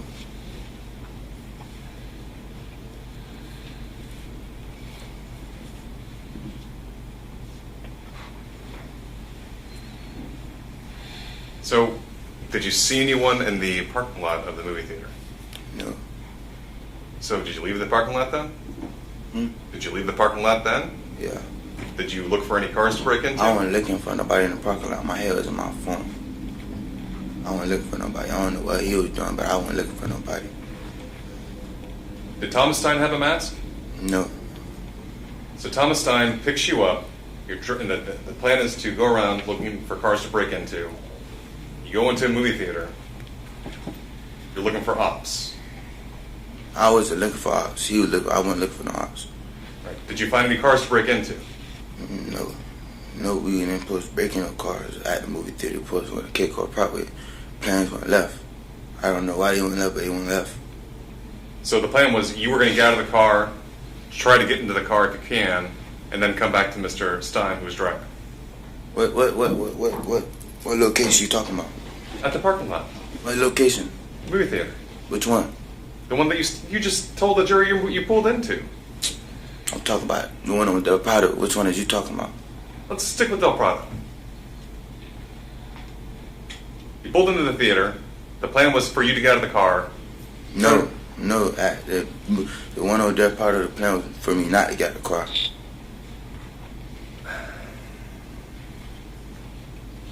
But plainly, Thomas was supposed to be the driver because he wasn't wearing a mask, right? He wasn't a driver.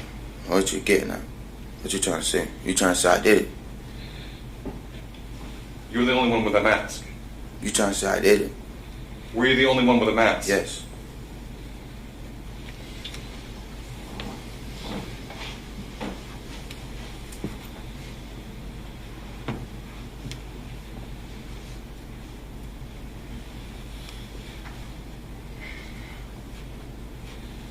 Did anyone... No, strike that. After you left the theater on Del Prado, what happened? We never left. We went down the street. We were supposed to, you know what I'm saying, rob these people at the bank right there, but he said the cameras was around. Then it was people walking down the street. It was a person. I'm going to let you move up closer to the microphone because, again, you're very soft-spoken, so it's hard to hear what you're saying. We was running down the street, supposed to rob the people at the bank, but he got spooked out and said there was cameras around. So you were supposed to go into cars near the bank? No, I just said rob people at the bank. You were going to rob people at the bank? Yes. But it was cameras. It was cameras around the area. He said no. So we was driving down the street. It was these people walking, minding their business. You know what I'm saying? Hang on a second. I don't want to leave the bank yet. You're going to rob people at the bank at 9:30 at night on a Sunday? Yeah. Who was at the bank at 9:30 at night on a Sunday? No, somebody. Were there even cars parked at the bank at 9:30 on a Sunday? Yeah. All right, so isn't it true? I'm sorry. The plan was to go into the cars at the bank. It went left. Nobody ain't supposed to get robbed. You know what I'm saying? We were supposed to go car hopping, but he turned into this area. You know what I'm saying? Started talking about robbing. We walking down the street. You know, people walking down the street. It was one of the victims that looked like a male. He pointed him out and said, "Let's rob them." I said, "Nah, they probably don't even got nothing. They don't have nothing." You know what I'm saying? Which victim looked like a man? I don't know. It was one that looked like a male, short hair. You talking about the white girl? Yeah. Am I right? Yes. She looked like a man to you? Yes. We was driving down the street. What about her look like a man to you? Huh? What about her look like a man to you? What? What about her appearance made you think that she was a man? It was from a distance. I didn't see I was off drugs. It was from a distance. You didn't see her long hair? No. You didn't see her shirt with midriff? No. You didn't see the fact that she had breasts? No. I'm sorry? Keep going.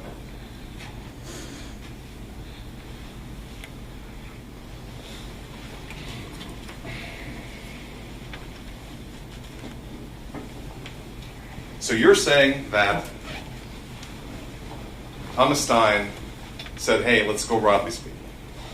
Out of nowhere, yeah. And I said no at first, you know what I'm saying? Then he drove around the block again. Like, you know what I'm saying, trying to press me, acting like I'm scared or something. I let my pride get the best of me, and I did it. And you know what I'm saying, somebody like got messed up, and it affected a lot of people. So you're saying you let your pride get in the way, and then you did it? Yeah. What did you do? I attempted to rob people, but I ain't, you know what I'm saying, I tried to stop. It was too late.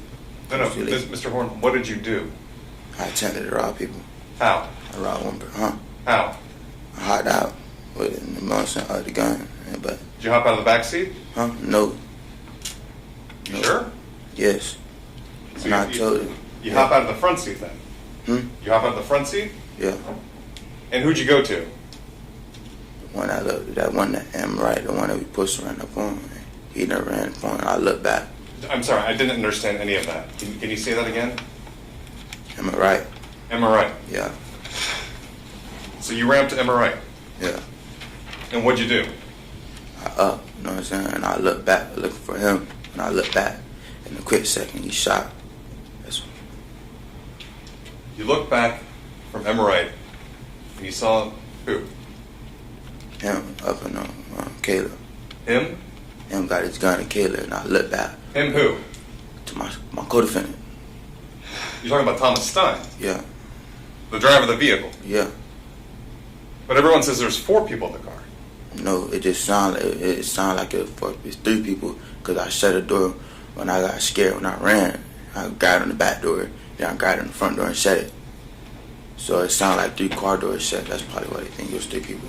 But when the car stopped, all 4 doors open. No. How'd that happen? No, 4 doors ain't open, you flagging. I'm what? You lying.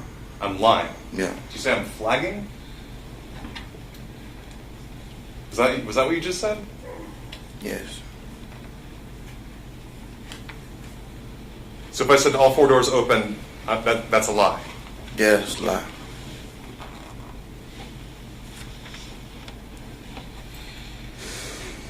So you look back at that exact moment, and Thomas Stein shoots Kayla. Is that what you're saying? Yeah. What gun did he have? 40 cal. 40 cal. Yeah. Had you seen that gun before? Yeah. Had you held that gun before? Yeah.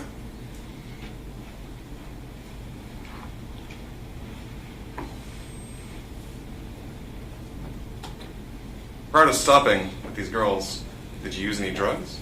Did you use any drugs? Me? Yes. Yeah. What'd you use? I was always on drugs. You're always on drugs? Yes.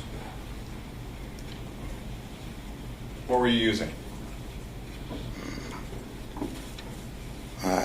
Marijuana, I think, and I think I had popped pills. What kind of pills? Percocets. You're popping Percocets? Yeah. You weren't taking any fentanyl? No.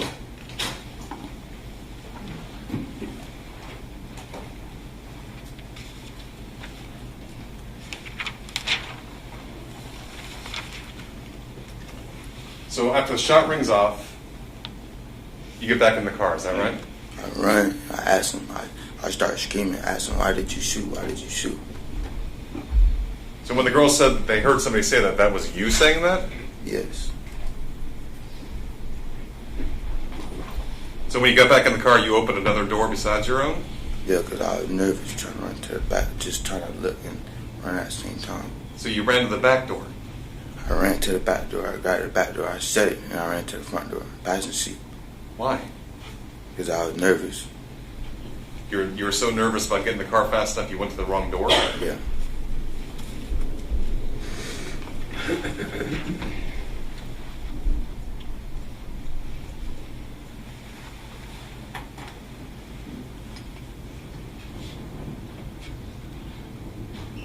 Which side did you get into? The passenger seat. So you opened the back passenger side door first? Yeah, then I opened the passenger back door, then I opened the front.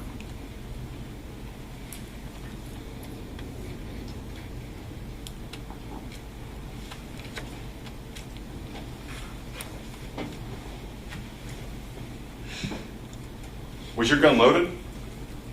No. It was an unloaded gun? Yes. I told him to unload his gun before he got out the car.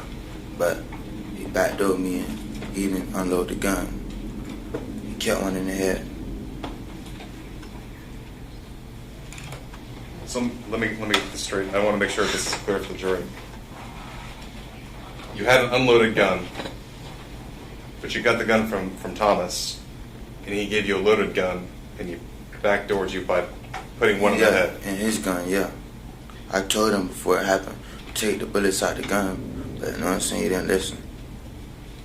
So you told him to take the bullets out of his gun? Yeah.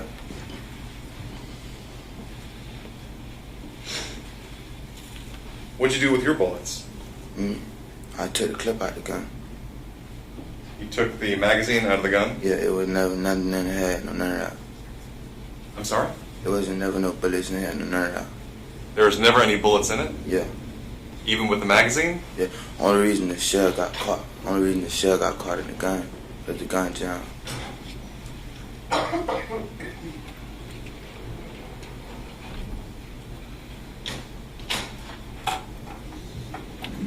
So I'm confused. The shell got caught in the gun and the gun jammed, but there are no bullets in the gun. In his gun. In his gun? Yeah. Were you holding the Glock or was he? He was. Why did the gun jam? Because he shot. What was he doing when he shot? I don't know. I just looked back and seen him shoot, and it was just too fast. It was like too fast. Like that's why I feel like he. You know what I'm saying? I feel like he knew her because it was too fast. Like you felt like he knew her. Yeah, it was too fast. It was like 2 seconds. How did he know her? I don't know. You ask him now. That's your defendant. Did you know her? No. Did you know them right? No. Did you know Luann Dejai? No.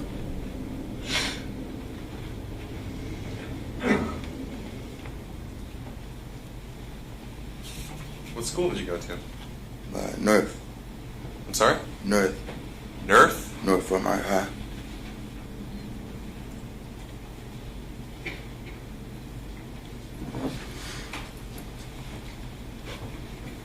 Was there ever a revolver in the car that evening? No.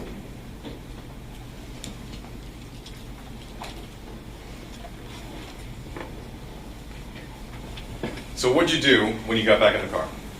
What's happening? I'm screaming at him, asking why he shoot. You're screaming at him? Yeah. Sure he's not screaming at you? No. Or any of the other guys in the car? There wasn't nobody else in the car. You just like trying to put words in my mouth. There wasn't nobody else in the car. Where'd you go? Went to his house. Straight there? Yeah. You didn't drive around first? No.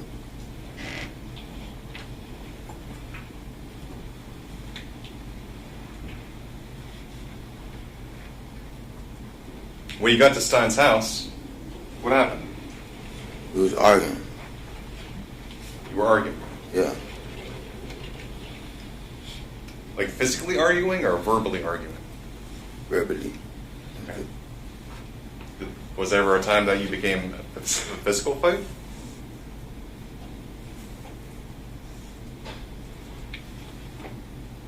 I don't recall.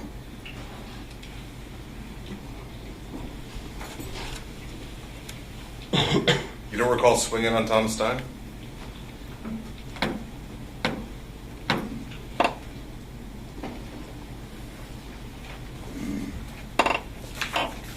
It was 2 years ago, so I really don't recall it.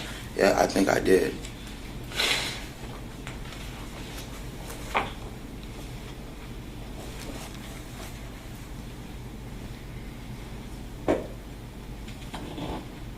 Did you pull a gun on Thomas Stein?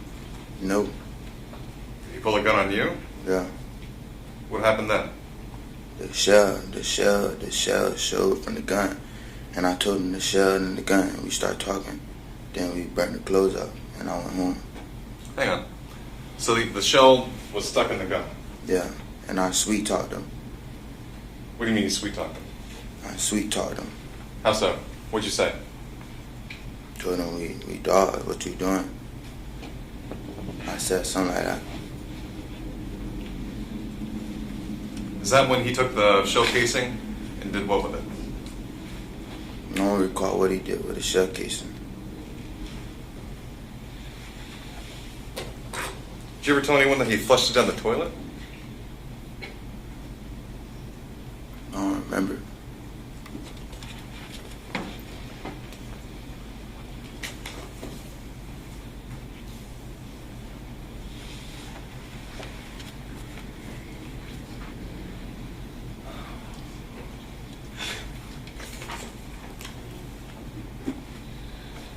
reading a copy of your deposition refresh your recollection?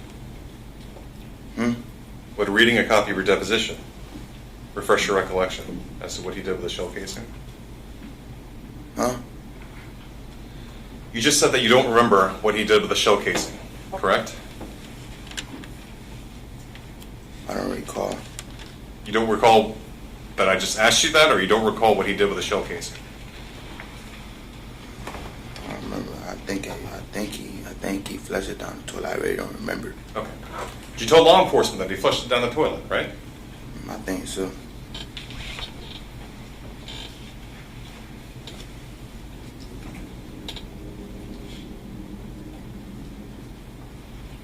So why doesn't Thomas Stein drive you home there?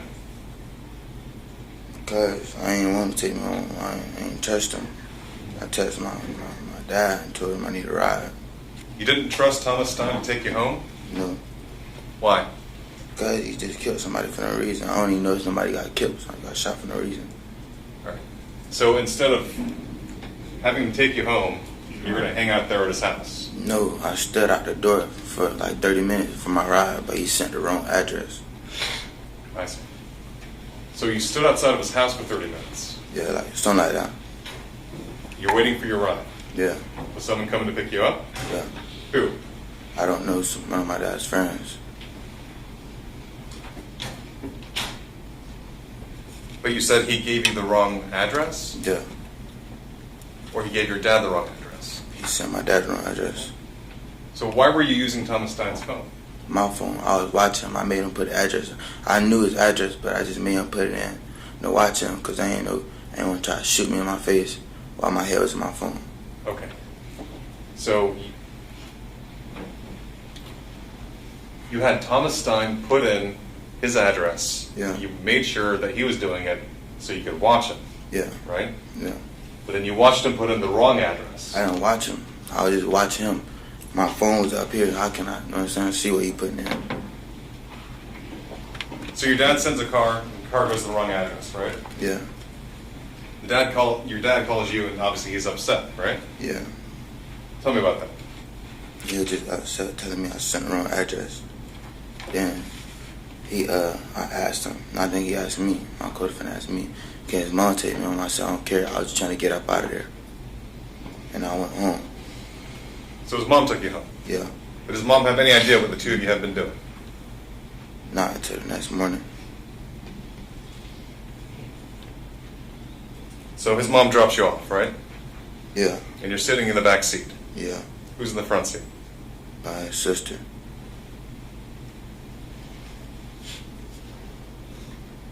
The next morning, your family reaches out to Miss Stein, right, and asks for a meeting? Yeah, something like that. Okay. Are you part of that meeting? Yeah. Where do you meet? Yes. Where do you meet? You said, where do we meet? Yes. My grandma's house. Is that Maudine's house? Yeah. I'm sorry, Maudena? Yeah.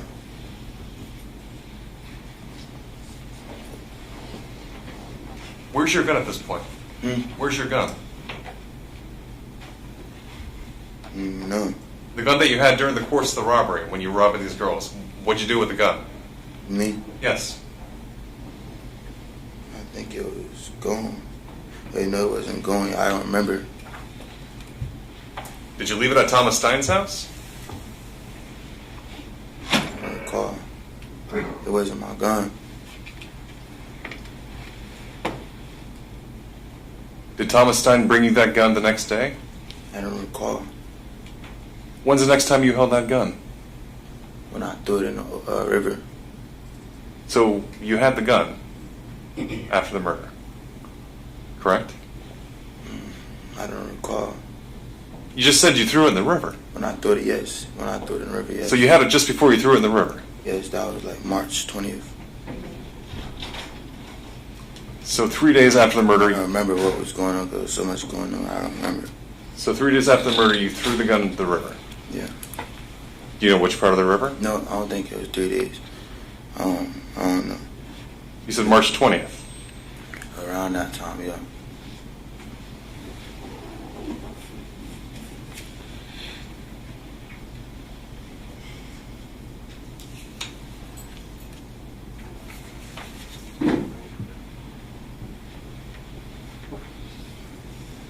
You didn't pull the trigger in the robbery, right?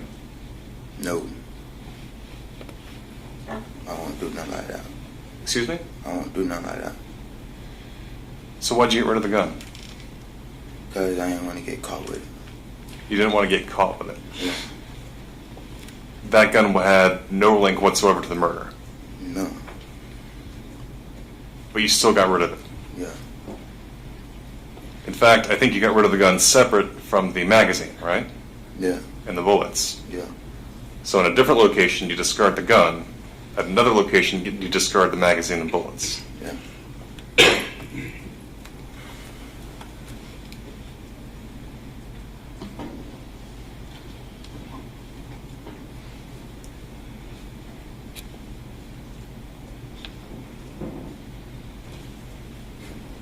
We kind of touched on this briefly, but you provided some information to law enforcement, is that right? What you mean? You gave them a proffer? Yeah. So it's like a preview of your testimony to law enforcement, right? Yeah. What your testimony would be if you were called to testify at trial. Yeah. You did that with the assistance of your attorney? Hmm? You did that with the assistance of an attorney, Mr. Yeah. Hyder? Yeah.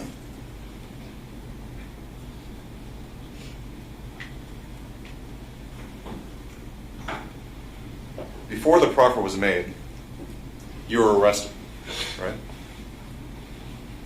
Hmm? You were arrested for the murder? For robbery? Proffer is made. I ain't never. What you mean? You were arrested for the murder and the robbery, right? Yeah. About a month after Thomas Stein? Yeah. You were in hiding, correct? I wasn't hiding. I was in the city. I wasn't hiding. I gave myself up. I could have left. I wasn't hiding because I knew I was dead wrong.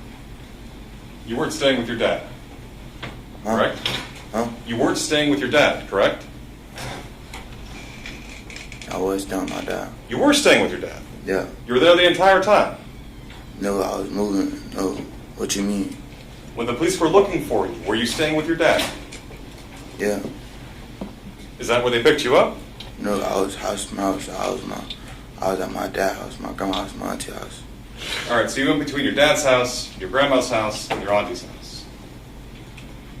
Where were you arrested? My mom's house.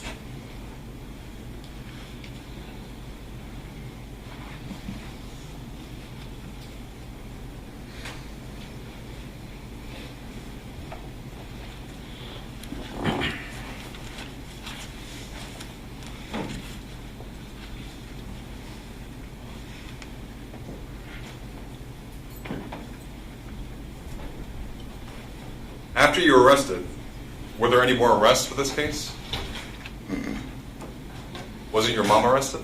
Oh yeah, my mom, my dad, my auntie had witness tampering. Your mom is Shanice Stewart. Yeah. Your dad is Christopher Horne Sr. Yeah. And your auntie is Baraka Stewart. Yeah. They were all arrested Yeah. for witness tampering. Yeah. Do you know why? Because Thomas' mom lied on them and said that he threatened them. They had threatened her. Yeah. Was the lie. Yeah. Were you aware that they offered to pay for Thomas Stein's legal services? No, I told them don't contact them.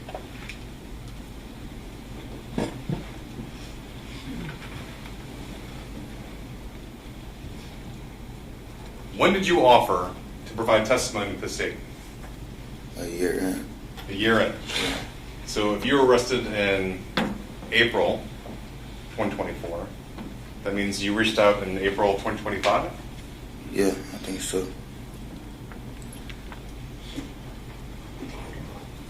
When were your parents and auntie's case dropped? When I went down there and told them what happened.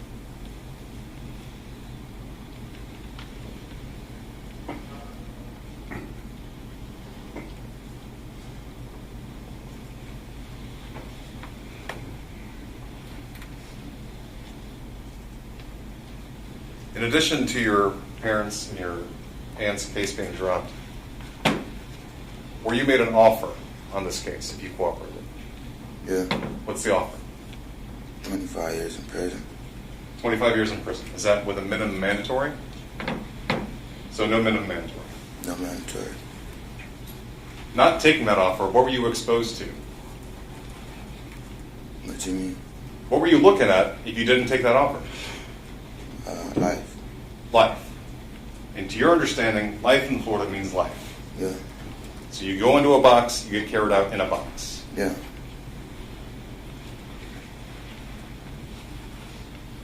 Of that 25 years, because you don't have a minimum mandatory, what will you actually be serving? 21. 21 years? Yeah. Good time and game time. Yeah. And that's minus your time you've already served. Is that correct? Yeah. So you'll be out in 19 years. Yeah. What do you have to do in order to get that deal? Do this. You have to testify. Yeah. But not just testify, right? You have to testify truthfully. Yeah. What happens if the state says you weren't truthful in your testimony? I'm gonna get life. The plea is off the table, and you're getting life. Yeah.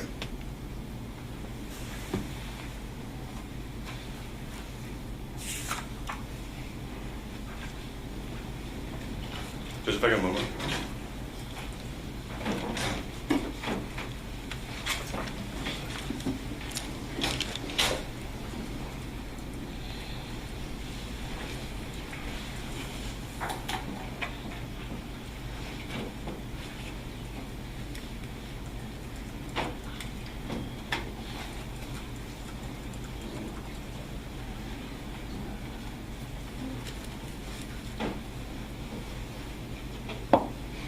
Two more things.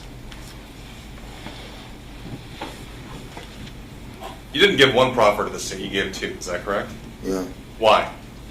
Because I want to tell them the truth about my parents at first. You weren't telling the truth about your parents and the evidence at first. Yeah.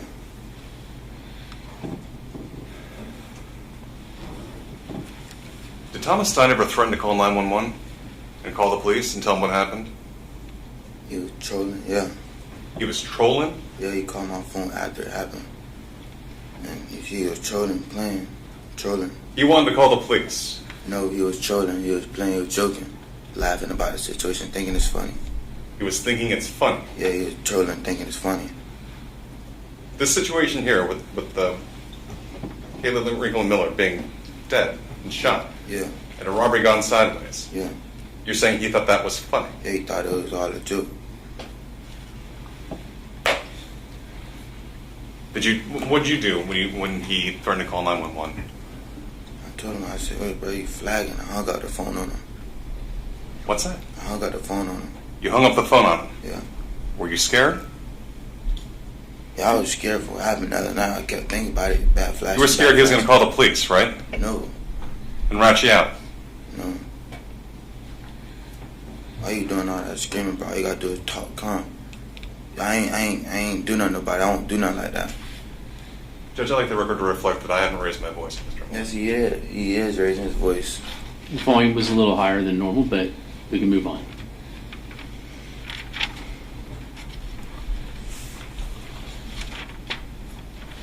How many times did you lie to law enforcement? Proper question, Your Honor. Objection. Overruled. How many times did you lie to law enforcement? Twice. No, first time. The first time? Yeah. And the second time? I ain't lied to him. What about during the deposition you gave to me? I ain't lied to you. Did you ever claim the gun in the video was a water gun? I don't think so.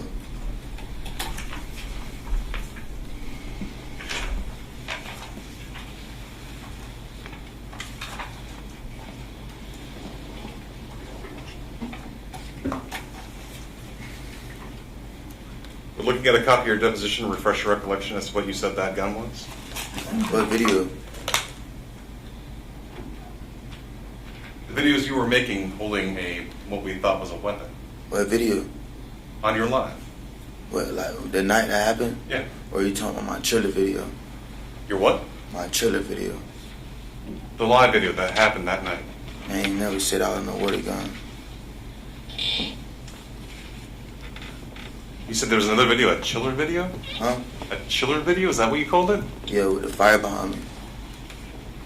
Did you have a gun in that video too? No, What gun was that? it wasn't no gun. It was a light. It was a light. Yeah, it wasn't no gun.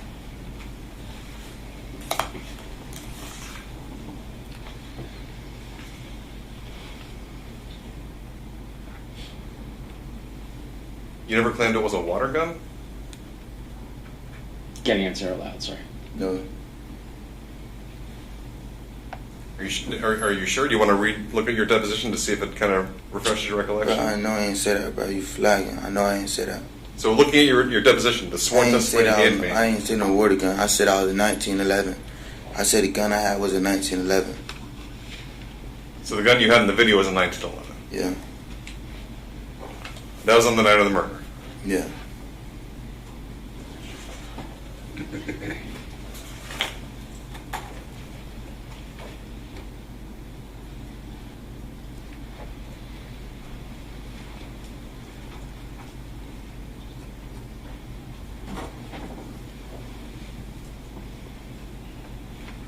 When you were making that video, were you using your phone?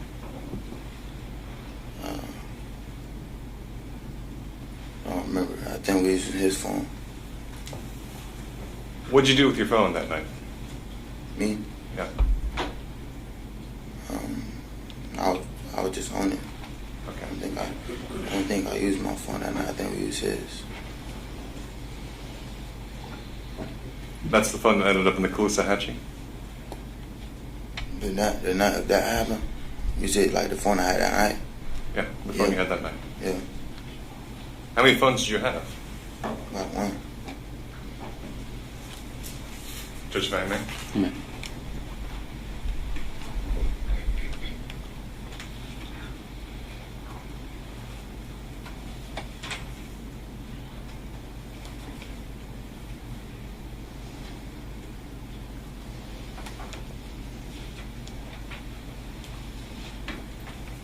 The hair that you're currently sporting before the court, the jurors now, you have what would you call that? Like a fade?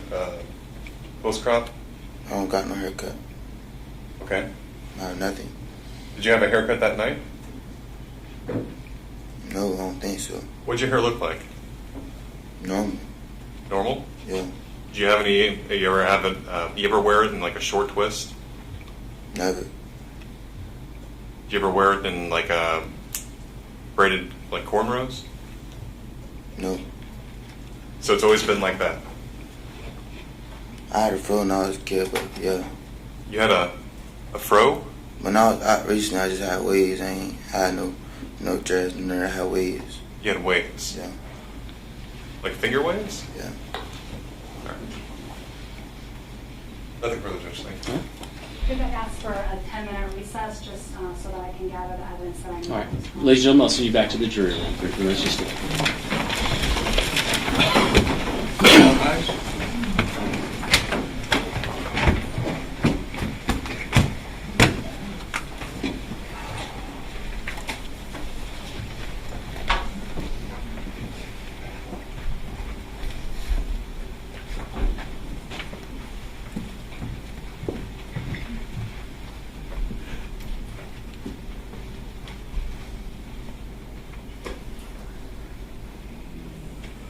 all right. Record reflects the jury's exited the courtroom, being recessed for about 10 minutes.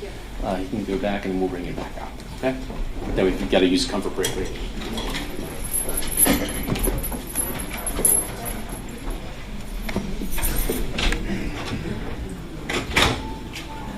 All right.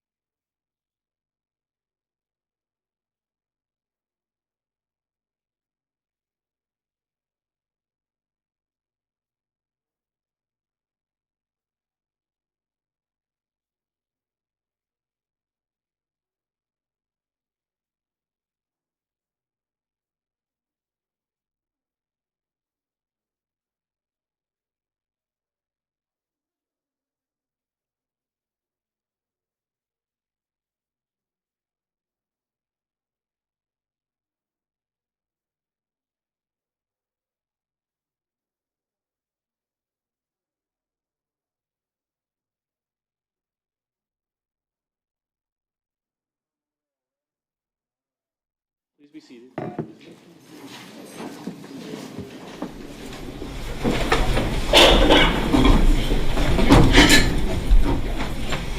All right, for the record, the state's president, defense counsel, and defendant are present. Are we ready to bring, we'll bring back Mr. Horne, and then we'll bring the jury out. Yes, thank you, Judge, and thank you for Horne, the come back time. and take the stand.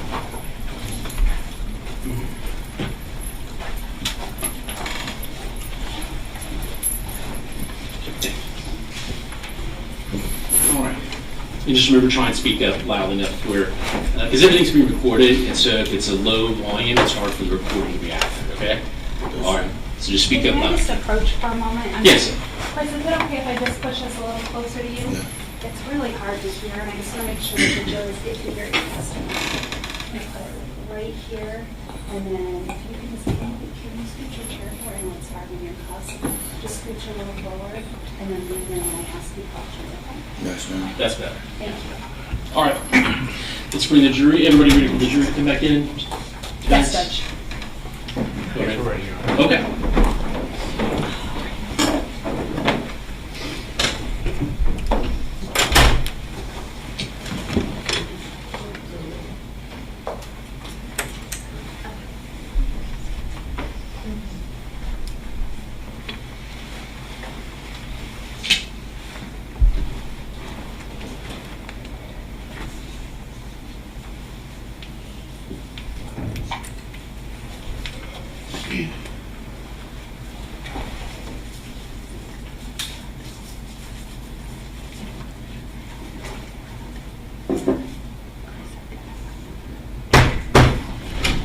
Jurors entering.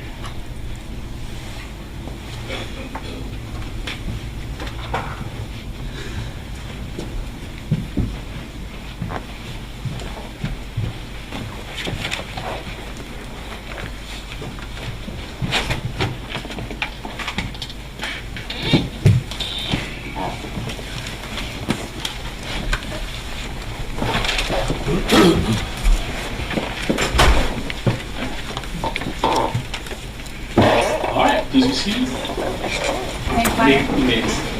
Good afternoon, Chris. You know me as Sarah, right? And have we met several times? Yes, ma'am. I want to just talk to you and have you tell the jurors a little bit more about your background. Objection, Judge, false narrative. I haven't heard I a haven't question asked a yet. question. How many schools did you attend growing up?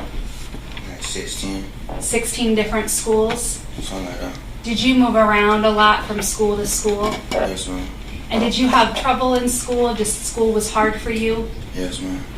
And when this case occurred, when the murder of Kayla occurred back in March, were you in school anywhere? Yeah. Were you at North Fort Myers High at the time? Yes, ma'am. And how were you doing in school? Objection, Judge, relevance. Sustained. Okay. Did you still struggle in school? Yes. Now, I want to ask you about the day of March 17th, on that Sunday. Did you go to the beach with Thomas or Jaden that day? No, ma'am. And did you make plans to get together with Thomas later that evening? Yes. Did you call Thomas Thomas or Tom or T? T. And you said you met him through Gerald Ford? Yeah. And you would call him DJ? Yeah. And was DJ locked up at the time? Yeah. Now, when you got together, did you decide to go and break into cars to see if Yes. you could get stuff out of cars? Yes. And when you got in the car and left with Thomas Stein, did you go to a movie theater, not the same one that Kayla Yeah. and her friends were? Yeah. And where was that movie theater? In North Fort Myers. And that was closer to Tom T's house? Yes, ma'am. And when you went over to that area, did you also drive through a neighborhood? Yes. And when you drove through that neighborhood, were there parked cars in that neighborhood? Yes. And did you also try to look through some of those cars to see if any of those cars were unlocked? Yes. About how many cars would you say you looked through? I never really got a car. I got a car one time, I think. I'm sorry? I don't think I got a car. You didn't get I into think a I just car? got it one time, yeah. Okay, and that car door was locked? Yeah. So you were never able to get into a car? No. Now, were you and Thomas or T, were you hanging out together, making decisions together that night about what to do? Yeah, we were supposed to go kick or property. Okay, so I'm gonna take you just through step by step. Okay, so are you nervous to be here? Objection, Judge. Proper question. Overruled. Are you nervous to be here today? Yes, ma'am. What is that? Yes, ma'am. And are you afraid of being a snitch? Objection, Judge. Improper question. He's listed as a witness.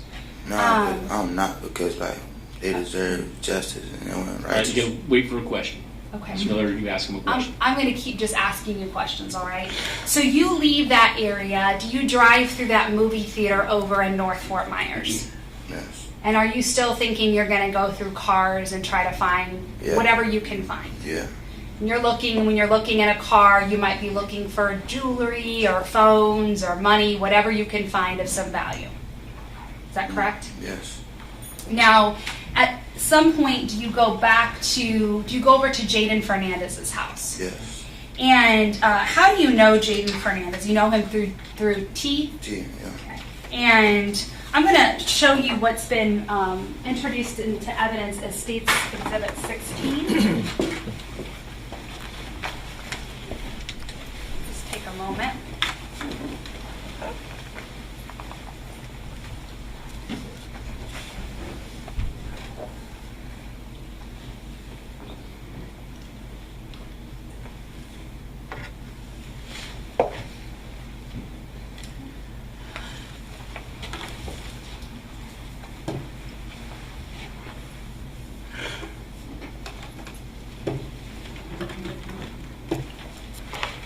All right.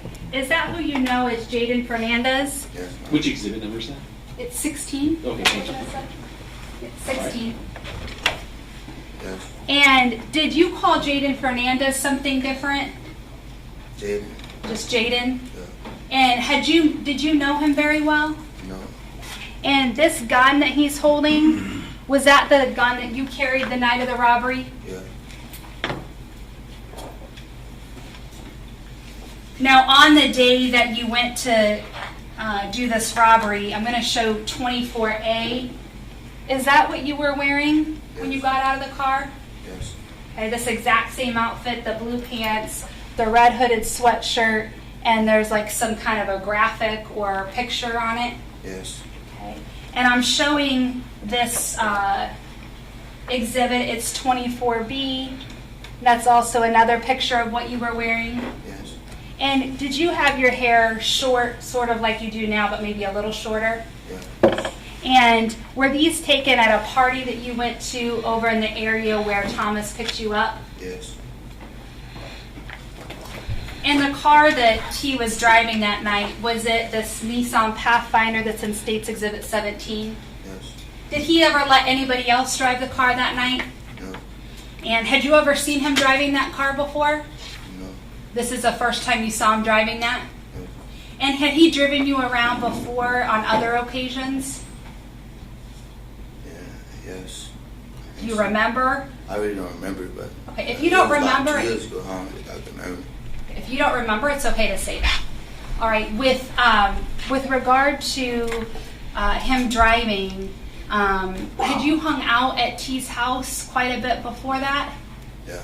And you like to go to. I'm sorry? You got the scope that are right. Overruled. And you like to go to T's house because you were allowed to smoke weed there. Yeah. And you were allowed to play with guns. Yeah. And in fact, your dad was very strict, right? Yeah. And your mom was really strict. Yeah. Even stricter than your dad, right? Yeah. And they wouldn't let you play with guns. Yes. And they wouldn't let you smoke weed. Yes. And so you like to go to T's house because his mom let you play with guns. Yeah. And his mom let you smoke weed. Yeah. And you could kind of do what you wanted there. And so on this night, you decided to go hang out with T, and you made plans to do bad things. Now, you left that theater in North Fort Myers. You went over and got Jaden Fernandez, and he wanted some weed from T, right? Yeah. And T sold weed to him. Yes. He didn't just give his weed away for free. Yes, sir, too. And he didn't just hand you over weed and give you all the stuff you wanted. Is that correct? Yes. Okay. And when he got that Jaden and picked him up. Did Jaden get in the car with you and T and go over to T's house to get that weed? I really don't remember. I just remember him buying the weed. Okay, so you remember him getting weed that night from T? Yeah. And he paid T for that weed? Yeah. And then you dropped him off, or he got out, or some point he goes back into his house. Is that correct? Yeah. And he doesn't stay with you and T. And when you leave the house or leave Jaden behind, it's just you and T. Yeah. And T's driving the car. Yes. And then you go to a church parking lot, correct? Yeah. And there's another car in that parking lot. Did you see that other car? I think I saw somebody pull in. Okay, you saw somebody pull into the parking lot? Yeah. Did you have any communications with anybody in another car? No. And then you decide to go over to Cape Coral, toward Cape Coral Parkway, is that correct? Yeah. And why is it that you decide to go to Cape Coral Parkway when you were over in North Fort Myers? Because T said, you know what I'm saying? I'm saying, I can't hear you. You got to speak up louder. My co-defendant said, we're going to come up over there. Like, there's rich people over there. He said there were rich people over there? Yeah, we're going to come up over there. To come up over there. And does that, being that there's more rich people, did you think you could get more money or get more things from people over near the Cape Coral Parkway? Yeah, cars. Yeah. Okay. And so you just testified about the firearm that you were carrying that night, correct? Yeah. And did you know T to carry a Glock? Yeah. Okay. And it was his mom's gun, but he carried it often, correct? Yeah. I'm showing you State's Exhibit 16B. Is this a gun that T carried the night of the murder? Yes. I'm showing you State's Exhibit 16C. Is this T's house, or where you would hang out with him? Yes. Now, you go over toward Cape Coral Parkway, but you are on Del Prado. Is that correct? Is that a yes? Yes, ma'am. And if you could just speak up, because the jurors need to hear what you're saying, all right? Okay. And when you went toward Cape Coral Parkway on Del Prado, did you turn into another movie theater? Yes. And in that movie theater, did you stop at all? No. Okay, you just kept driving through the parking lot? Yes. And at this point, the two of you were going to rob people. Is that correct? You were going to find someone to rob. Yeah. So you're driving around looking for somebody that you can rob. Yes. Okay. And there's a bank that you drive by. Is that correct? Yes. And is there an ATM machine at that bank where people can get out cash? Yeah. And was there somebody in the parking lot of that bank? Yeah. And that person that was in the parking lot, what color car did they have? Yeah, two yellow cars, 2 Ford, and a Mustang. It was a yellow car, a Mustang? Yeah. And did you decide that you weren't going to rob someone at that ATM? Yeah, because cameras. And you were worried the cameras would capture you and you and T would be caught? Yeah. So you kept driving? Yeah. And you see three girls walking. You believed Emma looked like a boy, but you see 3 people walking. Yeah. And the lighting's not good, right? Yeah. And so T drives. Yeah. And you pass these 3 people walking, and you and T both decide you're going to rob them. Yeah. Did you put any pressure on T or threaten him that he needed to rob these people? No. Did he think that, or did he tell you, let's just go get their numbers? What you mean? Was he trying to get their numbers, pick them up? No, it was like, you don't know, he just wanted to rob him, you know what I'm saying? And I said, I turned it down at first, but I ain't know him. I just met him, you know what I'm saying? I thought he was trying to I was scared of something. But I want to make it clear, Chris, you decided that you were going to commit a robbery that night with T, correct? Yeah. And you see these 3 people, and you kind of drive, or T drives by slow, and you're looking at these people. I ain't never look at them. I can see them like from a distance, but I wouldn't drive past them. My head was on my phone. Okay, but you saw them. You couldn't see details of them. Yeah.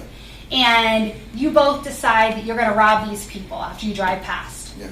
But you've already driven past, and you decide these are the 3 targets that you're going to target that night. Yes. Okay, so you continue driving up the street, and then T does a U-turn, and you go back down to where these people are walking, correct? Yeah. And then you have to go U-turn back to get to where that stop sign is. Yeah. And at that point, T pulls up and shines his lights at the girls. Is that correct? Yeah.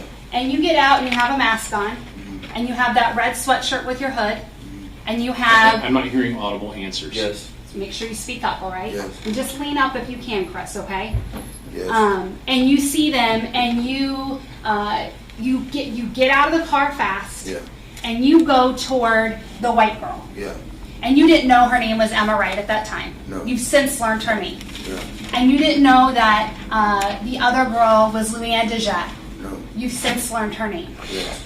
And T gets out with his Glock he's holding, and he goes toward Kayla. Yeah. And you didn't know Kayla Rincon-Miller until afterward, correct? Yeah. And he goes toward her, and you are in front of the white girl. Yeah. And you point your gun, and you are both demanding that they give them your stuff, correct? Yeah. And did you even have a chance to take their stuff at that time? I didn't even have it, but like I ain't even demand like out my mouth because it was so fast. And you say it was so fast, Yeah. a bullet was fired. 2 seconds. It wasn't even it wasn't a long time. It was just 2 seconds. And the So bullet, almost immediately when you get yeah, up, as soon as you got I'm it. gonna just stop. Let her ask the question, and you can respond. We're being recorded, Chris. Yeah. So everything you say and everything I say is being recorded. And when we both talk at the same time, the recording can't pick that up. So I know you're nervous, but just let me finish my statements, okay? So you get out, and just within moments of you getting out, a gun goes off. Yeah. And what was your immediate thought when the gun went off? Why did you shoot? Why did you shoot? And that came out of your mouth. You said that. Why did you shoot? Yeah. Did you say a bad word when you said, why did you shoot? Yeah. What I did remember you what say? I said, but I said something like that. Yeah. Okay, so you said a very loud statement. Is that a yes? Yes, ma'am. Okay, and then you go back to get into the car, Yeah. and you go back and you accidentally open the back door. Yeah. And the back passenger door. Yeah. You realize it, shut the door, and get into the passenger. Yeah. When you leave that scene, do you know that Kayla is shot to the point where she's going to end up dying? No. You get the hell out of Dodge, is that correct? Yes. You get back into the car and T drives away Yeah. really fast. Yeah. And you get back to his house at record time. Yeah. You don't have time to make any stops on the way back to T's house. Yes. You're driving as fast as you can. Yes. And you're both in shock, right, about what just happened. Yeah. Or you're in shock for sure, right? Yeah. You get back to T's house and you decide to get rid of the sweatshirt you're wearing. Yes. And T also decides to get rid of the clothing he was wearing. Yes. Because even though you had a mask covering your face, you didn't have anything covering the clothing you were wearing. Yes. And so you would be able to potentially be identified by the clothing that you were wearing and that T was wearing. Is that correct? Yes, ma'am. And this house that the Steins live in, there's quite a bit of grass and backyard area to that, correct? It's kind of out in the middle of nowhere where there's a lot of area. And the two of you go and you burn your clothing, correct? Yeah. And in fact, you end up getting a ride back to your dad's house, is that right? Yeah. Because you have no way to get back to his house. Yeah. And Mrs. Stein offers to give you a ride. Yes. And when she gives you a ride, what are you wearing on your top part? Black jacket. Okay, do you have a t-shirt on at all? No. Okay, you're bare chested. Yeah. Because you burned that sweatshirt that you were wearing during the robbery. Yeah. And you then go to your house, and at this point, you don't know what's happened. You don't know that Kayla's dead. Yeah. And at some point, you learn that Kayla has died, correct? Yeah. Now, T gets arrested pretty quickly. Was that accurate? Yes. Okay. So let's go on to the next day, the 18th. Do you, your mom, Shanice Stewart, your dad, Christopher Horne Sr., your stepmom, Shanita, your aunt, Baraka Stewart, all go with Jessica Stein and T to a park area? Yes. Okay. And you're all talking about what happened, correct? We started talking about what happened when we went to my grandmother's house. Okay, so you don't talk at the park, you don't give details of the park, you wait till you get to your grandmother's house. Yeah. And Jessica and T follow you to your grandmother's house. Yeah. And you're all talking about what happened. Yeah. Okay. And you end up, as you're talking about how to get rid of some of the evidence that could exist, correct? There's conversation about getting rid of the evidence. Yes. And there's conversation about cell phones. There's conversation about tracking. Yes. Okay. There's conversation about the firearms. Is that correct? Yes, ma'am. And at this point, T had already gotten rid of the Glock, correct? Yes. He had an uncle that got rid of it for him. Objection, Judge. Hearsay. Calls for speculation. All right, approach.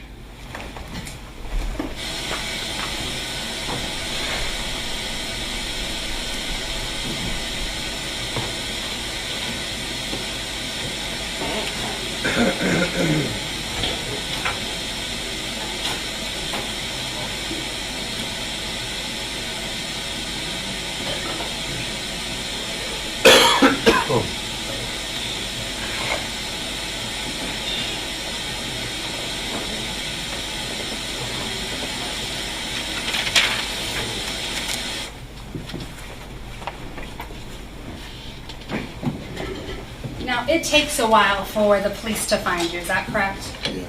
And you and your dad, pretty quickly after this murder, you move out of that house. Yeah. Okay? And you get arrested about a month after the crime happens.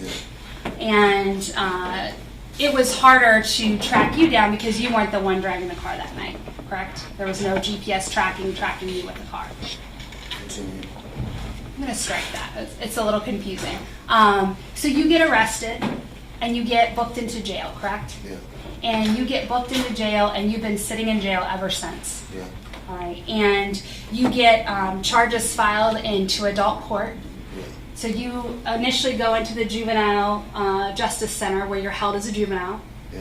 And then they move you over into a special section in the jail for juveniles, but you're now treated as an adult. Is that correct? Yes. And at some point, through your lawyer, you reached out because you wanted to provide information to the state, and you were hoping to get a better deal. Is that correct? Yes. You didn't want to go to trial and fight the charges. Yes. You wanted to take responsibility. Objection, Judge. Self-serving hearsay. Sustain. Did you feel bad for what you did? Yeah. Objection, Judge. Self-serving hearsay. Sustain. Did you arrange for your lawyer to come and meet with the detective on the case, Mike LaSalandra? Yes. And did you also meet with myself? Yes. And you met with Alyssa Wolf, my partner in this Yes. case? Yes. And we all met at Cape Coral Police Department, is that correct? Yes. And we met in a room that had recording devices, Yes. and everything was recorded that we talked about. Yes. And I actually gave you a proffer agreement, is that correct? Yes. And a proffer is where you came in and you said, I'm going to tell you what happened that night. And I told you there's no promises, is that right? You remember that? Yeah. And that there was no guarantee that you would get any deal from the state. Is that correct? Yes, ma'am. And so you said that was fine. You were going to give your statement and tell us what happened.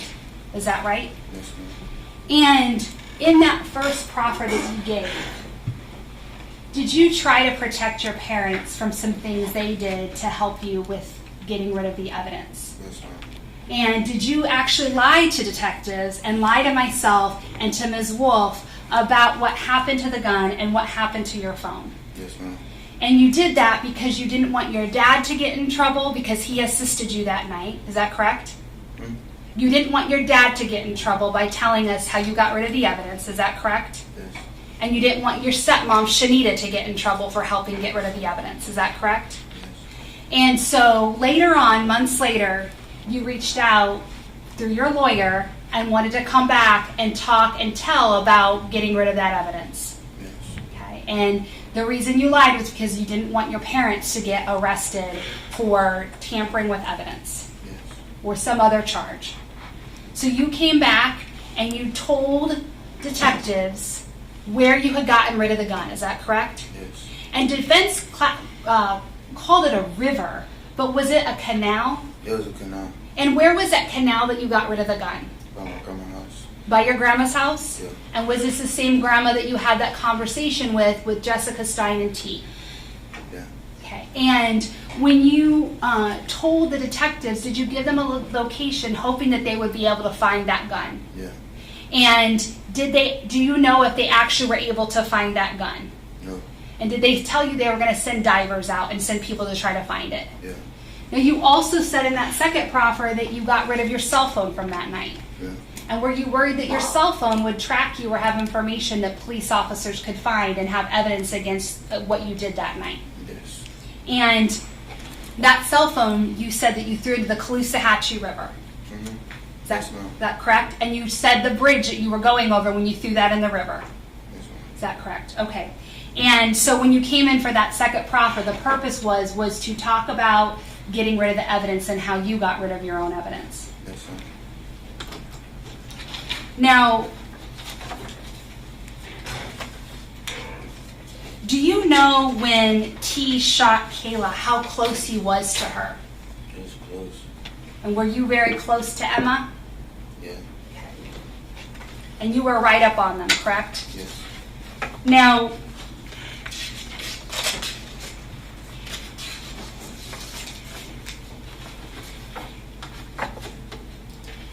I just want to go through and make sure I get everything, that I talk about everything.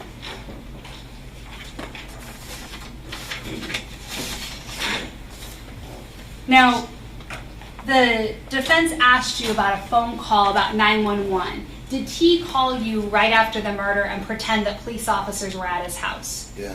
And did somebody overhear that conversation? Yeah, my cousin. Your cousin. And what did your cousin do when he overheard this conversation? Objection, Judge calls for hearsay. Fact done, listener, Judge. Not for the truth of the matter asserted. And I'm not asking what he said either. Okay. My cousin asked me. Overruled on the objection. My cousin just. Did he call your dad? Yeah. And he told your dad that you were in some type of trouble? Objection, Judge, hearsay. And at this Sustained. effect, Judge, the hearsay exception will be effect on listener because I'm going to ask him what he did. Okay, very well. When your dad knew that you were in some type of trouble, did he confront you about what had happened? Yeah. And did you lie to your dad at first about you being involved in a robbery where Kayla Rincon-Miller was dead? Yeah. And eventually, did you have to tell your dad? Yeah. And did you tell your dad who was involved? Yes. And at that point, is that when you, your dad, and your family met with T and his mom at the park and at your grandma's house and came up with a plan? Yes. Now, the defense was asking about some videos that were found. And the video, this firearm that you carried that night that's in Jaden Hernandez's hand, does that have a laser? Yes. Okay, and so it shines a laser when you point it. Mm-hmm. I want to show you a video, some videos that have been introduced into evidence, and just ask you to identify some things.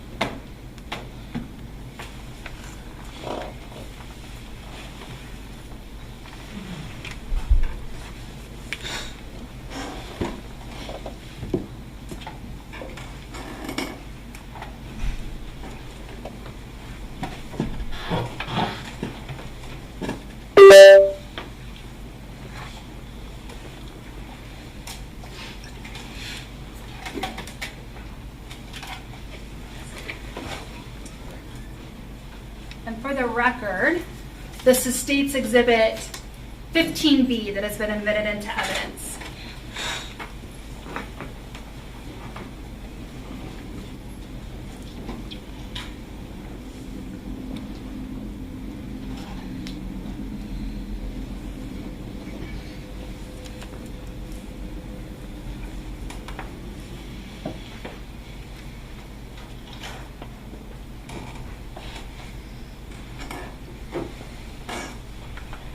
Chris, can you see this video from where you're sitting?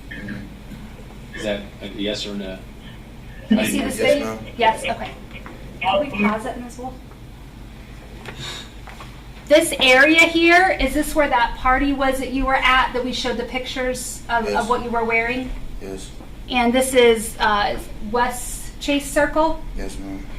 This car right here, is that T's car? Yes, ma'am. Was he having trouble figuring out where you were? Yes, ma'am. And so were you communicating, you at first sent him an address Yeah, to my phone where, like that. just wait for one moment. You sent him an address from your phone as to where he could pick you up. Yes. And then he ended up calling you a couple times because he couldn't figure out where you were. Yes, ma'am. Okay, if we could go on and play again. Right here, I'm going to pause it. It looks like you're wearing the blue pants and the red hooded sweatshirt still that you were wearing at the party. Yes, ma'am. And that's you getting to the passenger door. Is that correct? Yes, ma'am. Okay.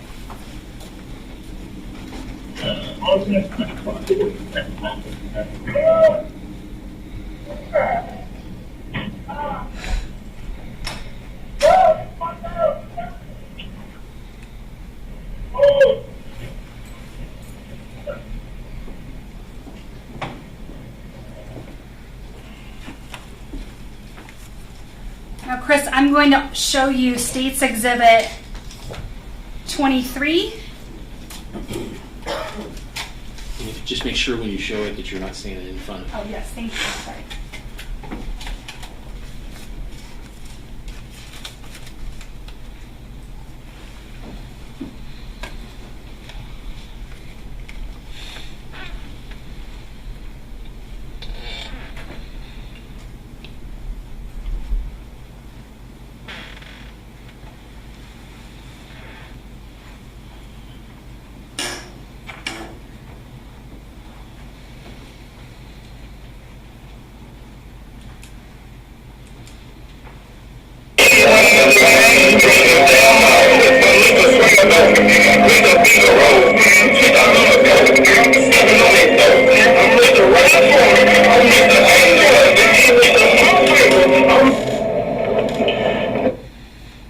All right, that video that you just saw, were you able to see it from where you were sitting? Yes. Was that Jaden and T? Yes. And T was in the driver's seat? Yes. And that gun, is that the gun that T used that night? Yeah. And that was the gun that you saw T with on numerous occasions? Yes. Now I'm going to show you State's Exhibit 24. And this is that video that defense counsel showed you or asked you about earlier.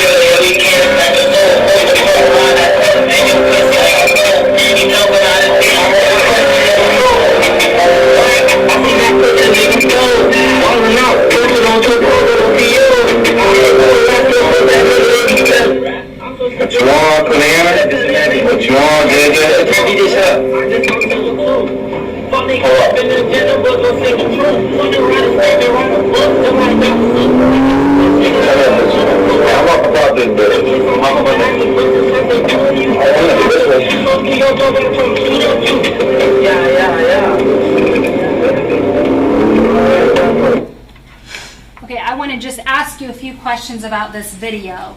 If we could go to 36, please, Ms. Wolf.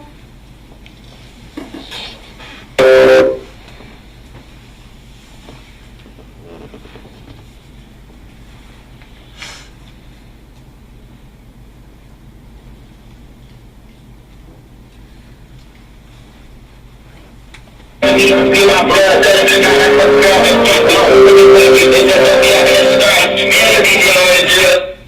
These different lights that we see throughout the video, the red lights, is that the laser from your firearm? Yes. How do you make the laser from your firearm work? It got a grip on it. It has a grip on it? Where is that grip located? Under the trigger. Under what? The trigger. Okay. And you're shining this laser, is that you holding that gun, shining the laser? Yes. Is this in the Nissan Pathfinder? Yes. And this was about an hour before the murder of Kayla, correct? Yes. And the we see T, and he's driving the car. Is that correct? Yes. Okay, I want to go to 59.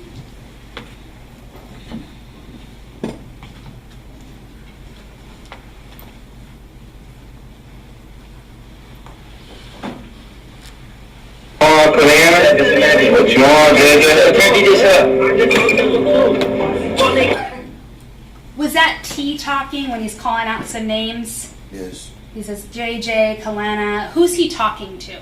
People on the live. People on his live. Can you just tell the jurors, because not everybody on the jury might have a live or understand what that is. People that's viewing it live. I'm sorry? People that's viewing it live. There's people viewing it live. So this video that we're seeing, it's being posted live. Is it onto his Instagram account? Yeah.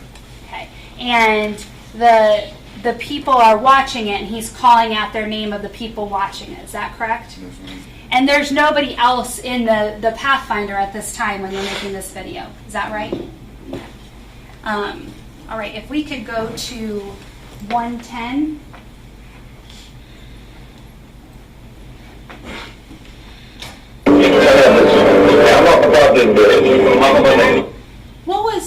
Who was just talking now? See. I can't hear you. I'm sorry. I'm a co-defendant. I'm sorry? I'm a co-defendant. Your co-defendant, T? Yeah. What did he just say? You better hop up off of it. He's going to what? Hop up off of it. And is that referring to the Instagram feed? Yeah. Okay, so at that point he gets off. Yeah.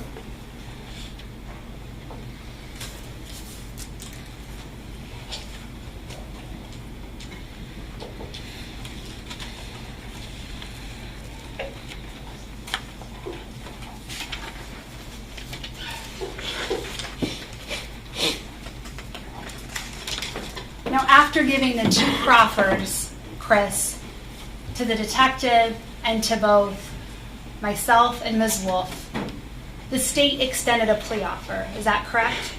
And we offered you 25 years. Is that a yes? Yes.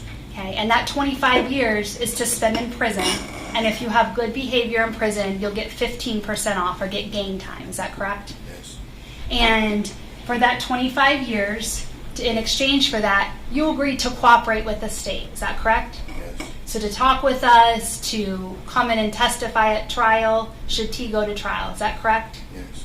And you came into this courtroom in front of the judge and you raised your hand and you entered a plea and admitted to the attempted robberies that you committed that night, correct? Yes.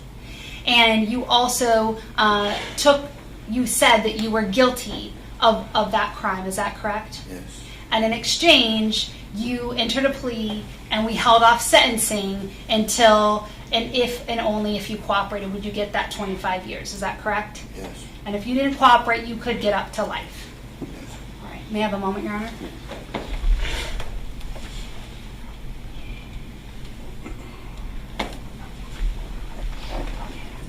I just want to clarify, I don't think I was clear. You actually pled to the murder case, is that correct? Yes. You pled to felony murder because during the course of the robbery you attempted, Kayla was shot and killed, is that correct? Yes. I have nothing further.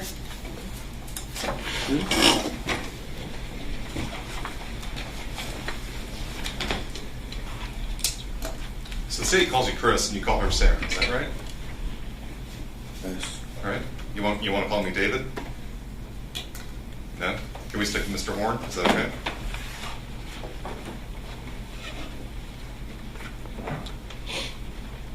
You said on direct that you went to 16 different schools. True? I don't know if it was 16 something up to that. Is that because you kept getting kicked out? Nah, I was moving house from house and getting kicked out some of them. Okay. And that was because of behavioral issues? Yeah, and family problems. And you were selling drugs? No. You didn't get kicked out of school for selling drugs? What's a cart? Huh? What's a cart? You know what a cart is? Yeah. What's a cart? It's a weed gun. A what? A weed gun. Hey, you just gotta speak up louder, sir. So a weed cartridge? Yeah, that marijuana come out. Okay. And you would go to Thomas Stein's house and you would smoke his carts, right? Not really. Yeah. Sometimes, yeah. Whose cart were you smoking that night? No. Your own? Yeah. Where'd you get it from? Thomas. So they're from Thomas's house? Yeah. Did you have to buy it from him? Yeah. How much did you pay for it? I don't remember. Is it true that you just took it? I ain't take nothing. You testified on direct with Miss Miller. You're afraid of being seen as a snitch. Is that right? I don't remember. You don't remember?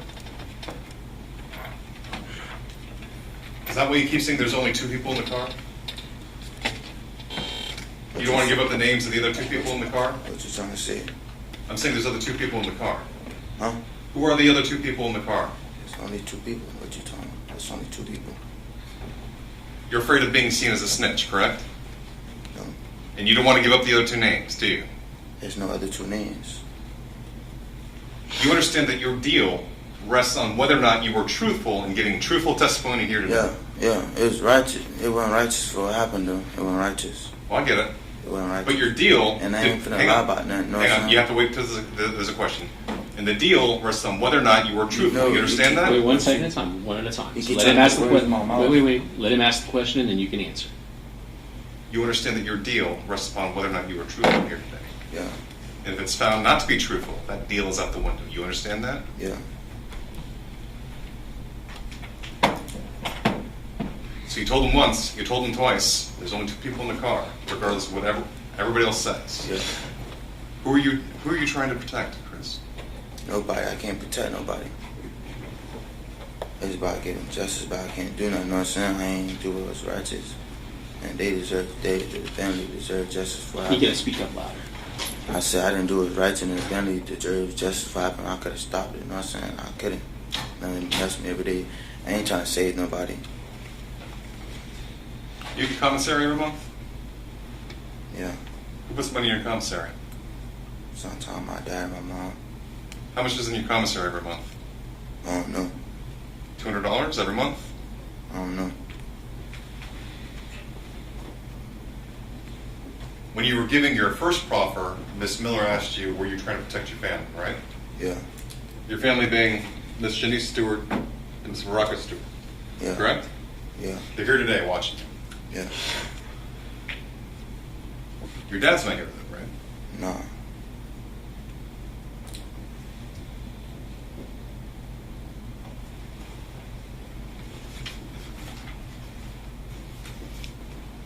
You testified on cross,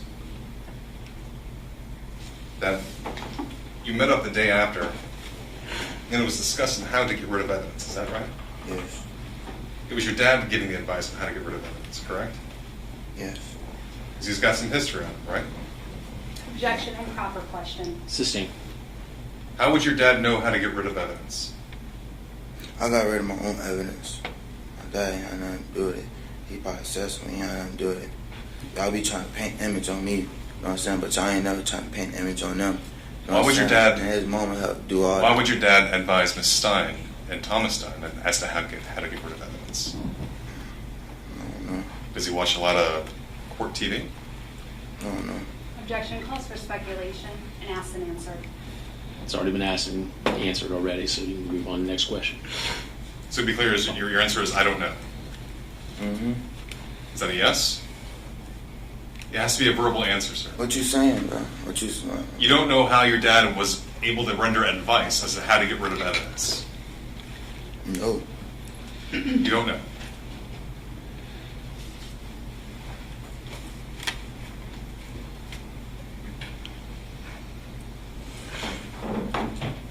You said that in the bank parking lot, you and T hatched this plan to start robbing people. Is that right? Bank, The parking lot. No, the street from down the bank. The street from down the bank? Yeah. So you go and you park at the bank, is that right? No. That's when you see the yellow Mustang? You're driving down the street. Okay. You start trying to put words in my mouth and let me speak, right? Speak. Tell me how the plan came about, how you're going to rob people. And I want to ask you some questions about that. I already told you, bro. I already told you. You got to be responsive to the attorney's questions and just speak up loud.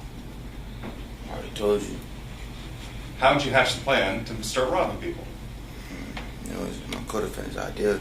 We were supposed to go hit cars that night, but everything went left.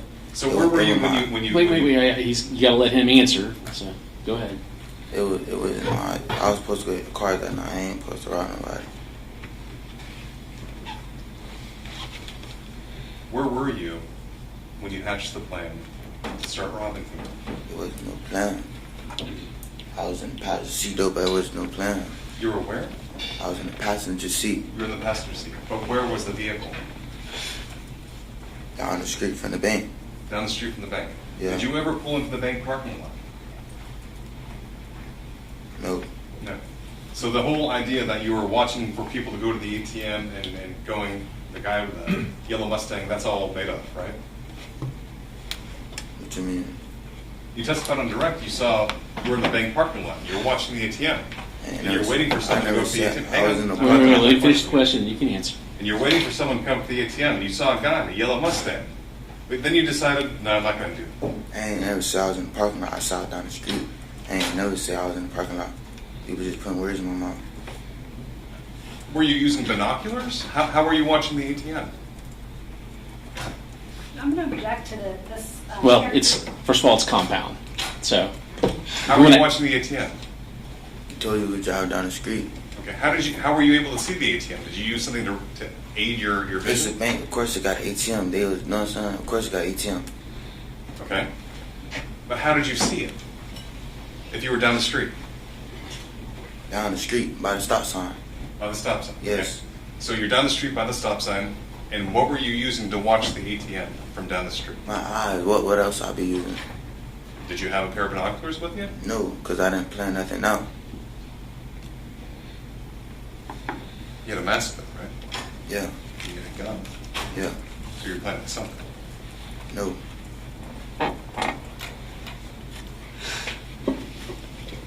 It's one thing to try door handles to see if a car's open and take some loose change.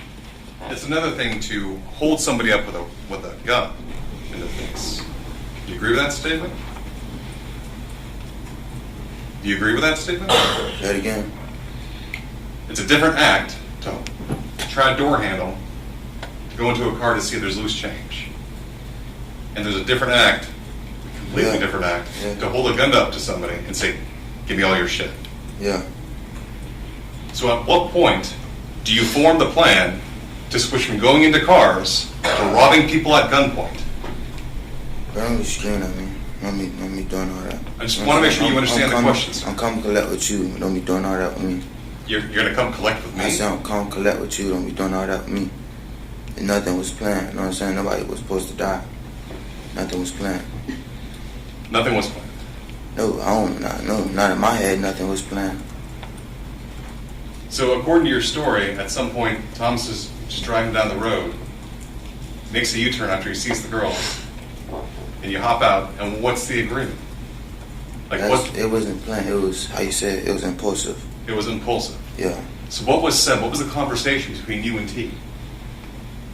I'm saying, you pointed him out. At first I said, nah. You know what I'm saying? But he kept trying like I was scared to do this, so I said, yeah, I done it.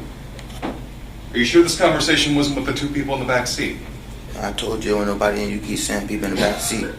You keep trying to put words in my mouth. There wasn't nobody in the back seat.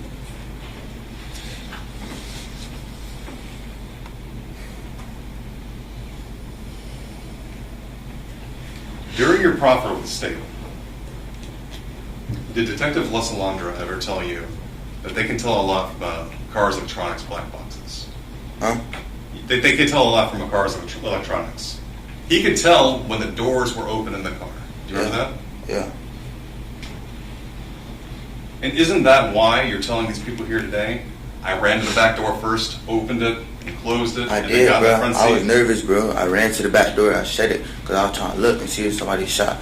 I didn't see no blood, so I hopped in the passenger seat. All right, and didn't you also say that when you... I'm gonna object. Every one of these questions is leading. Counsel called him as a witness. I understand the objection is leading. I'll let you ask your next question. What, if anything, happened when you opened the door to get out of the vehicle to attack the girls? What, if anything, happened when you opened the doors to attack the girls? Did the back door pop open too? No doors open. It was only 2 doors open. I keep telling you that. You act like you can't hear me. You know what I'm saying? I told you twice. Told you hundreds of times. It was only 2 doors pop. I opened the 3rd door.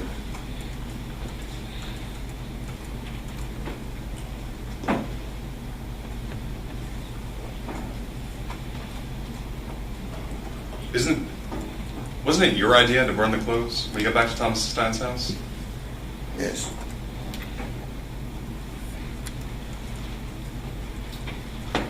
So Ms. Miller talked about the first time you came in to give a proffer, and you met with her, Detective Lesalandra and Ms. Wolf over at the Cape Coral Police Department. Is that right? Got to answer out loud. What you said? You met him over at the Cape Coral Police Department the first time? And how long had you been in jail that time? A year. They bring you anything to eat? Really? No. You don't remember bragging about the fact you got some Popeyes when you went back to jail? No. You don't remember that?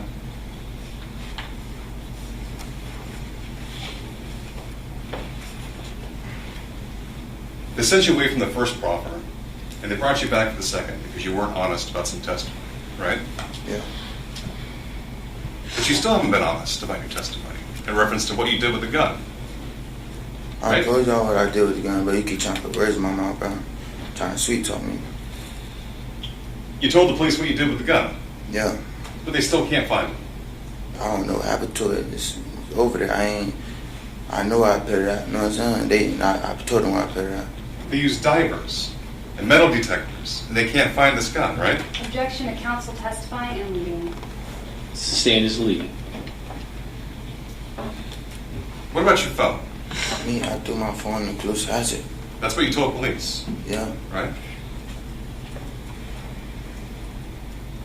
But they still haven't been able to find it. The loose hatchet bed. How can they find the phone? The reason that you got rid of the phone is it had evidence of other people on it. True? No. It wouldn't have evidence of everyone else that you had contacted that night? No, it didn't have that type of, no. It wouldn't have any Yeah, evidence? evidence of, that night. I contacted somebody, yeah. Would it have evidence of people that you were making plans with? No. Trying to rob a Chico? I ain't never say that. Trying to get the body? I ain't never say that. You just trying to be like a bad person. You gotta wait for a question, sir. How can you know what I'm saying? You gotta wait for a question. Listen, you just gotta wait for a question, and you respond to the attorney's questions, and the state will have an opportunity to question you. Why did you have to feel the need to use Jug or your cousin to help you get rid of your phone? I ain't need my cousin. He was just always with my cousin, you know what I'm saying? My cousin didn't know nothing. You were always with your cousin, but he didn't know that. I said I didn't, bro, why you keep putting words in my mouth, bro? I'm just repeating what you told me. No, you're not, bro. You putting words in my mouth.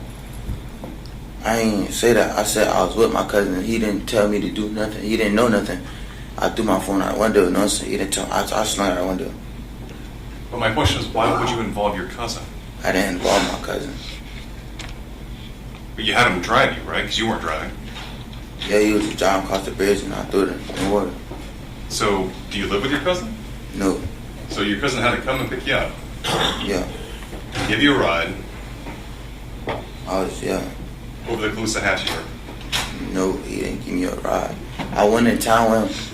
I went in town with him just to go in town with him, you know what I'm saying? Cool it with him. But I threw the phone in the ocean when we was going over the water. and you had to clear the lane of traffic, right? In order to throw your phone over the side of the bridge, you had to clear the lane of traffic. I don't remember. I just threw a phone. I just slung a phone. There's a wall between that and the sidewalk, and then you have the guardrail, right? I never walked that So bridge. this wasn't a little toss. So I don't know. What's that? I've never been on walk that bridge, so I don't know. You never been on that bridge? I said I never walked across that bridge. I don't know the facts of the bridge. I don't know like I don't know. When you discarded the phone, though, you knew it well enough to get rid of the phone over the edge into the water. Is that right? All I did was sling the phone. I don't know if it hit the wall or none of that. I know I slung the phone.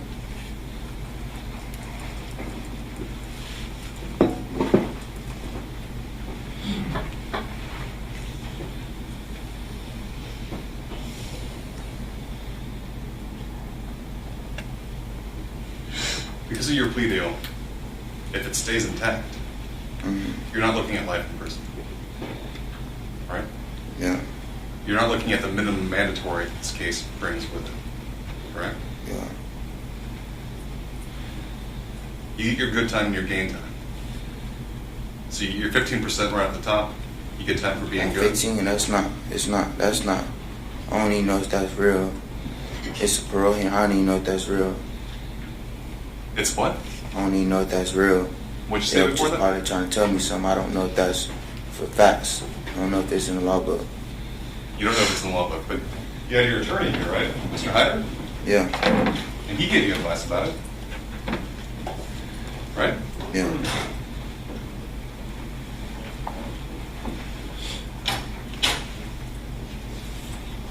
And just so I have the timing right, you're arrested, your family's arrested, you give a proffer. Objection, Judge. Going down that road that we discussed before, painting a picture. I'm going to hear the question and then If they hear it, approach.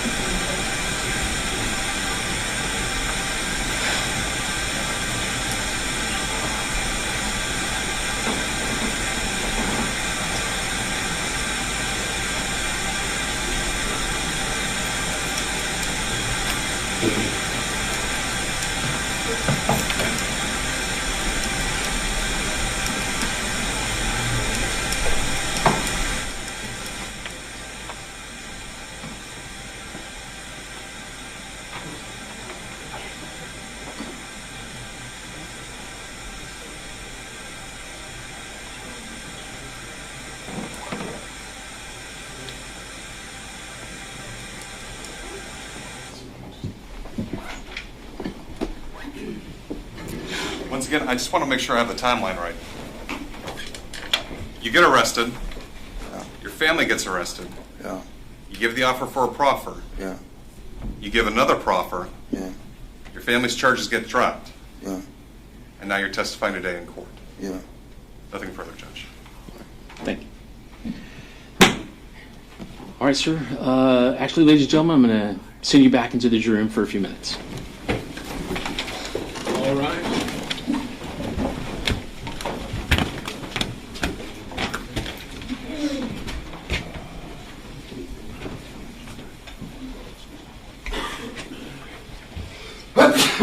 God bless you.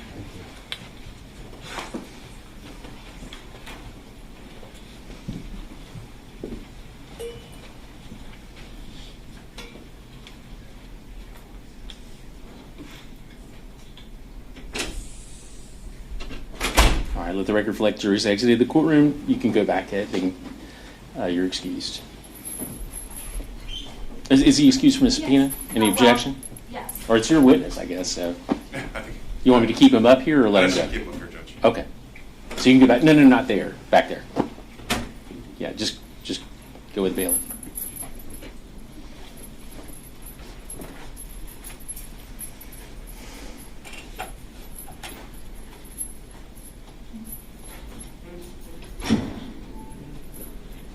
All right. Judge, on second thought, I don't need him. I'm sorry. He can send it down. All right, Eric, he can go. He can go back. Judge, if that's the case, I'd love to step back. What's that? If he's released, I'd love to step back there real quick if that's okay. As long as it's not going to hold us up. No, Judge, I'll stay out of the way, I promise. Well, I mean, we're going to bring a jury in. Yeah, let's. No, now's not really the time. All right.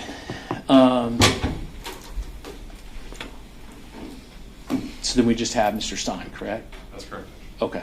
So ready to bring the jury back in? Judge, do we want to do that tonight, or do we want to come back on Monday? No, I'd rather do it now. So I haven't even inquired of the jury about their availability on Monday yet. So let's just keep it going, and then we'll see where we get with them. Judge, are we anticipating going to closings right after? Not, and we'll talk about it. So let's just get through this, and then we'll figure it out. Thank you, Judge.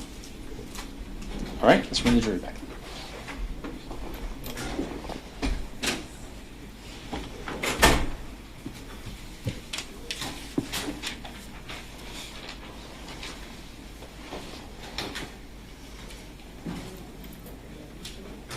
And I'm sorry, Mr. Hyder, I just want to keep things going.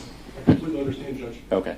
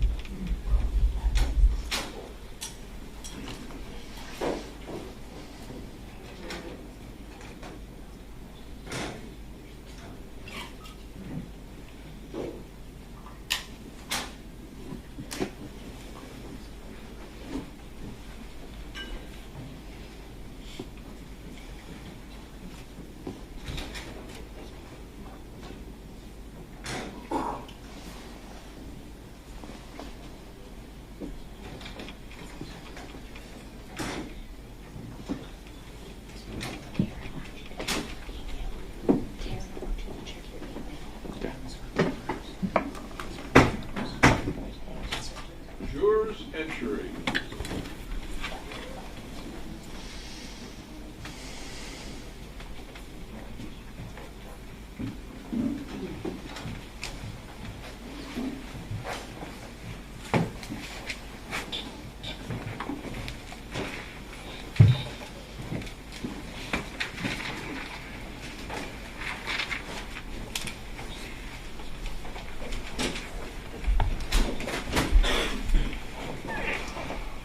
All right, please be seated. Let's call our next witness. This defense would call Thomas Stein. All right. Mr. Stein, if you'll just face the clerk, raise your right hand, she'll swear you in. Raise your right hand. Do you solemnly swear or affirm that the testimony you give will be the truth, the whole truth, and nothing but the truth? You can take the stand.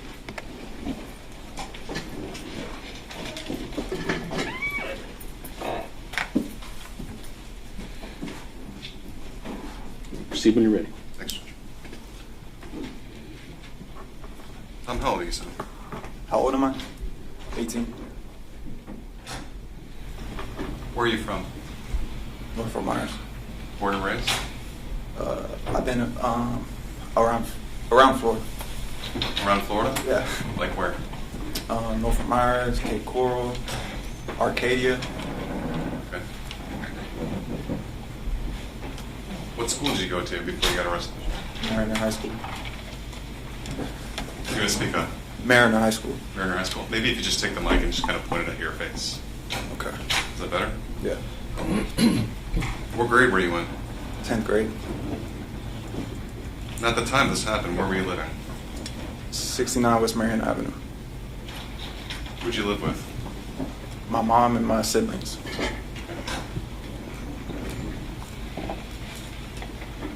How many siblings did you have? 4 siblings at the time. Do you have your own bedroom? Hmm? Did you have your own bedroom? Yes. And you heard your mom testify, obviously, here in court yesterday. Yes, sir. About the bedroom assignment, that was all accurate? Yes, sir.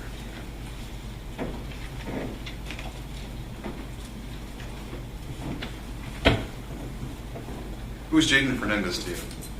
Jaden Fernandez, he's my friend. Okay. At least he was your friend? Yes. On the outside? Yes. How long did you know him for? I knew Jaden for 2 years. Where'd you know him from? School. Okay. Did you guys have the classes together? Nah, he was a grade above me, so we didn't really have any classes together. Okay. So what did you have in common? We lived right by each other, so we were at the same bus stop, so that's where we kind of met.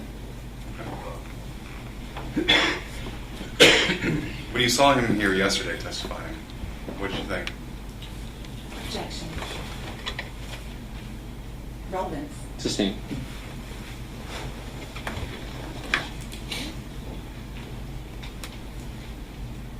Were you fearful about anything Jaden was going to testify against you about? No, sir.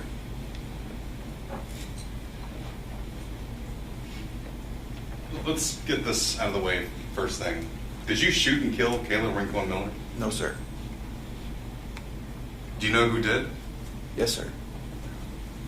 We'll get to that in a second.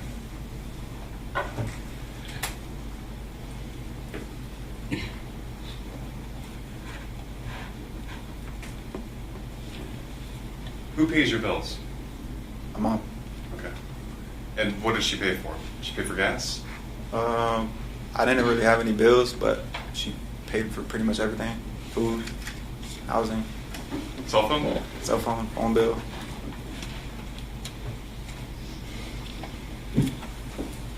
She was aware that you smoked marijuana? Yes, sir. Do you ever do it in the house? No. That was an outside thing, right? Yeah. That was, away from the siblings? Yeah. Was your mom comfortable with you going out other places and smoking marijuana? Yes, sir. She didn't really have any concern about it, just as long as like I'm in like a controlled environment, like not getting in trouble. So she would rather have eyes on you get in trouble at home than elsewhere? Yes, like she'd rather me do it at the house instead of like being elsewhere and possibly getting in trouble. She had guns in the home? Yes, sir. Right. Tell me about the Glock that she had in the home. The Glock, it's a Generation 5. It's a .40 caliber. I've had a chance to shoot it myself. I've been to the gun range on multiple different occasions. Okay. Was anyone with you at the gun range? Yes, depending on which time, yeah, different people. Like who? My brother, my friend Corey went with me one time. Is that Corey Mormon? Corey Mormon and DJ Darryl Ford. Now, Darryl Ford, we've heard his name a couple times. He is the co-owner of the 1911? Yes, sir.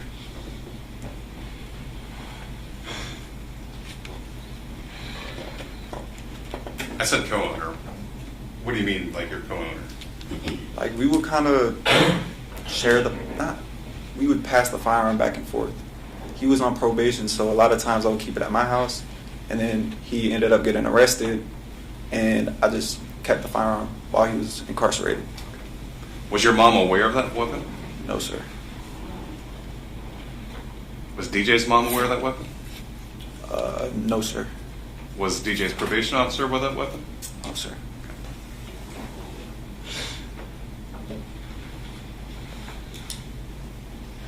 How do you know Christopher Horne Jr.? I met Christopher from Daryl. How so? The first time I met him, we were at Daryl's house, or we were at my house, and Daryl was with me, and he was like, "Do you want Buster to come?"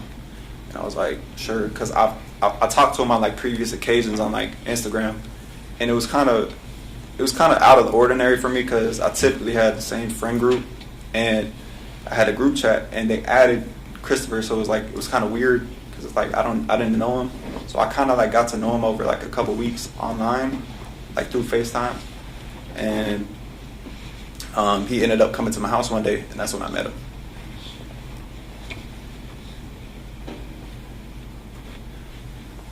On March 17th, you spend the entire day with your family. Pretty much. Right? During the day, Yes, sir. you go to this beach. Yes, sir. And Jaden Hernandez is with you. Yes, sir. Right. And you guys are chatting up girls. Yes, sir. Seems pretty wholesome, right? Yeah. Do you guys get something to eat? Yes, sir. After the beach, we get some food. What kind of food did you get? Wendy's. We had snacks at the beach too with us. Okay. So then you drop off Jaden Hernandez. Yes, sir. And your mom's driving the car? Yes. Who, if anyone, contacts you after you drop off Jaden Hernandez? Christopher or Buster, he was messaging me early in the morning, like asking what I was doing, and we were originally planning that spring break to go to Fort Myers Beach. So I think I asked him like, "Do you still want to go to Fort Myers Beach?" Narrative response. Oh. So I asked him if you want to go to Fort Myers Beach, and we're just kind of in contact throughout the day. And then I was at home, and either I called him or he called me. I don't really recall, but I called him or he called me, and then he was like, "You want to hang out?" And I was like, "Sure." Okay. Was he aware? Huh? Was he aware that you had access to the rental car? I told him I had the car. Yeah.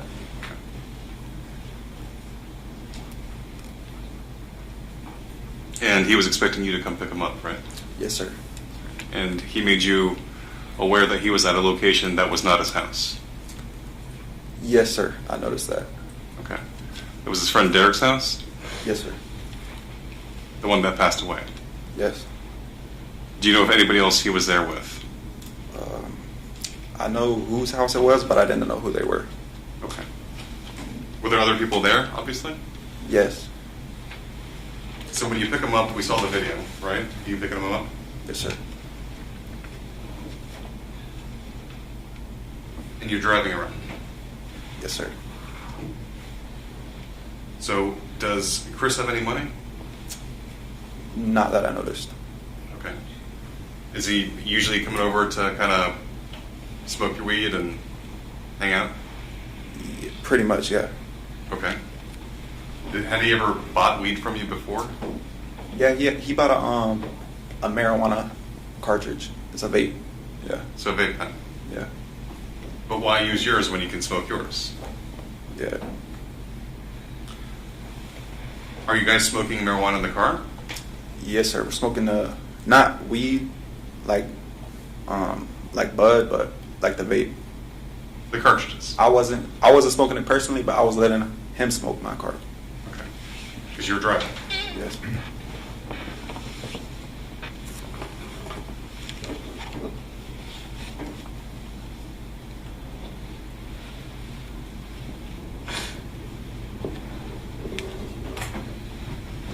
Tell me about this idea that you guys have about going into open cars.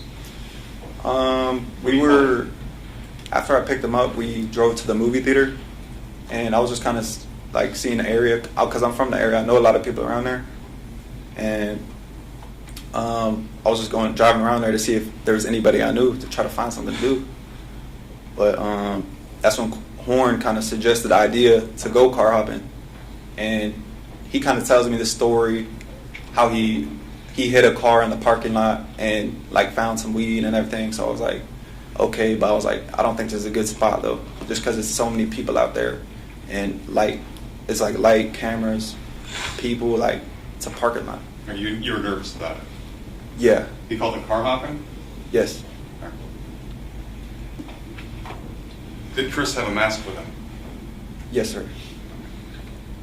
In the parking lot, he brought, like, when he suggested it, that's when he kind of brought it out and put it on top of his head, like a skull cap almost. Right. Were you aware that it was actually a ski mask? Yes, I did. Okay. Yes, I was. But he was wearing it like a fashion accessory. Yeah, a lot of people would do that. Like, oh, we'll get that. We'll get to that point. So you're driving around, and what happens next? Do you get a call from Jaden?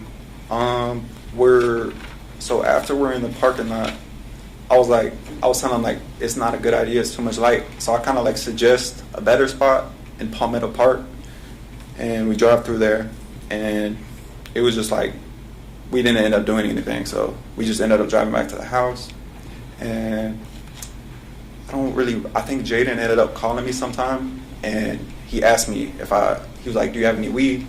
And I was like, yes. And he said he has $20. I was like, okay, I could give you some weed. Okay. Like, sell him some. I don't want to give the jurors the wrong idea. You're not like some marijuana kingpin, right? No, sir. You had your own stash that you had. You just kind of breaking them up. Sometimes I would break off to my friends, and yeah.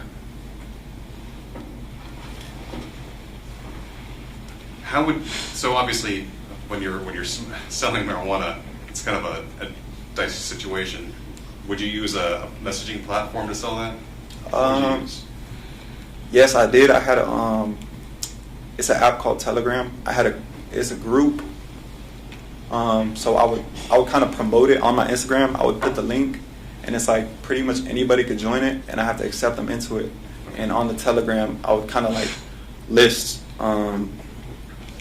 I would get like not a lot of weed, probably like an ounce or 2 ounces, and I would just list it, and it'd just be people I knew, and I would just like sell it to them to make a little money. And just the fact that it's like you buy like 2 ounces, you sell 1 ounce for the same price you bought both of them for, so it's like you have an ounce of smoke for free. Okay. And you said this was like a link that was on your Instagram page? Yes, sir.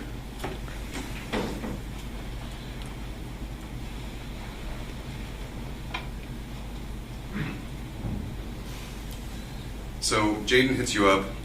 You go and pick him up, right? Yes, sir. Right. You heard him testify. You guys picked him up. Chris got out of the car. Not that I remember. I don't remember that. You don't remember that? Mm-hmm. You ever remember Chris telling Jaden, "Hey, I want to rob a Chico"? No, sir. Those words never came out of his mouth, as far as you know. As far as I know, yes, sir. But that doesn't mean he didn't say that to Jaden at some point that night. It's possible. Okay. So you take Jaden back over to your house? Yes, sir. And that's where I sell him the weed. That's where I sell it to him. Okay. Comes back out to the car, and you take him back home. Yeah.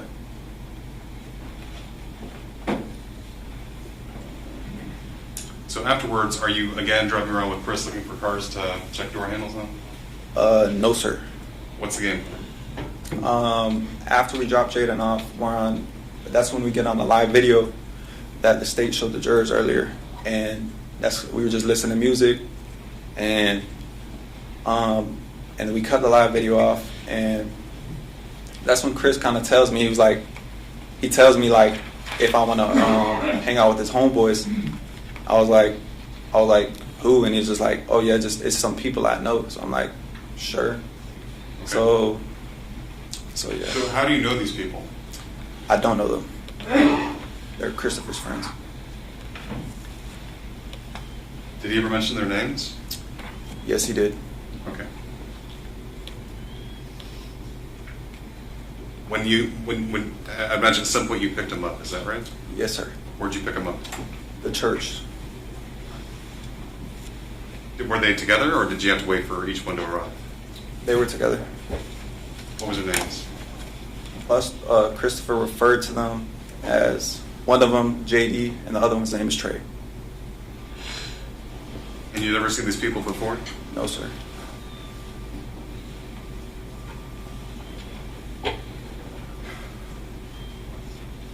So now, you're driving around for about 20 minutes, right? Yes, sir. And you're over there off of Del Prado, off of near 16th? Yes, by the Marquee Cinemas. And you guys are just kind of hanging out and doing what, listening to music? We were just in the car listening to music. It was kind of weird for me because like, I don't know. It feels like I didn't really fit in with them. Like, just their demeanor was a lot different than me. So. They seem much harder than you? What do you mean? Like more thug. Like what? Thuggish. Yeah. Harder. Yeah, definitely.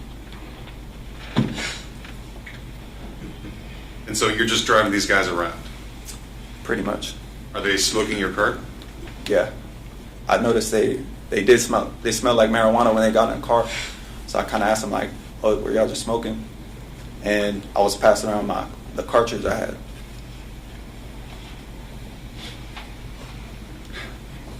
So at some point you see the three girls, right? Yes, sir. Did any of them look like guys? No, sir. You see the three girls, and what do you do? We're driving down the road, and we see the three girls, and we're all kind of just looking at them. We're checking them out, like we're kind of just like who's the best one? Like they're like beautiful girls, so we're just kind of like seeing which one looks the best, like off our opinions. So is this when you're kind of driving by real Yeah. slow, and you're looking at them, right? Yeah. And you kind of like stare at them in your face. Yeah. Do you see them look back at you? Yes, sir. Does anyone in the car seem to recognize any of the girls? One of the individuals told me, he said he thinks he recognizes one of them. Okay. Which girl? Oh, which individual? The one Bus referred to as JD. Where's JD sitting? He was behind me in the driver rear. Driver rear? Yes, sir.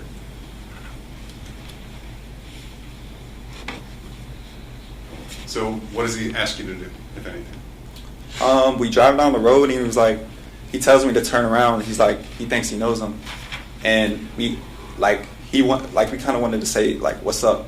type of thing. Let me ask you this: were you aware that Chris had your 1911? Yes, sir. Did you have a Glock that night? No, sir. Did you have a mask? No, sir. Did you have anything to cover your face? No, sir. I had a hoodie. You had a hoodie? Put over my head. Did you have it up? No, sir.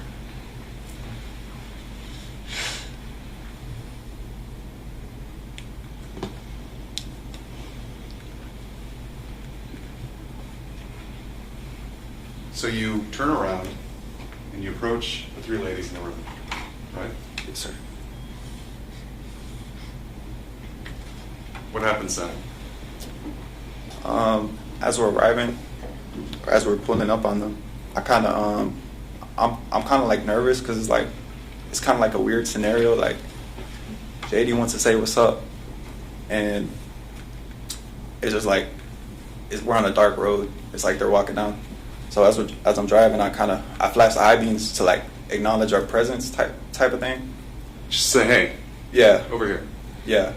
So, and before we get the I'm thinking in my head, I'm thinking they're gonna roll down the windows, but as I'm pulling up, JD or someone in the back seat, they crack the door, so the car starts beeping on the dashboard. So I'm like, okay, so I guess they're gonna get out the vehicle. So when the car door opens and the car's in drive, the door starts beeping? Yeah, when the vehicle's in drive, it'll beep when the door's open. Right. And that's how you knew someone had opened the back door? Yes, sir. And you can see that no one had opened the front door? Yes, sir. Christopher was right there. Okay. He didn't open it. So the back door is crack open in your words? Yeah, it was just slightly cracked. What happened then? As we get up, we get out the car, and everybody, I look back because I'm kind of expecting JD to like say something. And as he's getting out of the vehicle, I noticed him. When I first seen him, I noticed he had what I thought at the time it was a do-rag, but turns out to be a ski mask. He pulls the ski mask down, and I'm just looking at him. He pulls firearm out, runs up, and then they're trying to rob these girls. Everybody. All right, so the 3 doors open, your door is already open, right? Yes, sir. But do you leave your driver's side door?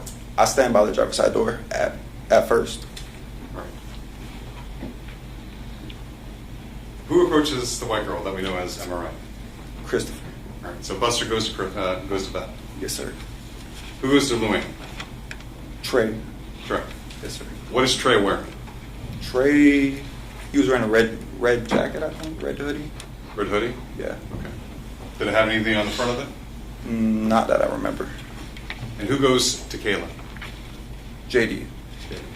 What's JD wearing? JD has all black. Is he wearing anything to cover his face? Yes.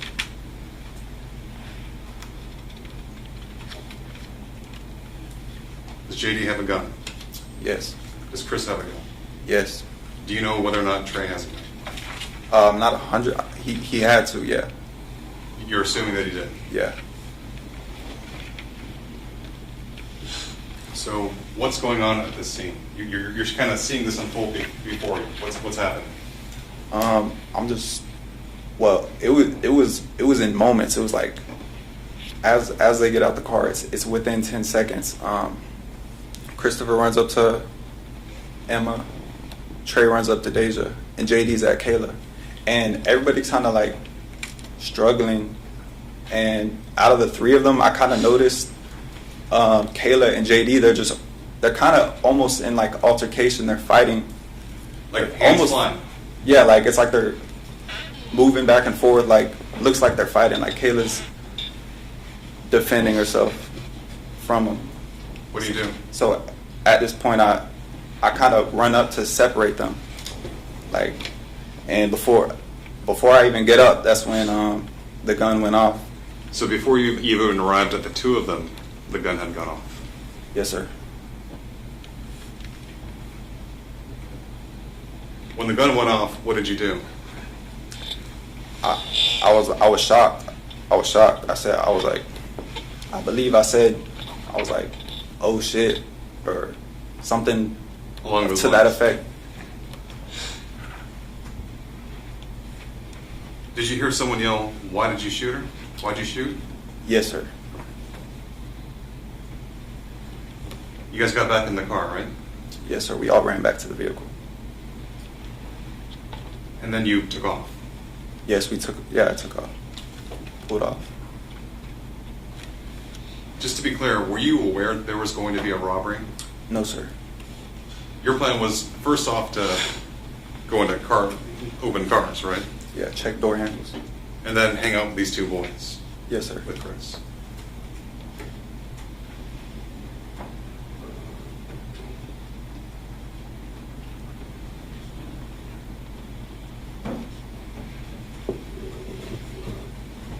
So, do you go back to the church at that point, or do you go back to your house? No, sir. We go directly back to my house. Okay.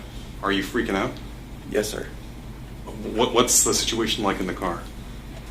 I couldn't even drive straight. I don't know. They were telling me like drive straight, and I couldn't drive correctly, and it was just chaos at first. But on the way back, it was awkward. It was silence the whole time, pretty much.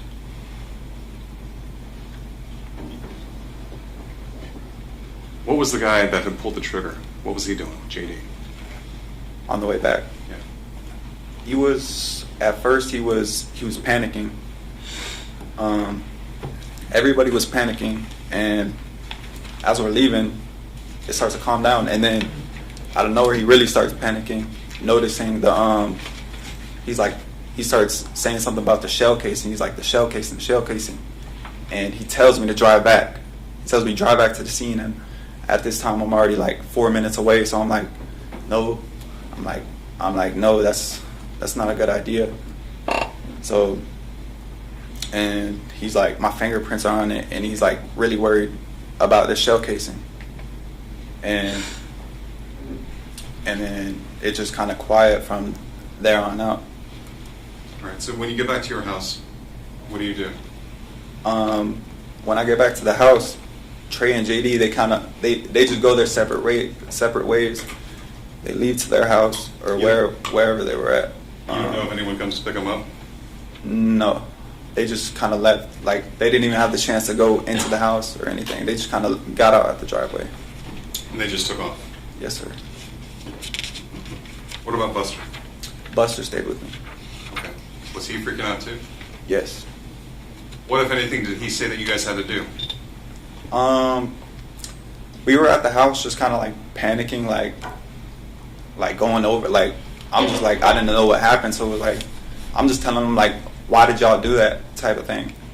Like, I'm just driving a car, like, not knowing what's going on. So, and then he kind of tells me, he's like, that's when he kind of suggests to me, like, that we burn the hoodies. And I tell him, like, why do I need to burn the hoodie? Like, I just got this new jacket, so I was like, I didn't want to burn it.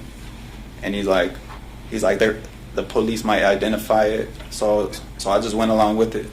It was a Nike Tech jacket? Yeah, it was a Nike Tech. They're not cheap. No, sir. But you burn it anyway, right? Yes, sir. You burn it with the red hoodie that Christopher Horne is wearing. Yes, sir.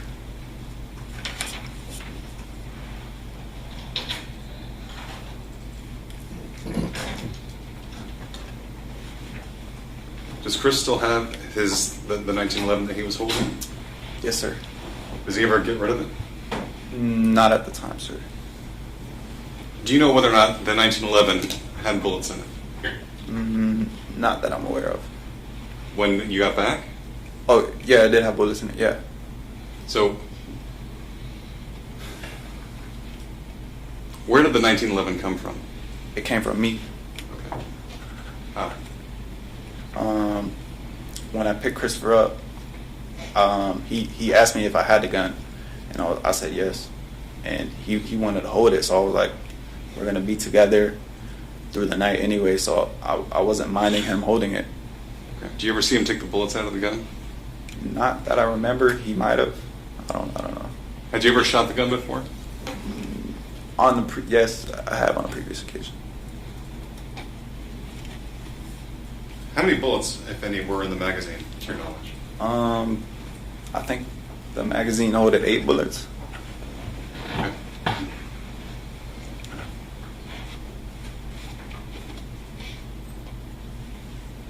All right, so you're back at the house. Chris is there with you. Yes, sir. You heard Mr. Horne testify that you guys get into a physical altercation. You hold up a gun, and there was a stove-piped shell casing sticking out the top of it. Yes, sir. Did that happen? No, sir. You didn't take the stove-piped shell casing out and throw it into a toilet? Absolutely not. Where was that Glock? Where was the Glock? Yeah. It most likely was in my mom's safe. My mom kind of had control of all that. Okay. Did you have a key to the safe? I didn't have my own key, but I would sometimes, the key was on her keychain, and sometimes I would be slick and I would steal the key off of it, and sometimes I would go in the safe and take the gun.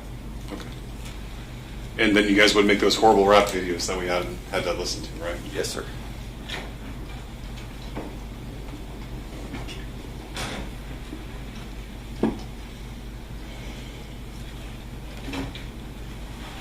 So, again, we're there that night. It's after the shooting. What's Chris saying to you, if anything? Objection as to hearsay. I'm sorry, what? It's an objection as to hearsay. Who?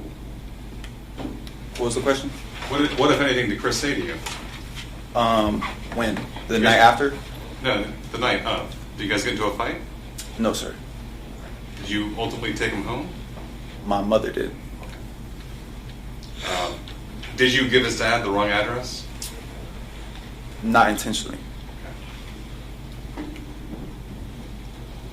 But you put your address into his phone for his dad? Yes, sir. So Chris definitely had his phone then? Yeah.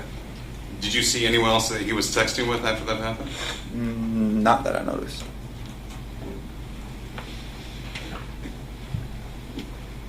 Is Chris waiting inside for the ride, or is he waiting outside? I think when I typed the address in, he was waiting outside for like 20 minutes, and then he came back in, and I was kind of surprised. I was like, your ride didn't come? And he was like, nah, the address is wrong. And I looked at it, and I was like, I guess it was wrong. And I clicked on it, and it was like somewhere in Port Charlotte. So he goes home then? My mom gets back from the gym with my brother, and I asked her if she could drop him off. And she does? Yes, sir. The following morning, your mom's approached by the Horne family to meet. Is that correct? Yes, sir. And you go? Yes, sir, I go with her. At some point during that morning, you had a conversation with Buster, and you wanted to go to the police. Is that correct? Yes, I think so. Okay. And did I want to go to the police? That you wanted to go to the police. You were going to call 911. I didn't want to go to the police. But you felt like you had to, right? Almost. But I was kind of scared to do so. Of course. Objection as to the remark of counsel on the testimony. I'll withdraw. Let's just move on. So you and your mom drive to a park where you meet with the Horne family, right? Yes, sir. And then you go back to, I guess, his grandma's house? Yes. That's Ma Dana's house? I didn't know whose house it was.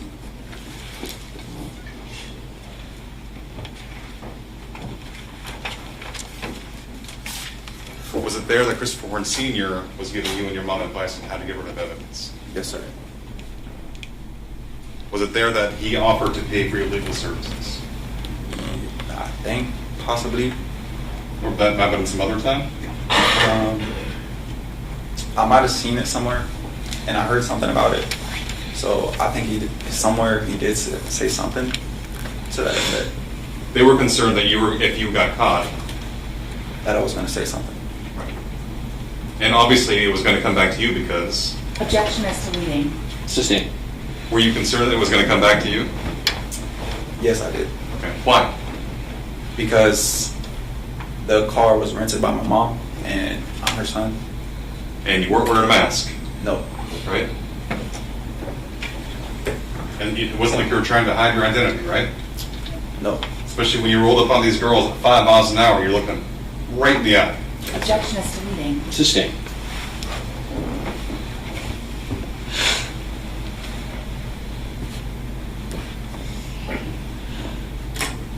So you had a concern that was going to come back to you. What? And they had a concern that you were going to talk if you got arrested. Yes. Objection as to leading. Sustained. Did you have a concern it was going to come back to you? Yes, sir. Were they concerned that you would talk if you got arrested? Yes, sir.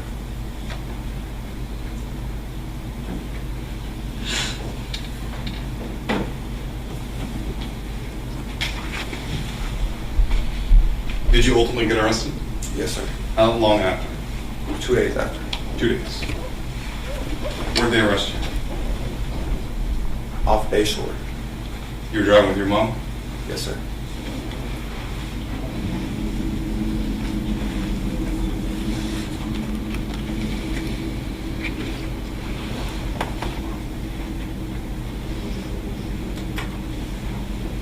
When you got arrested, they brought you in for questioning, is that right?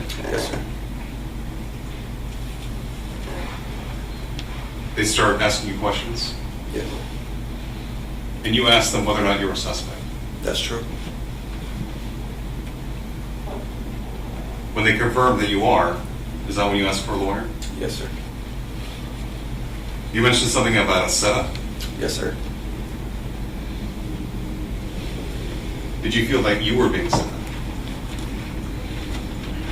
Somewhat, yes. I kind of felt like I was almost being like taken advantage of, just because I could drive and I didn't know these people, so definitely. You were afraid that you were a patsy? Yes. Objection as to leading. Sustained. Were you afraid that you were a patsy? Yes, sir.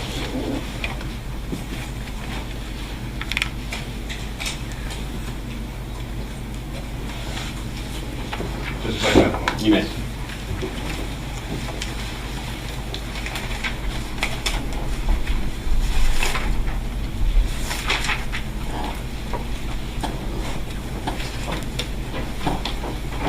Nothing further. See? Mr. Stein, at the time of the murder in March of 2024, you were 16 years old? Yes, sir. Or yes, ma'am. Driving around your mom's rental car? Yes, ma'am. Did you steal that from her, or did she give you permission to drive it? Objection, Judge, relevance. Sustained. Did she No, give me you permission? don't have to answer the question. She can ask. And the night of the murder, you were okay with your friends smoking weed in the car, but you were going to be the responsible driver and not smoke marijuana while you were driving? Yes, ma'am. I didn't really like being under the influence while I'm like driving or like at school or scenarios like that. But your mom didn't want you to smoke weed at home, right? She allowed me to just because she didn't want me to smoke in like different areas where I could potentially get in trouble. Oh, I misunderstood. So your mom did let you smoke weed at home because that was the controlled environment? Yes. Okay. But not in the house though, only outside. So on the property, but not inside the home? Yeah, that was no go. And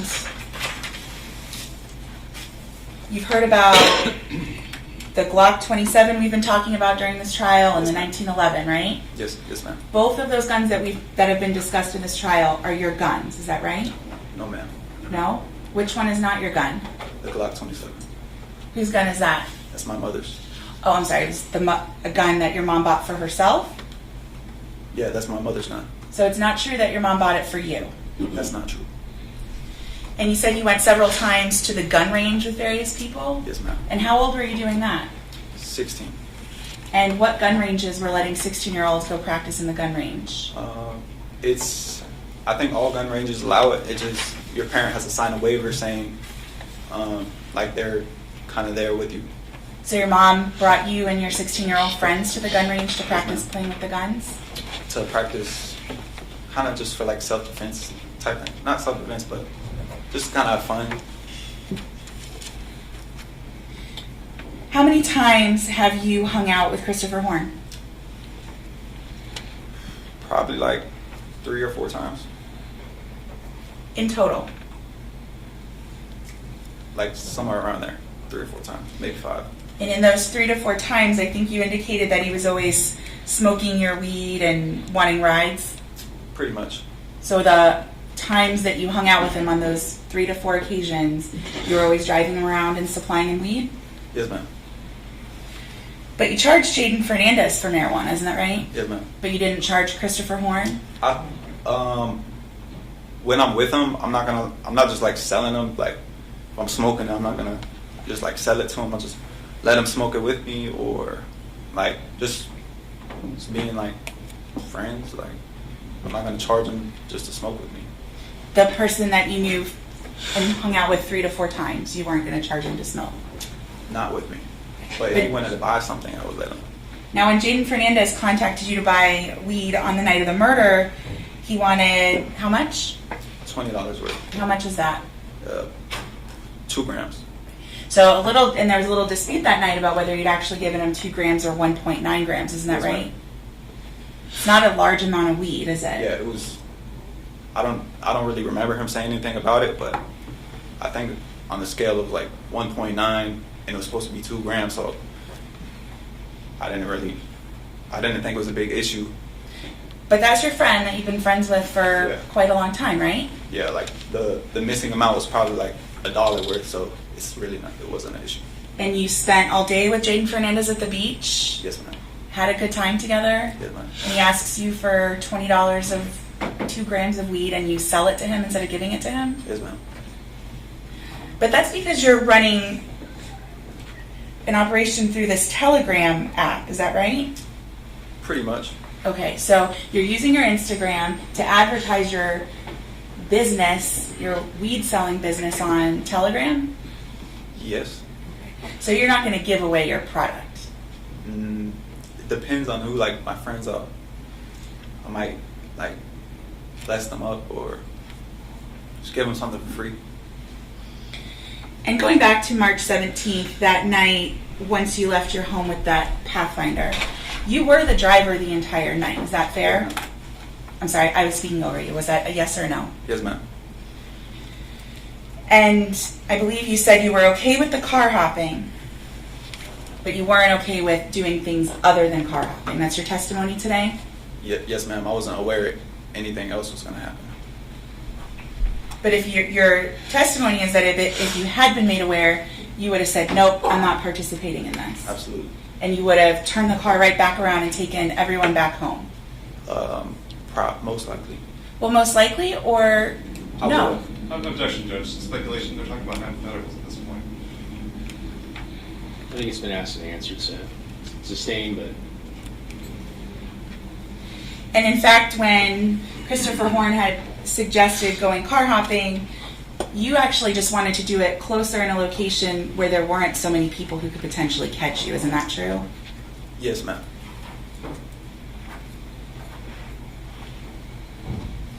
And it's your testimony that after you dropped Jaden Fernandez off that night, that you were simply listening to music and hanging out with Christopher Horne?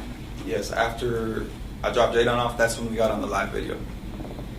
Oh, so that live video where you all were rapping about lots of different things, that was the listening to music? What do you mean rapping about different types of things? Well, you tell me, what was that song about? That was... relevance. Ooh. Good. Oh, what was the song about? Mm-hmm. The song, that was Christopher's song. That wasn't me rapping. That was just a song on the stereo. Oh, that was just playing in the car that you're driving. Yes, ma'am. He's launched this song on the stereo. He has the aux port on Bluetooth. So I understand that you're saying it's Christopher's song, but what was the song about? About telling, like, I heard him say something like, oh, that pussy telling, and stuff of that sort. I think he said something about shooting someone. Like, I don't really remember. I only heard it for a little bit. So the song that you're playing on, doing the live on your Instagram, right? Yes, ma'am. You're scrolling through while you're driving, shouting out people who are commenting to you and Chris. Isn't that right? I gave the phone to Chris, and that's kind of when he was showing the firearm that I gave him, and then he kind of passed it to me after that, and I was just like, I had it sitting down on my lap while I was driving, and then that's when I said, I noticed people joining out of news, so I was like saying what's up to them. And now somewhere in this time, Christopher Horne said he wanted to pick up some other friends. Yes, ma'am. And what is it that you all were going to do? Just hang out. Where? What Chris told me. I don't know, just go somewhere. Well, you're the driver. What was the plan? We didn't have any particular thing planned. We just kind of going in the moment. The church where you're saying you picked them up is in North Fort Myers, isn't that right? Yes, ma'am. Your home is in North Fort Myers, isn't that right? Yes, ma'am. Right down the road. And you picked up Christopher and brought him back all the way to where your home is in North Fort Myers, isn't that right? Yes, ma'am. We drove. We didn't drive directly back to the house. We drove. That's when we drove through the AMC, then back to my house, and that's kind of when we picked up Jaden, and then that's kind of where we picked up Buster's friends at the church. All over in North Fort Myers. Yes, ma'am. And for some reason, you drove all the way down to Cape Coral to the Marquee Cinemas. Yes. Well, were you going to go to the movies? No, ma'am. Were you going to go to a restaurant there? No, ma'am. So when you're saying that you're hanging out, does that just mean driving around? Yeah, I would consider that hanging out, just in the vehicle. I didn't know them, so it was awkward for me. But I don't know. It sounds like it would be awkward since you're saying you don't know who these people are. Yes. But you're going to hang out with them for an indefinite period of time? Not indefinite, just for the night. Well, when were you going to drop them back off? I'm not sure. Where were you going to drop them back off? I don't know. They came to me in a car. What car? A white car. A white car? Yes, ma'am. What kind of car was it? I don't recall. I know it was a 4-door. Was that an SUV? No, ma'am. A car. Like a sedan kind of car? Yes. And the only thing you remember about it is that it was white? Yeah, light colored vehicle. It might have been gray, maybe white, from what I remember. A light or white 4-door car? Sedan. Yeah. Newer car, older car? Somewhere it was probably like, I don't really remember. It was probably like a 2005, 2010. 2005 or 2010? Somewhere around that range. And the white car rolled up to you. Someone else was driving the white car, or did one of these two individuals drive the white car? Someone else was driving the car. You know who that person was? No, ma'am. So they dropped them off so that you could pick them up? Pretty much. We met at the church. And now, again, this is the church that's in North Fort Myers. This is not where Christopher Horne lives, isn't that right? Yes, ma'am. It's a church in the middle of the neighborhood. Okay. And he lived in Cape Coral. Yes. But this is a church near your home. Yes, ma'am. That's an answer to his objection. To see. Now, you've named two people here today that you say were the ones involved in the shooting. Yes, ma'am. JD. JD and Trey. Well, let's talk about JD. I assume that's a male. Yes, ma'am. What did he look like? Black male. Probably had short hair. He had something over his head, so I couldn't really tell. What was he wearing? From what I remember, he was wearing black. All black? I think so. Have any kind of accent? He just kind of talked with slang, like. And what about Trey? What did he look like? Well, I assume I should clarify. That's a male also. Yes, ma'am. And what did he look like? Trey was more brown skin or like light skinish than black, and he kind of had it looked like he had dreads. And what was he wearing? He was wearing a red hoodie or jacket or shirt. Was he matching Christopher Horne? They were both wearing red, yeah. Was he wearing a red hoodie or a red shirt? It might have been a shirt. I'm not 100% sure. But you don't remember? I know it was a red top. And so they were vaping and smoking in your rental car after Yes, you ma'am. picked them up? Yes, ma'am. And I want to make sure that I understand where everyone was positioned in the car. You were in the driver's seat. Yes, ma'am. Chris Horne was in the passenger seat. Directly behind you was JD. Yep. And Trey was in the rear passenger. And remind me again, which one of them is who you said today is the one who shot Kayla? JD. So he popped out from behind your seat. Yes, ma'am.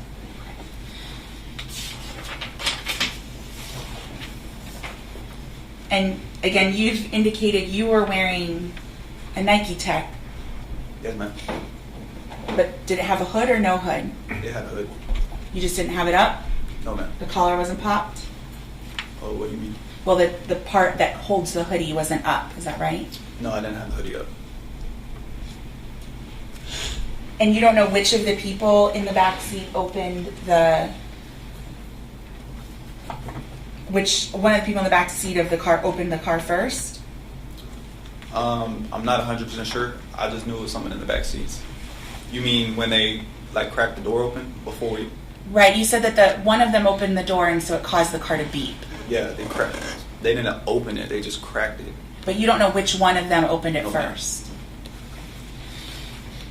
But again, going back to what the plan was for that night, it's your testimony that you weren't going to go rob someone. Yes, ma'am. You'd abandoned the plan of car hopping. That's what we were going to do, and then it just kind of, that's when we seen these girls. Nothing was ever planned. I didn't know anything was going to happen. How many times did you drive past the girls? I think we drove past them the one time and then made the U-turn, and then that's when I think that's when everybody got out. It might have been, I think we might have possibly drove past them one more time, but I don't really remember. In fact, you drove past them once, twice, and a third time before you turned around and flashed them with your high beams. Isn't that right? Yes, ma'am. I think so. And in that time that you're circling back and forth, y'all aren't discussing what's going to happen when y'all stop? No, man. We were just talking about, like I said, JD said he might have knew her. I don't know which one he was referring to, but he said he might have knew her. And, like, they wanted to say what's up. In my head, I'm thinking they just want to talk to her. Like, not talk to her, but, like, hit on her. In fact, aren't you building up your nerve by driving back and forth to jump out and do this robbery together? No, ma'am. And when you get out of the car, and everybody gets out of the car, it's your testimony that you stayed and watched while everything happened? Yes, ma'am, for a moment. Until you decided, of the three of them, you were going to go and try and rescue Kayla from JD. Is that what your testimony is? I wouldn't say rescue. I just noticed out of the three of them, like Kayla and JD, they were really struggling the most out of them. And like JD, it looked like he was like about to attack her, like possibly maybe hit her with a gun. So I just kind of went up to separate them. In fact, what happened, didn't you run directly to Kayla yourself out of the driver's seat? No, ma'am. Before you can even get there, these shots ring out, is what your testimony is. Is that right? Yes, ma'am. But exactly what is it that you were going to do between JD, who you don't know and is more thug than you, who's beating up Kayla or fighting with her? What was the plan of what you were going to do? I didn't really have anything set in mind. I just kind of like was like, my intentions were to just go up and like separate them. And because like they're pretty much fighting in an altercation. So the shots ring out, and then you step in and say, "It's okay, Kayla, I'm going to help you." No, ma'am. You turn to Emma and Luann and say, "It's okay, I've got this. We're going to get you help." No, ma'am. No, in fact, you jumped back in the car and raced. Check. Counsel's got to let the witness finish testifying. He did. You got back in your car and you raced all the way home. Yes, ma'am. You didn't stay to help Kayla, who'd been shot. No, ma'am. You didn't help Luann or Emma, who had dropped to the ground in fear. No, ma'am. But it's your testimony that you tried to intervene between this JD person who was fighting with Kayla. Yes, ma'am.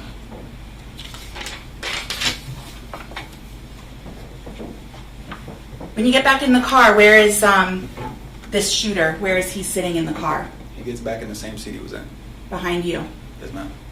And a few minutes into this ride that you're racing back home, he says, "Oh, I left evidence at the scene and I want to go back." Is that right? He said the shell casing, he thought the shell casing was at the scene because I guess his gun was a semi-automatic. So the guy sitting behind you with a gun, who you don't know and is more thug than you, yes, ma'am. is telling you to return to the scene. Yes. And you say, "Oh, no, I can't do that. We got to get home." I just thought, at the moment I was just panicked and I'm just thinking it's crazy. Like, who's Kalina? Kalina, that was a female friend I was talking to. And you talked to her or tried to talk to her the night of the murder? Yes, I did call her. Why? So after this was after Horne left. I was just I was stressed out. Like, I didn't know what was happening, like, really, like, what went on. I'm just trying to wrap my mind around it. So I'm just kind of stressing, and I just wanted someone to talk to, type of thing. And I made a few phone calls that night. Who's Daniel Martin? Daniel Martin, that's my friend. Who? How are you associated with him? He's my friend. Okay. And you called him the night of the murder? Yes, ma'am. Did you talk to him? I don't remember. I don't think he picked up. And what were you going to talk to him about? I don't know. I was just trying to talk to somebody, clear my mind. I wasn't going to speak on what I just saw, but I just wanted to talk to somebody about anything. And then immediately the next morning, after you had really wanted to talk to someone, you and your mom, or actually your mom, returned the rental car to Hertz. Isn't that right? My mother returned the car.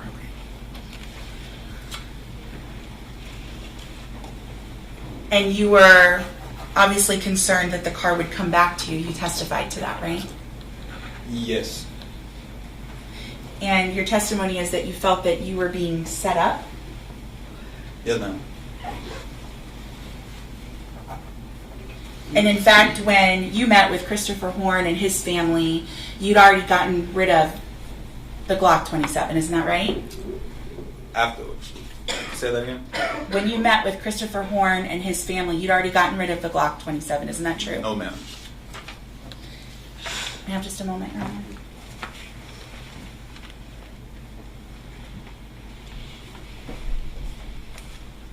I need just a moment, please.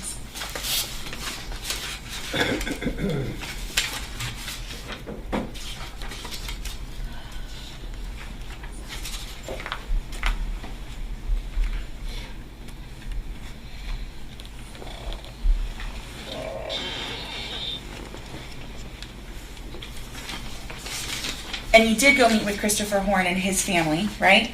Yes, ma'am. To figure out what to do about this mess? I wasn't, it wasn't planned or anything. They just kind of showed up to my house out of nowhere. And I walked in the living room and saw my mom out there talking to them. So I was like, I didn't know who it was. So I just went out there to see.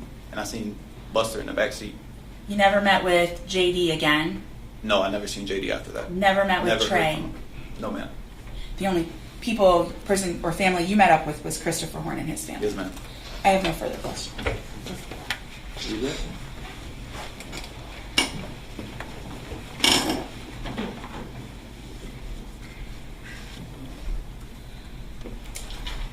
Ms. Wolf mentioned that you were driving back and forth, building up your nerve, right? She asked you about that on cross-examination? Yes. How fast did you pass them? How fast were you driving when you passed them by? From what I remember, we were going pretty slow. Okay. And you had nothing covering your face? No, sir. And you were looking right at them, checking them out? Yes, sir. You weren't building up your nerve, right? No, sir. Are you nervous here today? A little bit, yes. A lot of it, right? When you met with the Hornes family and the Stewarts, they were giving you instructions on how to dispose of the evidence. Is that Objection true? asked and answered on direct. Overruled is that objection. Objection as to relevance and outside the scope of cross. Overruled. What was the question? They were telling you how to dispose of evidence, right? Yes, sir. Right. And they told you how to get rid of the Glock. No. All right. They told you had to get rid of the Glock. No. What happened to it? I sold the Glock. Okay. How? On Telegram.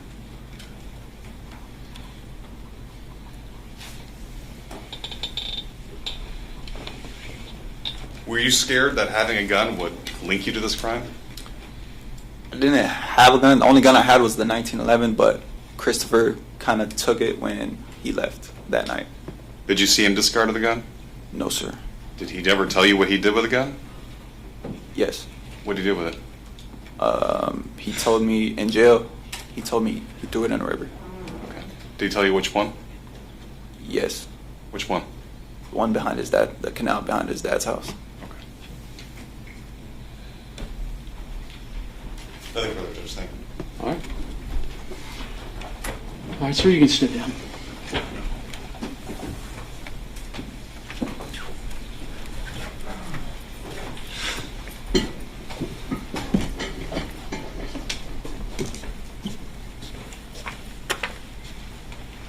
All right, Mr. Wheeler. Judge, this time to the rest. All right.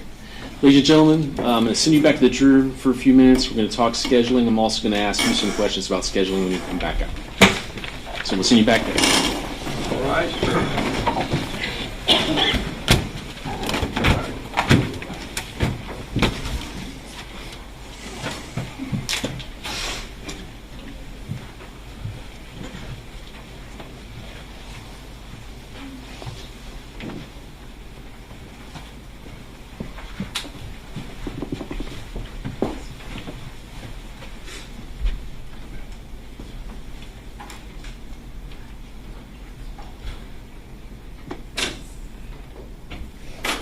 The record reflect the jury's exited the courtroom. So scheduling wise, at this point, it's 5:30. Both the state and defense have rested.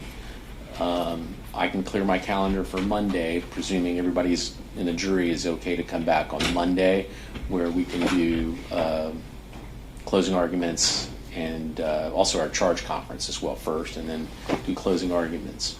Is that okay with both parties? I'm sorry.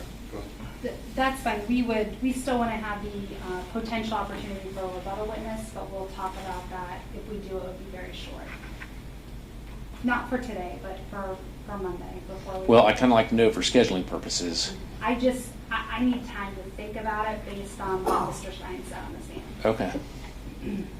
But are you talking about one rebuttal witness? Correct. Okay. All right.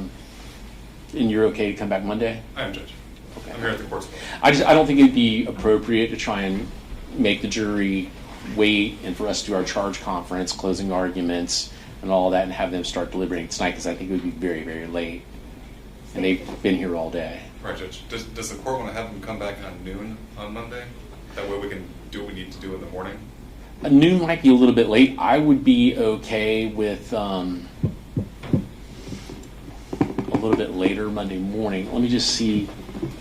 Hold on.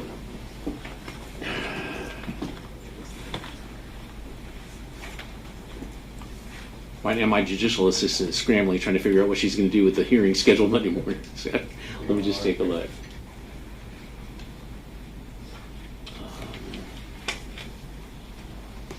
I'll tell you what I'll do. Let me take a short recess. I'll go upstairs and make sure I can accomplish everything, and what time would be appropriate to start back on Monday. My inclination right now, I'll just tell you, is probably around 9 o'clock. But let me just see what else I've got. Just so we know it's 5:30, the jurors are back. They're kind of waiting for us to. I'm in a hurry. I'm in a hurry. I'm not going to keep anybody waiting unnecessarily. All right, we'll be in short recess.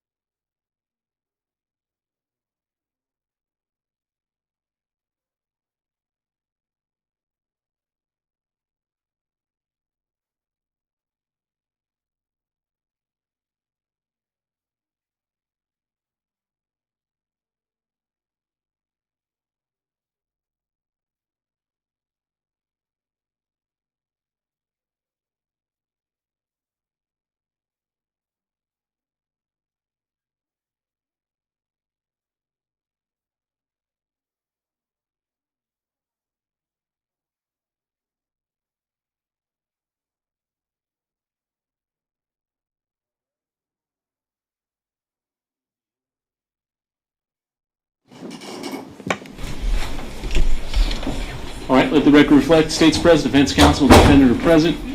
I reviewed my schedule upstairs. Here's what I would propose is obviously we'll let the jury go. I have arraignments at 8:30 on Monday, so I would do those. It shouldn't take too long. I would have the attorneys be back here at 9 o'clock so that we can go over and do our charge conference, go over jury instructions, and then have the jurors come back here at 10. Is that? That's fair. Judge, I would just ask, the court had instructed me to send out what we believe would be the final instructions to Mr. Wheeler. I had sent the instructions out on Sunday, the original, and then we tweaked some and resent them.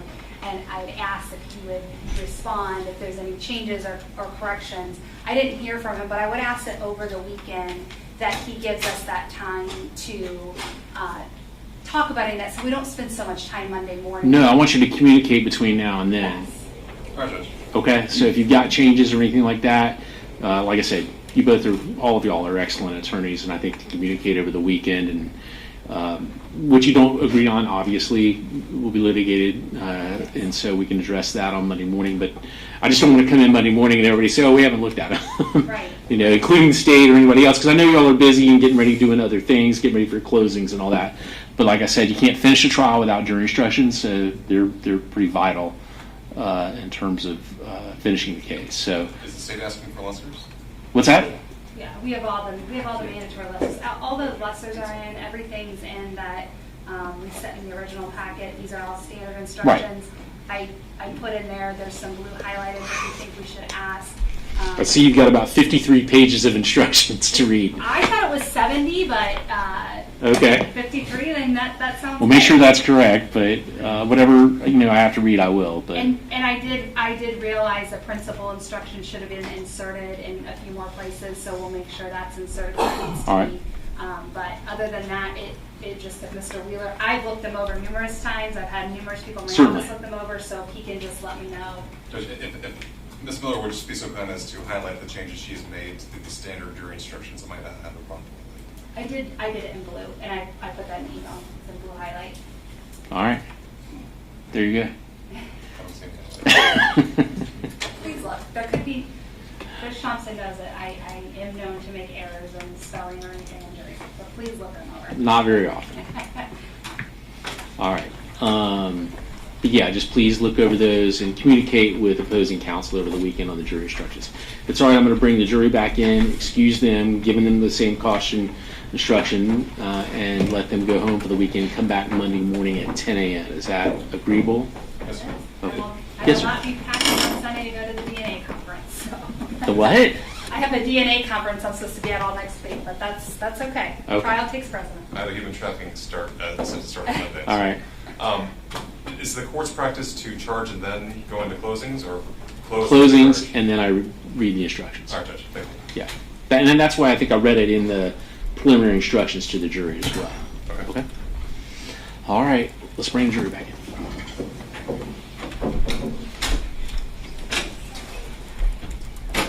And of course, I'm going to inquire of the jurors, make sure there's no conflicts with their schedules for Monday, too. So we'll address those as they come up if there are any.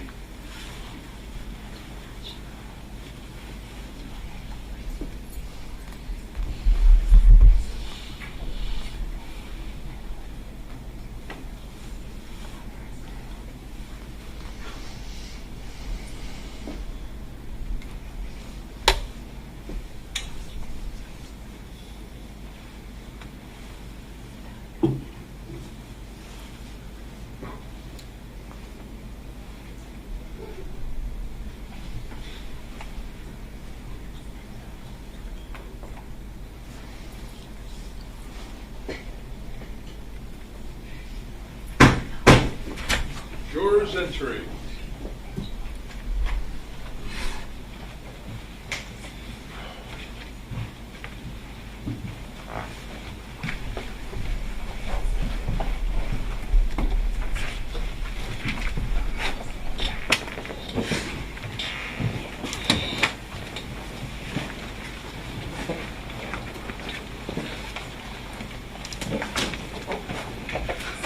All right, please be seated. So, ladies and gentlemen of the jury, I've discussed scheduling with the attorneys. Now I'm going to discuss scheduling with you.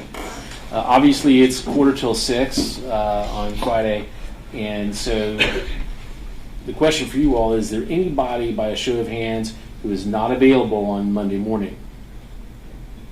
Seeing no hands.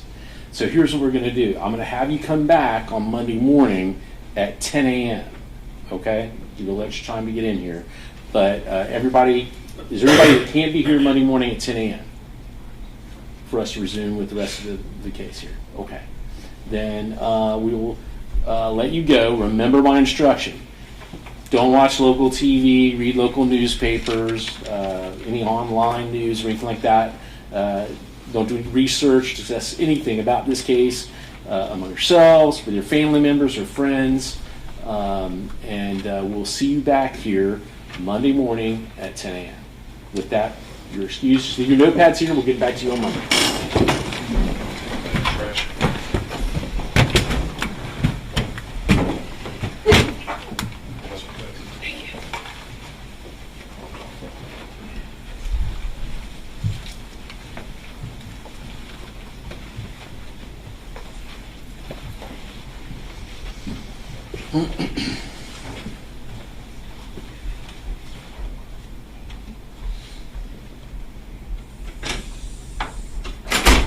Let the record reflect jury's exited the courtroom. Anything else I need to address prior to Monday morning at 9 a.m. for you all? Not from the state. All right. Have a good weekend. Travel safely. See you Monday morning at 9 a.m. Like I said, now I'll be in here doing arraignments at 8:30, so it'll be kind of crowded in here. But if you need to get in here to set up anything or whatever, we'll figure it out. Okay? Thank you, Judge. All right.